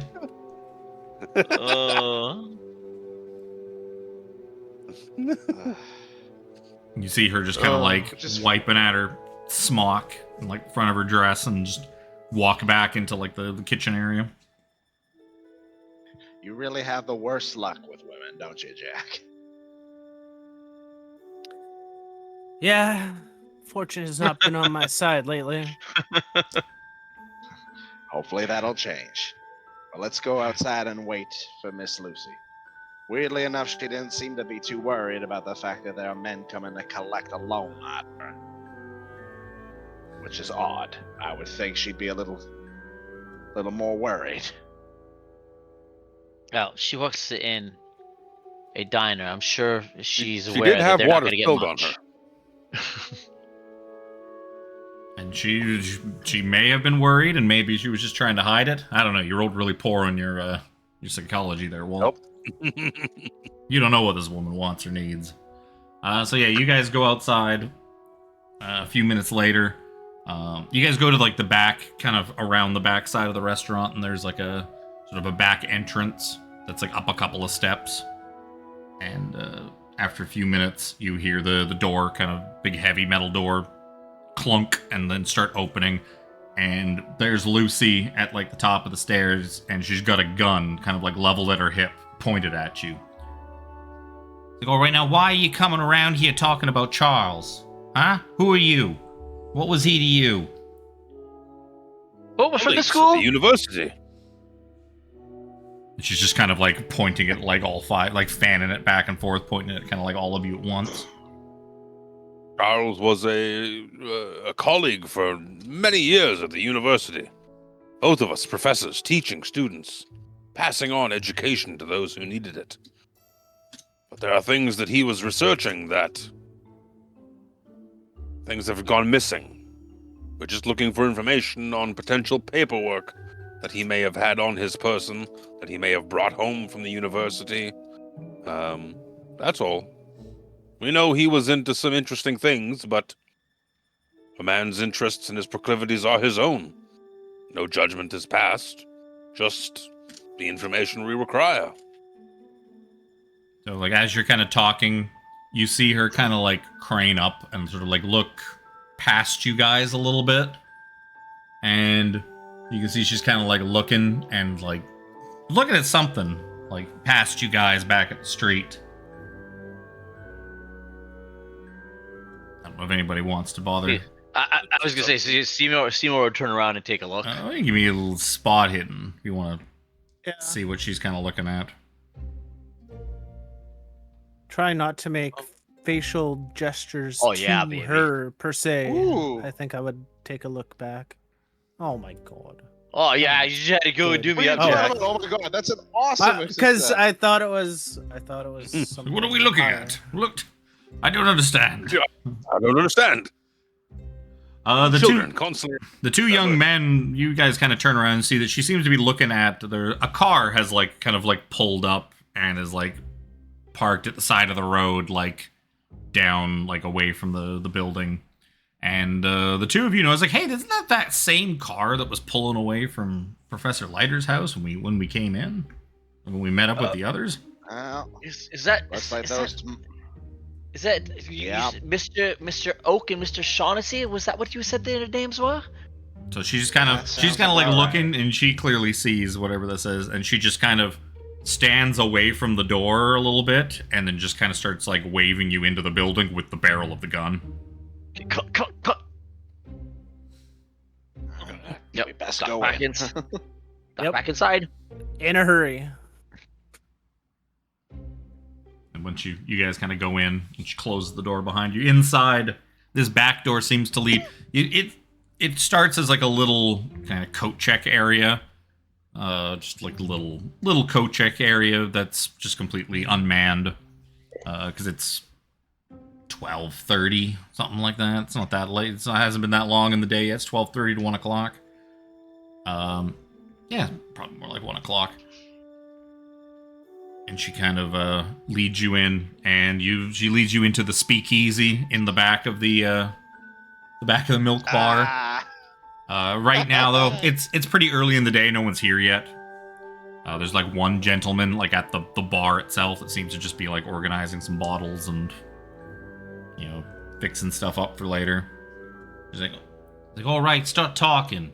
How do you know Charles? And you seem to know about those guys pretty easily. So, spill it. As you can see, I don't really have time to be rambling and reminiscing and playing all sorts of stupid games with university people. Charles and I taught at the university together. He was a colleague and a friend of mine. Well, then how come he never talked about you before? You were such a good friend. Never talked about you before either. We only know of you from a matchbook found with lipstick in his desk. Yeah, well... And those gentlemen outside mentioning your name. This is we true. thought it pertinent to come to at least warn you that these fine young gentlemen were coming to see if they could get some reparations for Charles's debts. And hopefully you might be able to help us lead us to some information that he may have taken from the university. Seems he owed some $11,000 to those fine men in that car back there. I love Chuck, but yeah, Chuck had a bit of a problem with the gambling. He took me with him to Atlantic City a couple of times recently. And that most recent time, I think he did really lose quite a bit. I knew he was in hock to some people at Atlantic City, but I didn't think it was that bad. Were you trying to say? Like, apparently is. You trying to say they killed him over it? That it wasn't a heart attack?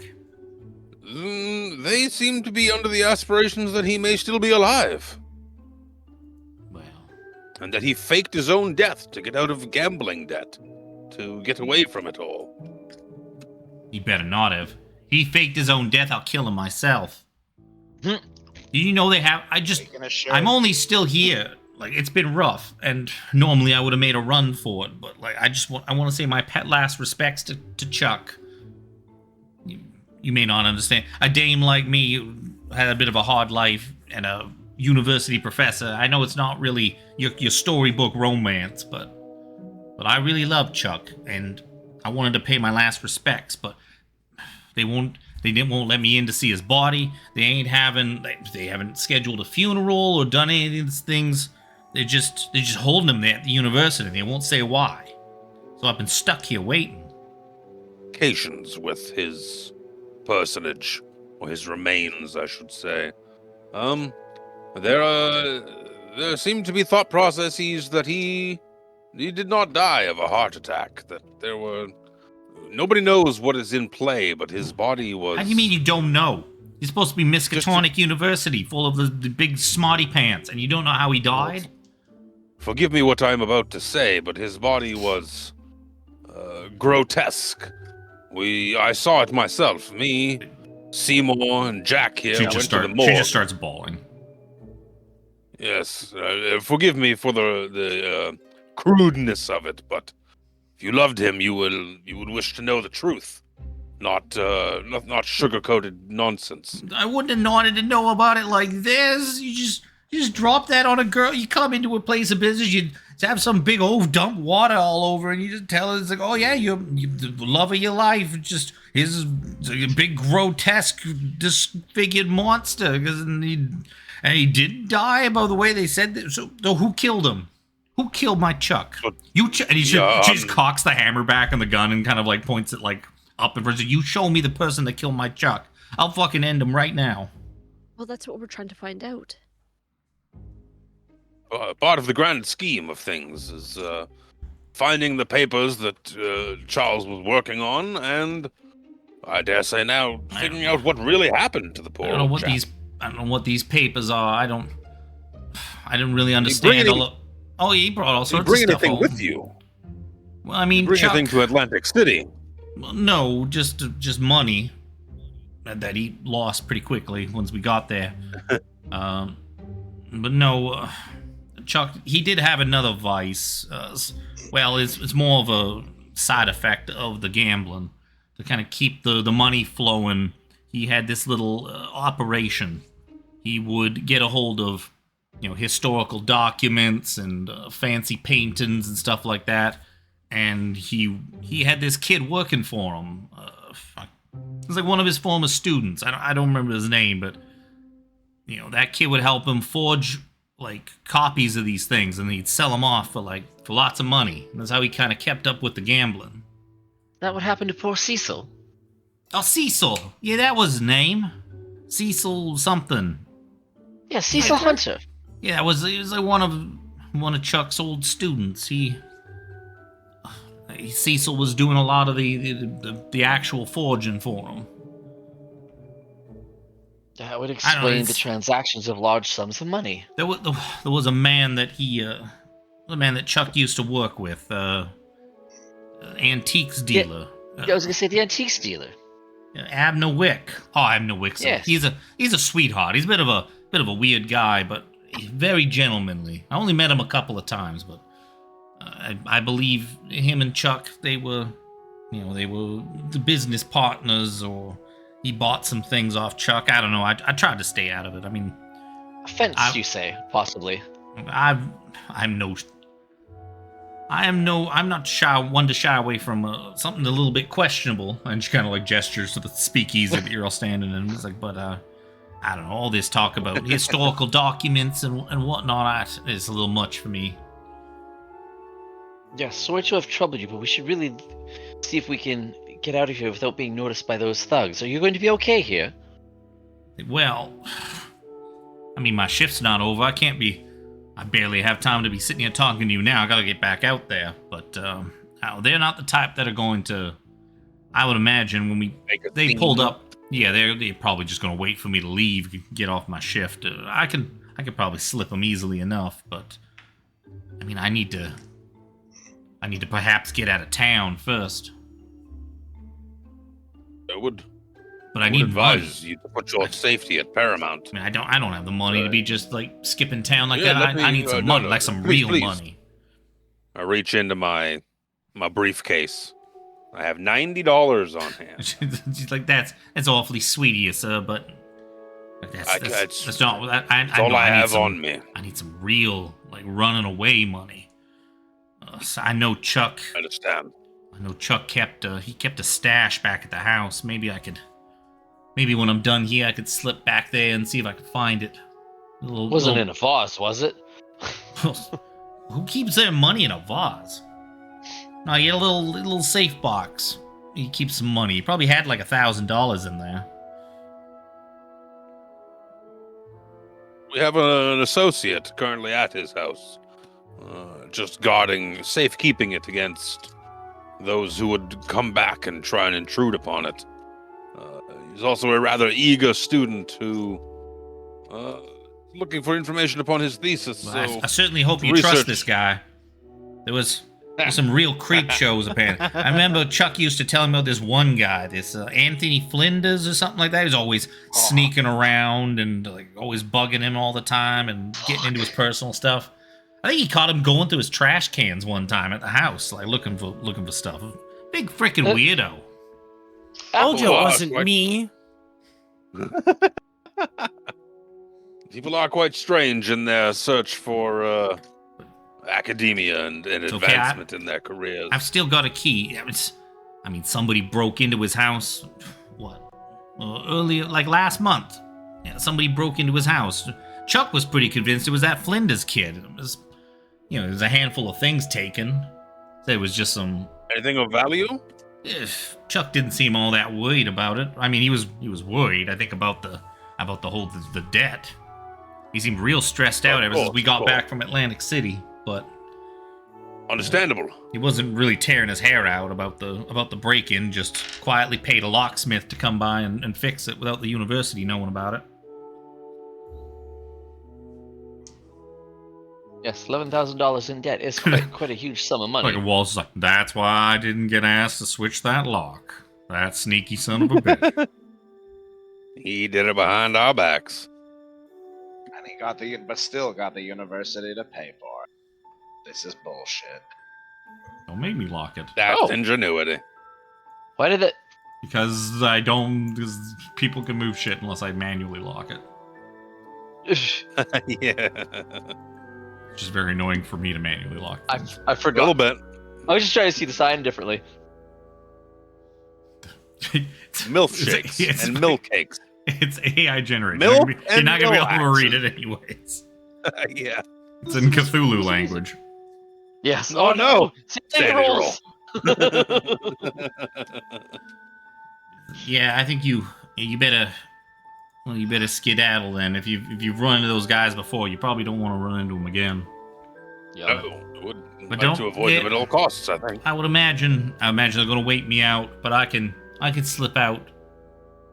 I can slip out of here Yes. easily enough, but don't worry, I got a key to Chuck's place. I'll see if I can find that money in his lockbox. It's where he kept his really valuable stuff. Sense. I wish you the best of luck then, and we will continue our quest to find our missing paperwork and in turn find out what happened to Charles. Yes, well, yeah. If you're gonna pay a visit to Abner, he's a real nice guy. Bit weird. He's kind of. I don't think you're. Bit weird. The kind of weird. Well, I'm not sure I'm his type. If you understand what I'm talking about, she kind of gives you a little nudge. There are all proclivities of men and women upon this world now. That's Well, gonna be Lucy, worse. Very understanding coming from a doctor born in Syria. I just want to point that out. Born in Syria who dodged the war and is now in America Yeah. teaching fucking math Well, and physics.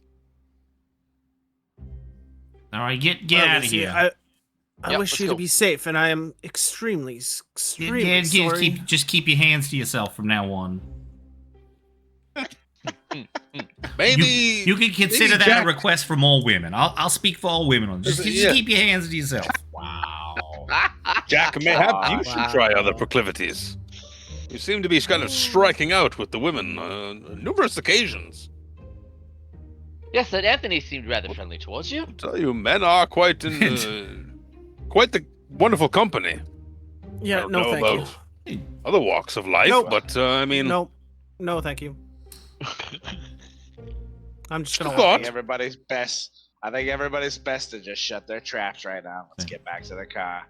Let's get back to living. Yeah, she kind of kicks you all out and goes back into the restaurant. Hey, at least she had a good excuse that her dress was wet, so she needed to be away for a minute. And she told Rocco, the chef, or the cook. He's not a chef. He's just a cook. he's a cook. He's a cook. The line cook with an apron and a hairnet. I think Rocco, watch the tables for me a few minutes. Customer knocked water all over me. I gotta clean it up.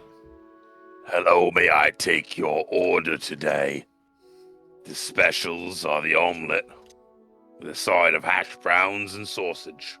I could totally go for that right now. I'm kind of hungry. So I ate too many Skittles. Well, yeah, that'll do Freeze it. dried Skittles. Oh, so good. Let And us back to the car. let us go to this interesting house of curiosities. Yes. The yeah, next stop upon our. Where did you park again, Walt? Oh, this car That looks way. exactly the same to me. he parked over at the side of the road over there, right beside where those two mobsters. Oh, is that it over there? Is that it, Walt, right there? Shotgun. It's that one, like right in front of the mobsters. Are they still there? Well, Oh yeah, sitting in their car. So you guys start Like walking it. towards the car, and as you're crossing the road, the gentleman driving is like, well, Mr. Oakes, would you look at here? It's our friends from Professor Leiter's cottage.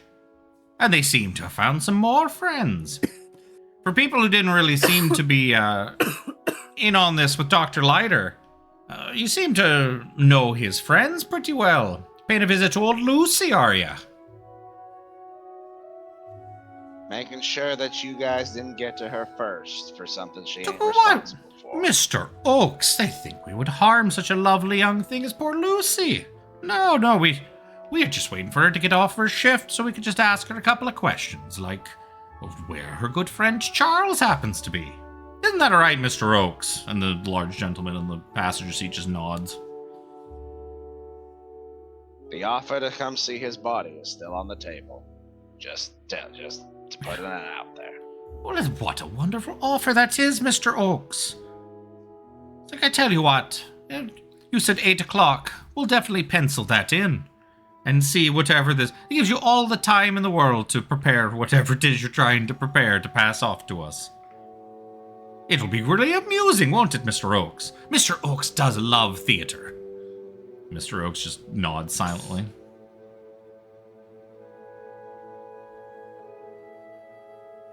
He's like, well, enjoy your day. We'll be seeing you. Yes, best of luck to you. And you can tell, like, as you guys kind of pile back into Walt's car, like, both of them are just fucking staring daggers through all of you. All the way up until you, like, drive away. Man, if I had a piece right now, I don't think they'd be around much longer. Check. Get into a gunfight in the street. Their piece is As much as I would love. It would be kind of funny to watch you guys have a shootout with two fucking mobsters. They're not Superman. They're not Superman. They gotta kill. They are. Bullet kills They a are man better. just as easily. They're more used to killing people than you probably are. A little bit. Fair enough. I don't go out my front door and start fucking smart mouthing fucking gang members and drug dealers and people that are quite obviously. Well, I don't mean crackheads. I mean like actual like fucking like organized crime members. I don't go fucking start picking fights with the HAs. Let's put it that way. Yup. I don't pick fights. I just chirp because I'm fed up. Completely fair. 100% understandable. But the joke was there. Oh yeah. So, you guys, Where am I driving to now? you're heading The to shop, the curiosity shop. I don't remember what's Abner. Wicks. Abner John's grandfather.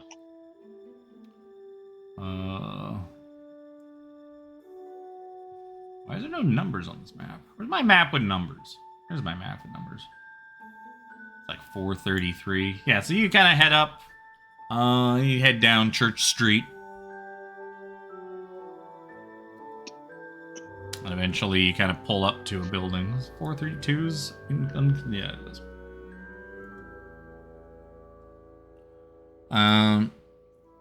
You head down Church Street, following the address on the business card. And eventually kind of around, sort of on like the side of the building, not right on the main street. The front entrance to this seems to be on kind of the back side of the building. Like it seems to kind of share like the facade with another couple of buildings, like a big building that's got 3 or 4 stores in it. The entrance to this one is like kind of down a little alley. But there's a little sign out front with nice cursive letters that say unconsidered trifles. And it's got a couple windows in the front, and looking in, there's just all this antiques and junk and just all sorts of stuff just jammed into these windows. So much so that you can barely even see into the store. Well, Must be the place. Park the car somewhere. Let me park the car somewhere recognizable, and then we'll go in.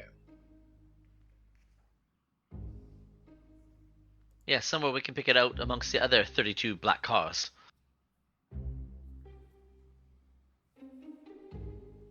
As Mr. Henry Ford used to say, I'll sell you any color of car you want, as long as it's black.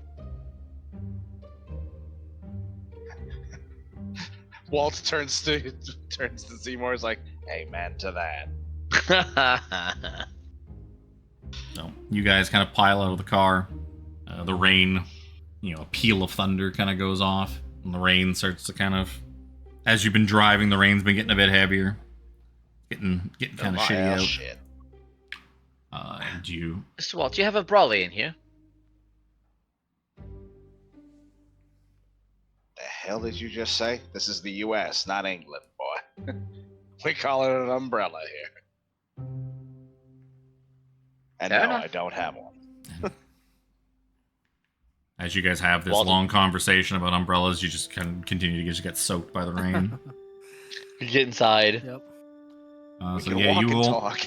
you all head inside. As you open the door, there's a little bell jingle goes off when you come inside, and you hear a voice kind of from the back. It's like, "Oh, hello. That'd be some customers, huh? I'll be out there with you in a moment." They can start taking a gander around, just taking in the ambiance. Yep. Just taking a look. See what this guy has in his stores. It's pretty respectable. Very respectable business. Not very large, but it's well regarded. You can see that this other information is pertinent to what you see. But yeah, it's pretty much jam-packed full of a treasure trove of kind of just miscellaneous junk and antiques and stuff like that.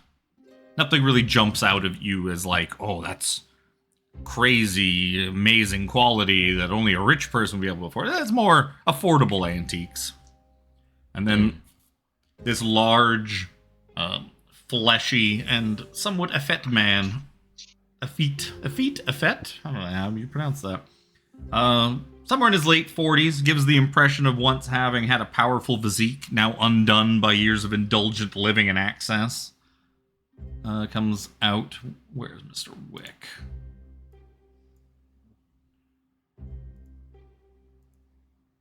He's got like a big...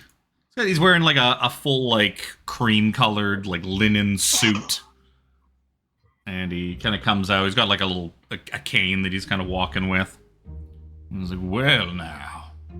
Well, look, we have some new friends looking for something.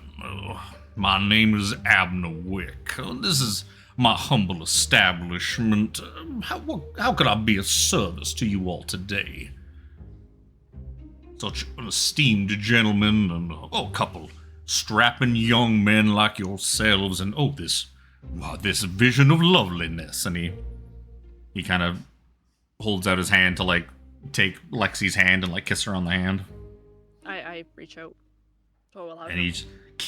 he takes it and he kisses you on the hand, and he kisses you on the hand, and it's he does it for probably a little longer than is really comfortable. You also kind of notice that he's got a bit of a kind of a musky smell, or maybe a little bit of a soury kind of smell. He's also like he's got kind of like some kind of a musky, weird smell to him that is, but on top, or sort of, but that is below very, very heavy lavender scent, like a very thick application of like a cologne or like an aftershave or something like that. Just absolutely just reeks of this like lavender scent. Like, oh my dear, welcome to Unconsidered Trifles. How can old Abner Wick be a use to you five? That's quite the interesting establishment you have here. Oh, yes. I like dealing in all sorts of antiquities, many items of, second, or third, fourth, fifth, sixth, seventh, eighth, or even ninth hand items.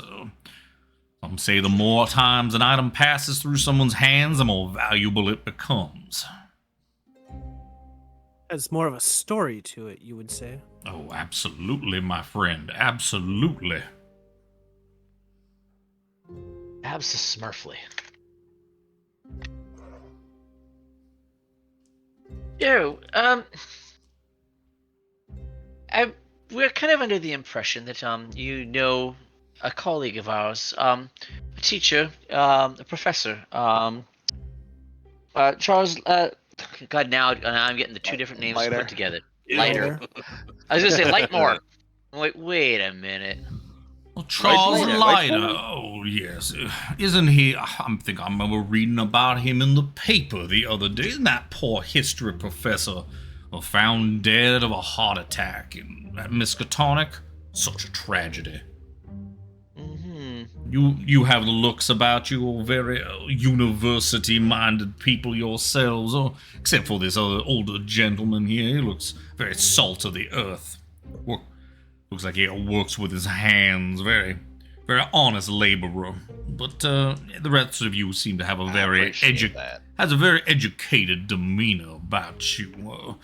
I'm sure you must have known this Charles. Such a tragedy. Die of a, what did the paper say, a heart attack at such a young age?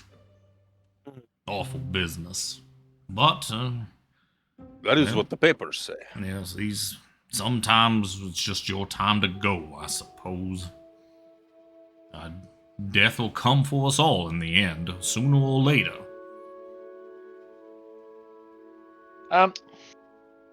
You from our God, how do you put this? We have been through some of Charles's effects and been told that you may have had a certain partnership with him. We're actually hoping that you might know about some of the papers that he may have had. Maybe they may have passed through your hands to some prolific collector of some kind, possibly. Let's see now. That's a very good question. He kind of goes, and as he's like sort of humming and hawing and like talking to you guys, he kind of like makes his way around you and goes over and like turns the lock on the front door. Wouldn't want to be disturbed or anything during all of this. Well, perhaps I knew Charles a bit better than I first let on. You're after the Hobhouse papers, those the ones of the witch trial. Yes, I had a feeling somebody might be looking for those sooner or later. Well, here we are. Yes, it's true. Charles and I had a bit of a working relationship. I occasionally would buy things from him and or facilitate things. The Hobhouse papers, however, well, that was a particularly hot item. I was willing to put up many thousands of dollars for those things myself. Quite a rare thing, but I found myself very quickly outbid. But still, I was going to be a facilitator. These buyers, they had, let's just say, considerable resources to spend, far more considerable than yours truly, I assure you. So I was going to at least facilitate the deal, still wet my whistle, if you understand my meaning.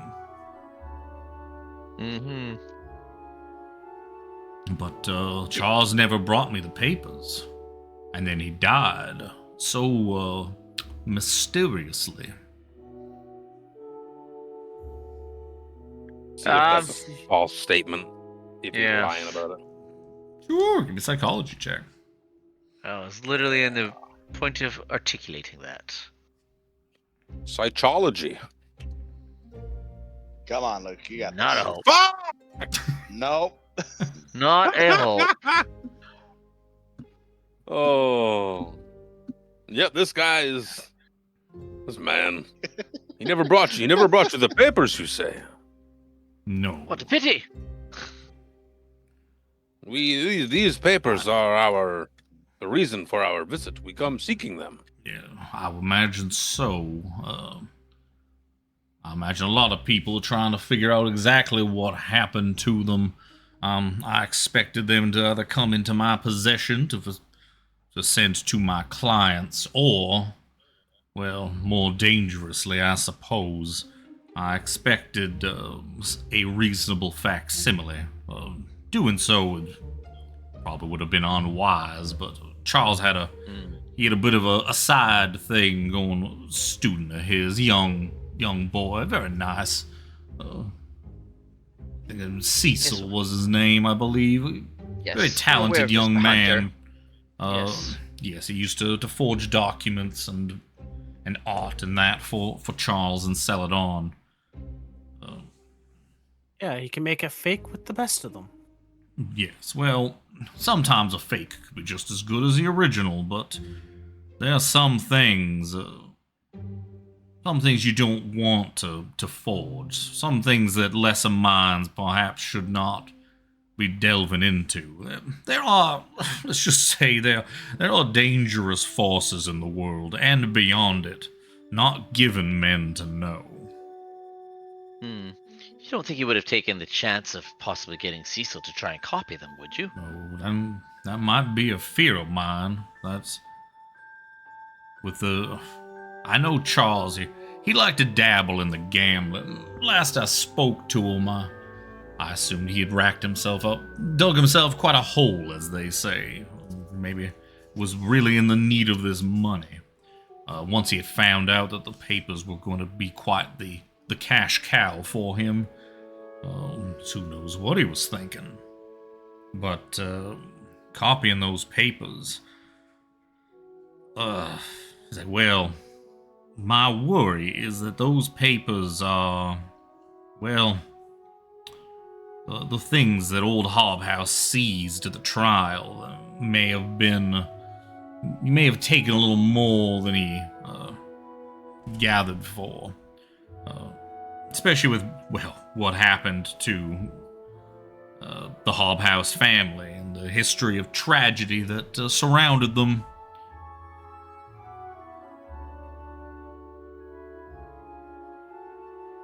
Not very often you get papers belonging to Keziah Mason floating around.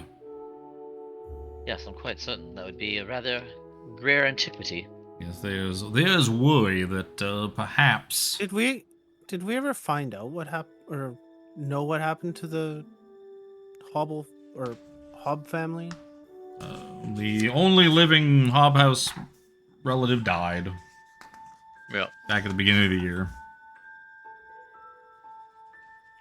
So yes, Mr. Hobhouse died a recluse in his manse outside of Arkham.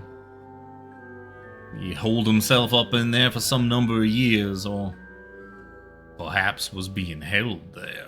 And he kind of leans into you suspiciously.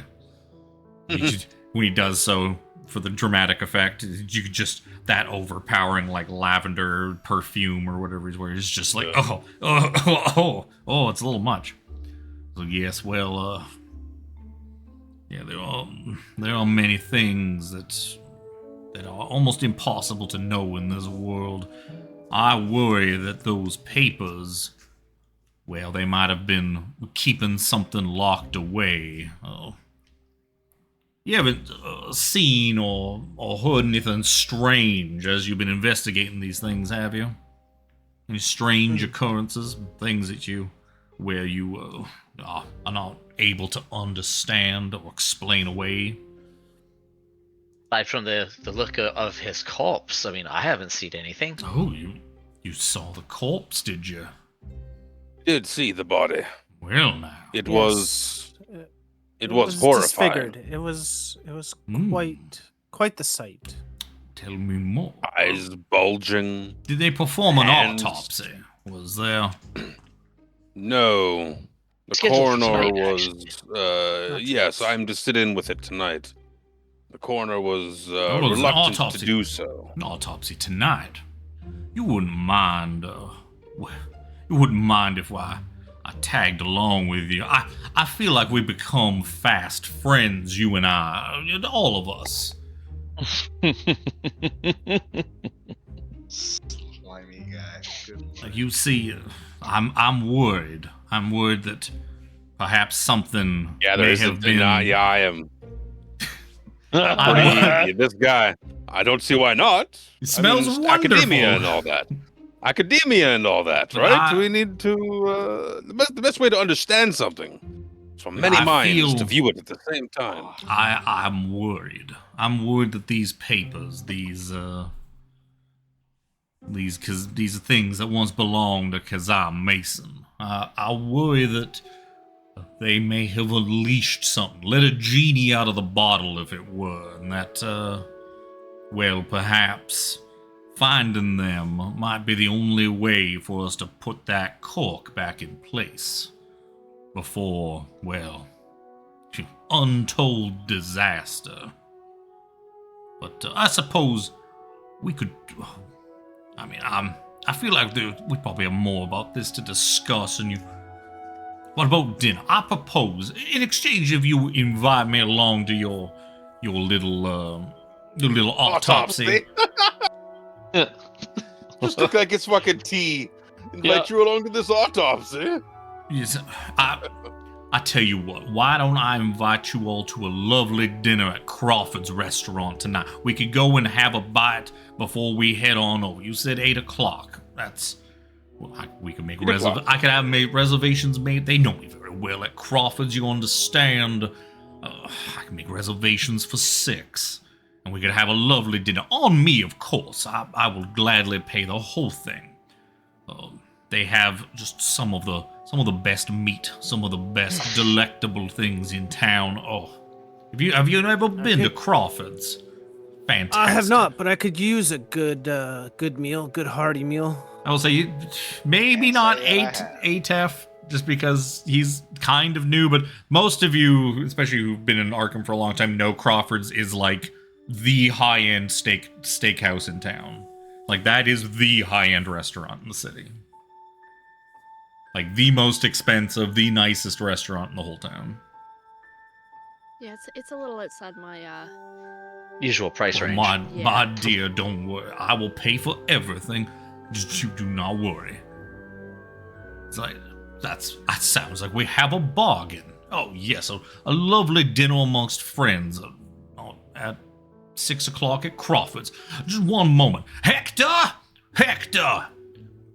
And then this sort of large gentleman kind of comes lumbering out and kind of like pokes his head in through the side door.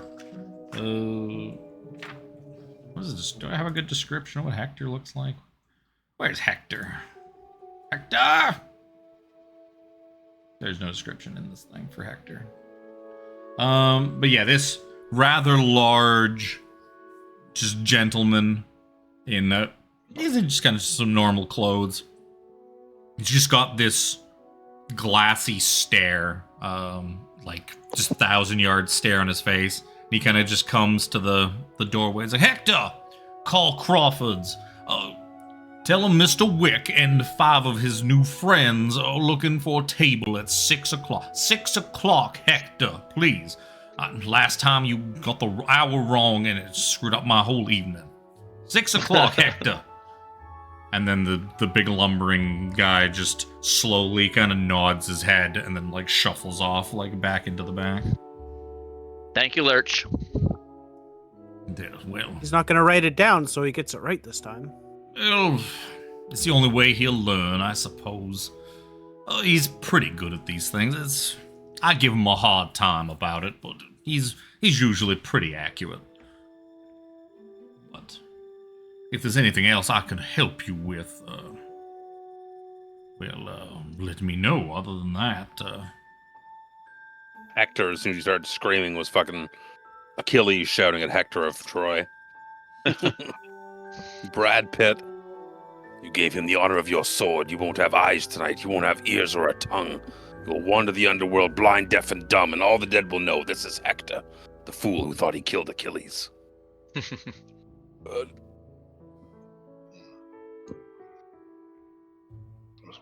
Well put. Mr. Wick, might you know who Mr. Shaughnessy and Mr. Oak are? The names are not familiar to me, my dear. They sound like gentlemen of some sort of Irish descent, though. Should I know these gentlemen? They are. Not necessarily. They've just been poking their nose around. Well, what concerns you about these gentlemen? Well, they pulled a gun on me, for one. Oh my goodness. How archaic and brutish of them. Pull a gun on a lady. What is it these awful gentlemen were looking for? Money from Professor Leiter. No, I see.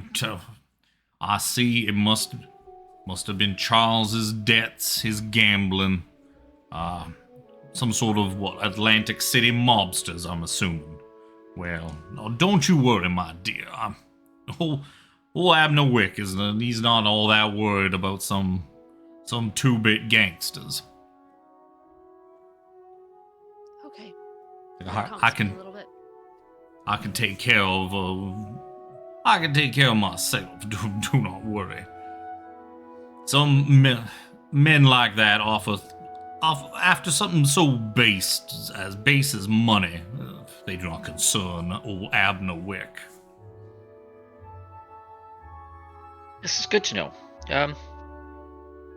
What kind of time frame are we looking at now to 6 o'clock? Like 4 or 5 hours.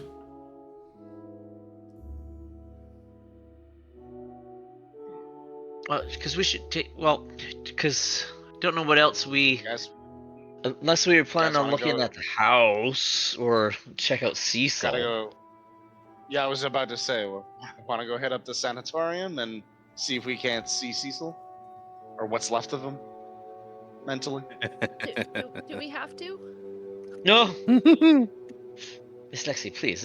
I understand. I don't much like it either, but these the smart people of our group seem to believe that he may hold answers. Oh no, You it's don't need to that- go inside, Miss Lexi. I mean, Quite frankly, I would like to stay in the car as well. I ain't trusting my car around no crazy people. Have you looked at our group? Five- You know they're in the sanatorium, right? Not wandering Yes. around outside of it. Yeah. I The don't five of Oh, us okay. probably not gonna make it in, let alone. No, this is how Michael Myers started in the Halloween series. I mean, I'm not trusting that A shit. couple of us maybe, like Professor and maybe Seymore or something, but They're not letting me in. I can guarantee you. The only way I'm going in, they'll put a straitjacket on me. Have you not seen that Family Guy, Joe? and probably Lexi at that point, but Miss Lexi, Yeah. we have your room ready for you. don't joke. So with all due respect, we will both remain out in the car while you smart folk head on in.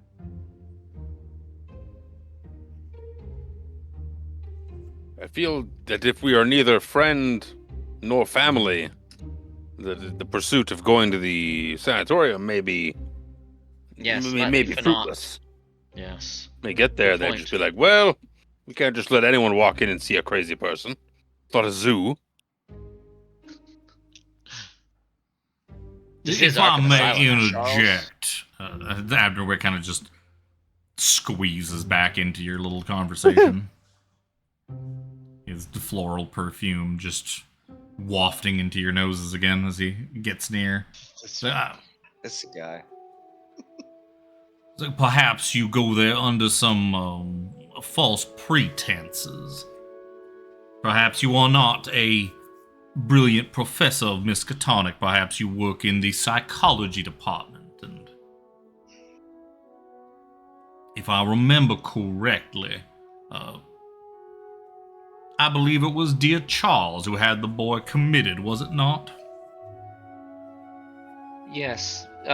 In light of what we've learned since we found out that information, maybe it was in order to keep him from telling anybody else about what he was doing for Mr. Charles on the side. Well, perhaps, but that doesn't really sound like Charles. Charles was not a vindictive man. He was a kind man. He just had his vices. And Cecil going insane was completely not to do with anything. Well, Charles may I have done. not met the boy in some time. He seemed perfectly normal and lucid the last time I spoke with him, but that was probably a couple months ago, a few months ago. It's been some time since I only met the boy a couple of times. But perhaps if you go on a more official pretense, pass yourselves off as representing the university, perhaps representing the university in light of the fact that Dr. Leiter is, or Professor Leiter. Oh, he was just a professor. That's right. He never did finish that doctorate. He was going to take get a medical doctorate, and then he gambled away all the money. Tale as old as time. But as old as time. But yeah, if you were to, you are technically, it's not complete fibbery. You are representatives of the university, are you not? And you're looking into the affairs of one Charles Leiter, so it is only a gentle massaging of the truth, not a complete fabrication. Just a hand dryer. Just a hand dryer of the truth. Yes, just you're just massaging it, kneading it like lovely dough before a delicious loaf of bread. On its skin. Aww. I think this is well outside my wheelhouse, but the pursuit of academia, I may be able to pull some of this off. I can be very persuasive when necessary. Now, the only thing that the only thing I need to focus on now is deciding what I want to wear tonight. Or perhaps a nice tuxedo. Oh, yes. What is the dress code at this restaurant? It's very nice. Oh, dear. Your face looks perfect, Professor. It's okay. Maybe I should go home and get ready. It's quite all right. We only have 2 hours. A woman in this age needs at least 6. I am quite well known there. You could walk in there wearing your Sunday best, and that's good enough. With you, as long as you're here there with Abner Wick, everything will be just fine. Don't worry. I do wear an immaculate suit at all times. The stains on my shirt have a little bit faded over time, but they're still present. So I might have to change up. All that. Yes, you, my son, you look a bit of a fright. You're all a mess. All that delicious blood seems to come leaking out of your poor nose. Yes. I don't Never like did the clean way up. he said that. And I'm decked out in like workers' uniforms. So. I look semi-presentable. I look like a proper university student. You know, a blazer, nice pants, nice shoes. Sweatpants and a looks like a fucking sweatpants nerd. and a NYU fucking sweater. No, but because me trying to look right? Yeah, the only no, but because trying to look good for the dean all the time. Yeah, he's out. He's representing the dean out in the front office there, so he's dressed nicely. Notice me, senpai. Walt's in some coveralls. Yeah. Yeah. I don't think I'm gonna be welcomed in. Oh, you'll be fine. Perhaps if you, perhaps a shirt and pants might be a little better than the coveralls, but we'll see. Yeah. I'll see about changing into some of my Sunday's best. Well, that would be I fantastic. thank you for your. I very much look your forward to our dinner. I do love Crawford's. Very delicious. I hate the way you I am anxious to try it. I've heard good things. Well, so are we going to the sanatorium or are we heading back to start getting ready? Oh no, it's 5 hours away. Never mind. We can. All right. You know the sanitarium's essentially outside of town, so it'll be like, Oh, shit. well, it's like probably a 30-minute drive each way or something like that. 20-minute, 30-minute drive. Okay, It's not well, like it's not like hundreds of miles away, but it's like outside the city proper. Yes, if you don't know, Crawford's, my friends, is it's right in the heart of downtown. I'm sure you're quite aware. Even if you've never been there, I'm sure you recognize it. Remember, 6 o'clock. If Hector got it right, it'll be 6 o'clock. Seymore checks his watch, a nice watch that he got from his grandfather for getting into the university. Oh, what a lovely at 1 watch o'clock. you have there, my young friend. If you Yes, ever thank you. if you ever looking to upgrade, you come and see old Abner. I've got some various timepieces from all sorts of places and times for the last a few hundred years. Some of them even still Intriguing. work. Yeah, some of them can Quite even still fascinating. tell the time. I will keep that in mind. Thank you, good sir. But yeah, one thing I might mention, as we are talking about the papers, if you do happen to find them, I am still a very interested party in these papers. If you do happen to figure out where they are, perhaps I could buy them off of you. I know you're looking for them for the university, and the university means well, but I feel like they don't have quite the same appreciation for such things as some others do, and, well, I could probably offer you several $1,000s for those papers if you were to, sell them to me. Something to keep in mind. And if you do happen to find any copies, if old Mr. Hunter has been up to his nefarious means, and you do find any copies, if you could bring them to me, or dispose of them, burn them, completely destroy them any way you can, or give them over to me for removal.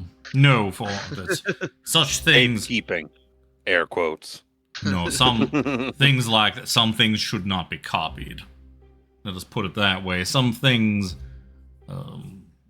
it's a very bad idea to make multiple copies of. So yeah, if you do come across some forgeries of the papers, either yes, give them to me for disposal, or dispose of them yourselves. Certainly. Very good. Definitely worth keeping in mind. All right. Well, shall we take our 6 leave o'clock. then, friends? I will see you all then. Look forward to it. He starts rubbing his belly. And he kind of starts waddling. Num. Starts like waddling back to the back room. Like, Hector! Carla! Yes, where are you two? And he just waddle. Should we unlock the front door and let ourselves out? yeah, by all means. He just kind of shouts after you. Yep. I just remembered that he had kind of politely locked the door after we came in. Me scooching in here. So, we'll All take right. a quick trip out to Arco. To the insane asylum. Got it. Yeah. Yeah, you guys hit the road. You pile back into the Walt mobile. After your nice talk with the very cordial gentleman. So said in Eyes chat. so Probably fucking trust itchy. him. Probably trust him more than who we left in Professor Leiter's establishment. Right? The guy that probably broke into his house? Nah, he's fine in there. He's fine now that he's got all the time to root through it in the world. It was either that or bring him with us, and I didn't like that idea any either. Incredibly talented, incredibly intelligent young man. Yes. Professor thinks he's gonna go places. Those places might end up being prison at some point, but lessons to learn and all that. Yeah, the rain does not let up as you guys kind of drive out of town and up kind of one of the back roads. As you're kind of winding your way towards the sort of hillside area that contains Arkham Sanatorium.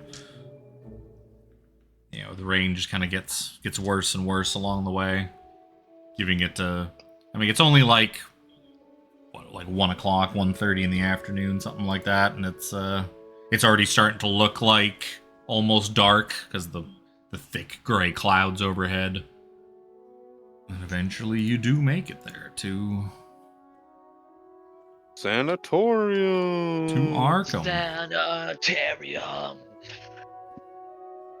Wait, so is this legitimately Arkham Asylum? Yep. Yes. Yeah, you know, The real one. You know where Yeah, not where the not Batman the put not the Joker? not the silly Batman ripoff. Yeah. The real Arkham Asylum.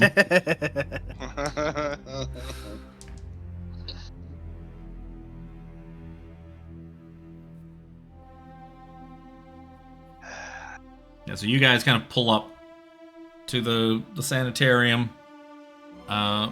Once you do, there's sort of like a big kind of roundabout area in front of it. Like once you kind of get through the gates and up into the grounds. I would actually say at the gates, there's probably a checkpoint. A gentleman like at a little toll booth thing at the gate there. And he kind of like... Bitch of business. He kind of like knocks on the window. And like, hey, what do you guys need up at the asylum? Here to see a patient. You got any like credentials or anything like that? I am a professor at Miskatonic University. This patient is a former student of mine. Do you show him like your... Quite a... I would imagine you I have got like like a university. Yeah, like a badge or university whatever. ID or a lanyard.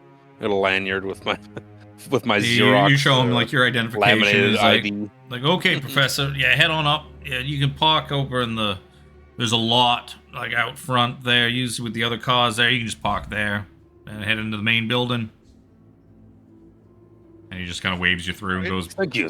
Quickly goes back into his little hut so he's not standing in the rain. I feel so dirty for lying about... I guess we're not lying. We're here to see someone, but our motives See are... someone, and you are a professor at the place, and we Yes, are. but our motives are you? contrary to what I'm about to say. It was me! Bye! Son of a bitch. I mean, the way Well. Call of Cthulhu games go, I mean, could be any one of us. It could We be just any don't one know of yet. us. Could have been a boat. So I parked the. Oh God. I parked the car and I was like, "Well, you guys have fun." Yeah, so as you're kind of pulling up... This goddamn car. Yeah, so as you're pulling up, there's a few...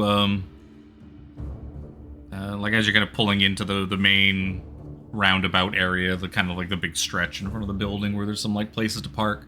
As you're pulling into that slowly, there's like a handful of people out in the rain. They're in like these just dour gray like kind of jumpsuits. One of them kind of comes over to your car. Young woman, she looks like she's probably like mid-20s. And she kind of comes over and she's got a bucket in her hand.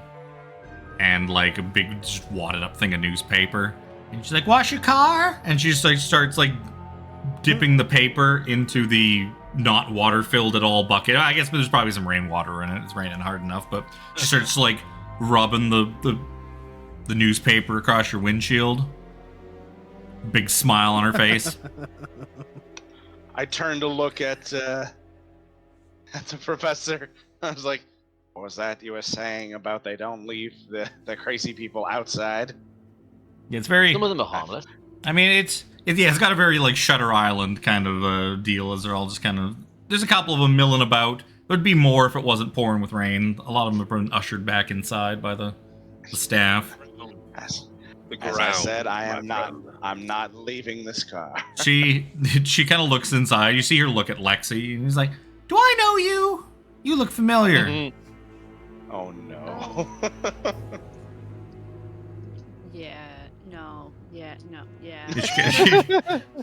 She kind of goes Do a over. history check, Lexi. She goes around to the window that's like closest to Lexi, just like presses her face like up against it. It's like Starts blowing on the glass. she's like, "Wait, like, how'd you get out of here? Can I come with you? It's me. It's me, Stacy. It's me. Don't you remember me?" And you don't really remember her. Oh yeah, Stacy, how's it going? Stacy's mom has got it going on.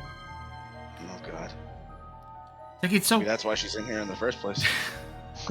Is, for all you know, yeah, like you've run into her. You don't remember her, but you don't remember a lot of specific things about your time at the sanatorium. after the incident. The incident. And then eventually an orderly kind of comes over and just kind of like gently is like, "Now come on, Stacy, come on, you're getting soaking wet out here in the rain. Let's go inside." And like the whole way, like as she's like gently kind of taking her away, she just keeps craning her neck and looking back and like waving back at the car. See you soon. Bye. Friend of yours, Miss Lexi? I have no idea who that is. Oh, well. Yeah, shall we? It's probably a good foggy in thing. here with us all breathing in this rain. They haven't invented far too much. Yeah, they haven't invented dehumidifiers yet. Yeah. Yep. Yeah, foggy as fuck in here. Okay, we have So- Walt spent like half the drive he's just been wiping the windshield like with his hand as he's like fucking driving with the other hand. Going like half the speed limit. Well, That's why I he was usually doing don't that. have other He people. was doing that to begin with. he's driving even slower. Like, gotta drive for the conditions, not the speed limit. Yep. Miss Daisy wouldn't be too approving of me going over the speed limit. Oh, I remember Miss Daisy. This is the It's a only shame. car that I've got. If I was to crash it, then I wouldn't have it anymore. Can't be having that. Then how am I going to get to work You know every what? day?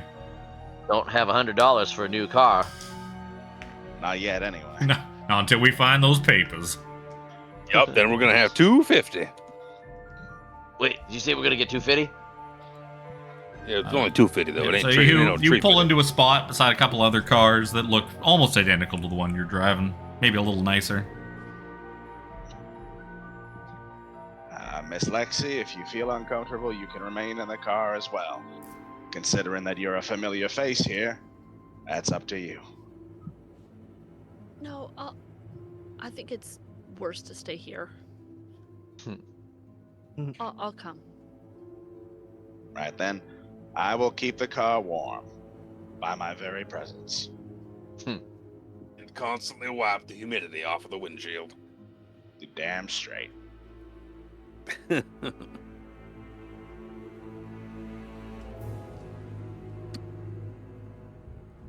We make our way in.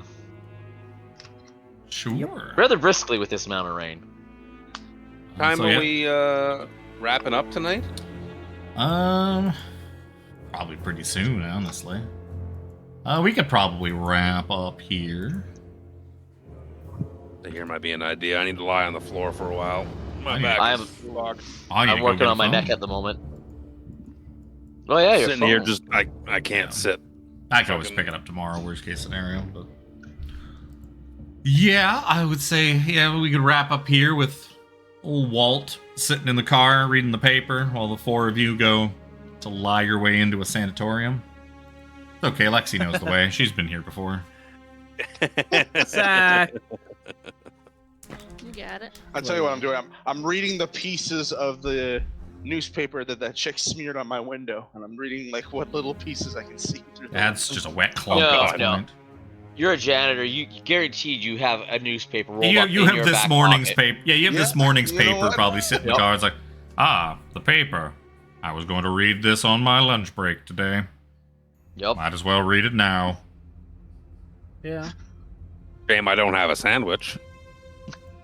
Hey, he might actually. Although- His, You know, his lunch kit might have been in the his car. His lunch kit's probably in the car. Might as well Yep. have a bite. Sandwich? I'll have a bite to. I'll have a bite to eat, but not too much. I'd hate to ruin my appetite for Crawford's later Yeah, that is true. with the It's a once in a very lifetime opportunity. with that very normal gentleman that wants to take you to Crawford's, Mr. Wick, Yeah, it's very actually, normal. this and not at entire- all strange. This man. entire situation, out of everything we've done so far, nothing has been normal so far. So actually sitting there reading the paper is one little bit of normality that Walt He's Walt just is breathes. just gonna cling on Like, to right now. If I don't look at the sanitarium I'm parked out front, I could just pretend I'm in the university parking lot, enjoying my lunch, reading my paper. Yup. There we go. It's exactly it. I didn't sign up for all of this hocus pocus bullshit. Speaking of hocus pocus bullshit, I guess that means we'll pick this up next time. Yup. Or next week we go back to D&D and do actual hocus pocus bullshit. That's Yep. true. In hell. And Now hopefully, Now that Gorian is recovered from his bout of stomach issues, and you have several vials of powerful pit fiend blood, Yeah. you get to go back to Mordenkainen and find out where some people are located. Where we go next? what if I ate the blood? Oh, please don't. Hey, look, we passed by more of that black ooze stuff that gave me another head. If you drink it this The time, demon- I demon wonder what ichor? Gorian will get. If you guys actually passed by Demon Ichor and you didn't like take any with you, I've got Oh, we I've did got it. a water skin of it. as I say, that's A water skin, which he meticulously tried to Oh, RP out, that he touched it with 2 fingers at a time, and a hanky, and this, that, and the Yeah. other, and then Like passed kicked it along. around on the ground to get as much off on the dirt as possible, and then used a rag and had Red help with his mage hand. Yeah, you know the thing I drank without any hesitation. yeah, Demon Ichor. It's very valuable stuff. I learned my lesson after watching you touch it. Eliak at Ichor's away has told you he'll buy it from you. Yup. Now we might need it I mean, for are a you- getaway at some point. It's also useful for your infernal war machines. But Yep. we'll dive back into that Nope. adventure next Saturday, 6:30 p.m. Pacific time. No. This Stay tuned. This the same time 2 weeks from now, as same time as today. Nope. Let's see if you guys Look forward can to it. find this mysterious paperwork that seems perfectly fine and normal. Right? Right. See what happened. See how things went, leaving the weird stalker guy in the person's house that he was stalking. Yeah, that was an oops. Fine. Sure, it's fine. It wasn't my idea to leave him behind. I'm also sure it's fine. What's Just the worst fine. that could happen? Oh, we'll find out Why next did you time. say that? Why did you say that? Next time on Call of This is Cthulhu. Lucy gets there and he takes her in and just Takes her skin. kidnaps her. Takes her Takes in Jimmy's and skin. kidnaps Oh, dear. her. Takes Well, her now he's skin. Take- See I you mean, notes. this is Call of Making Cthulhu. I notes. wouldn't put it past it. See you next True. time.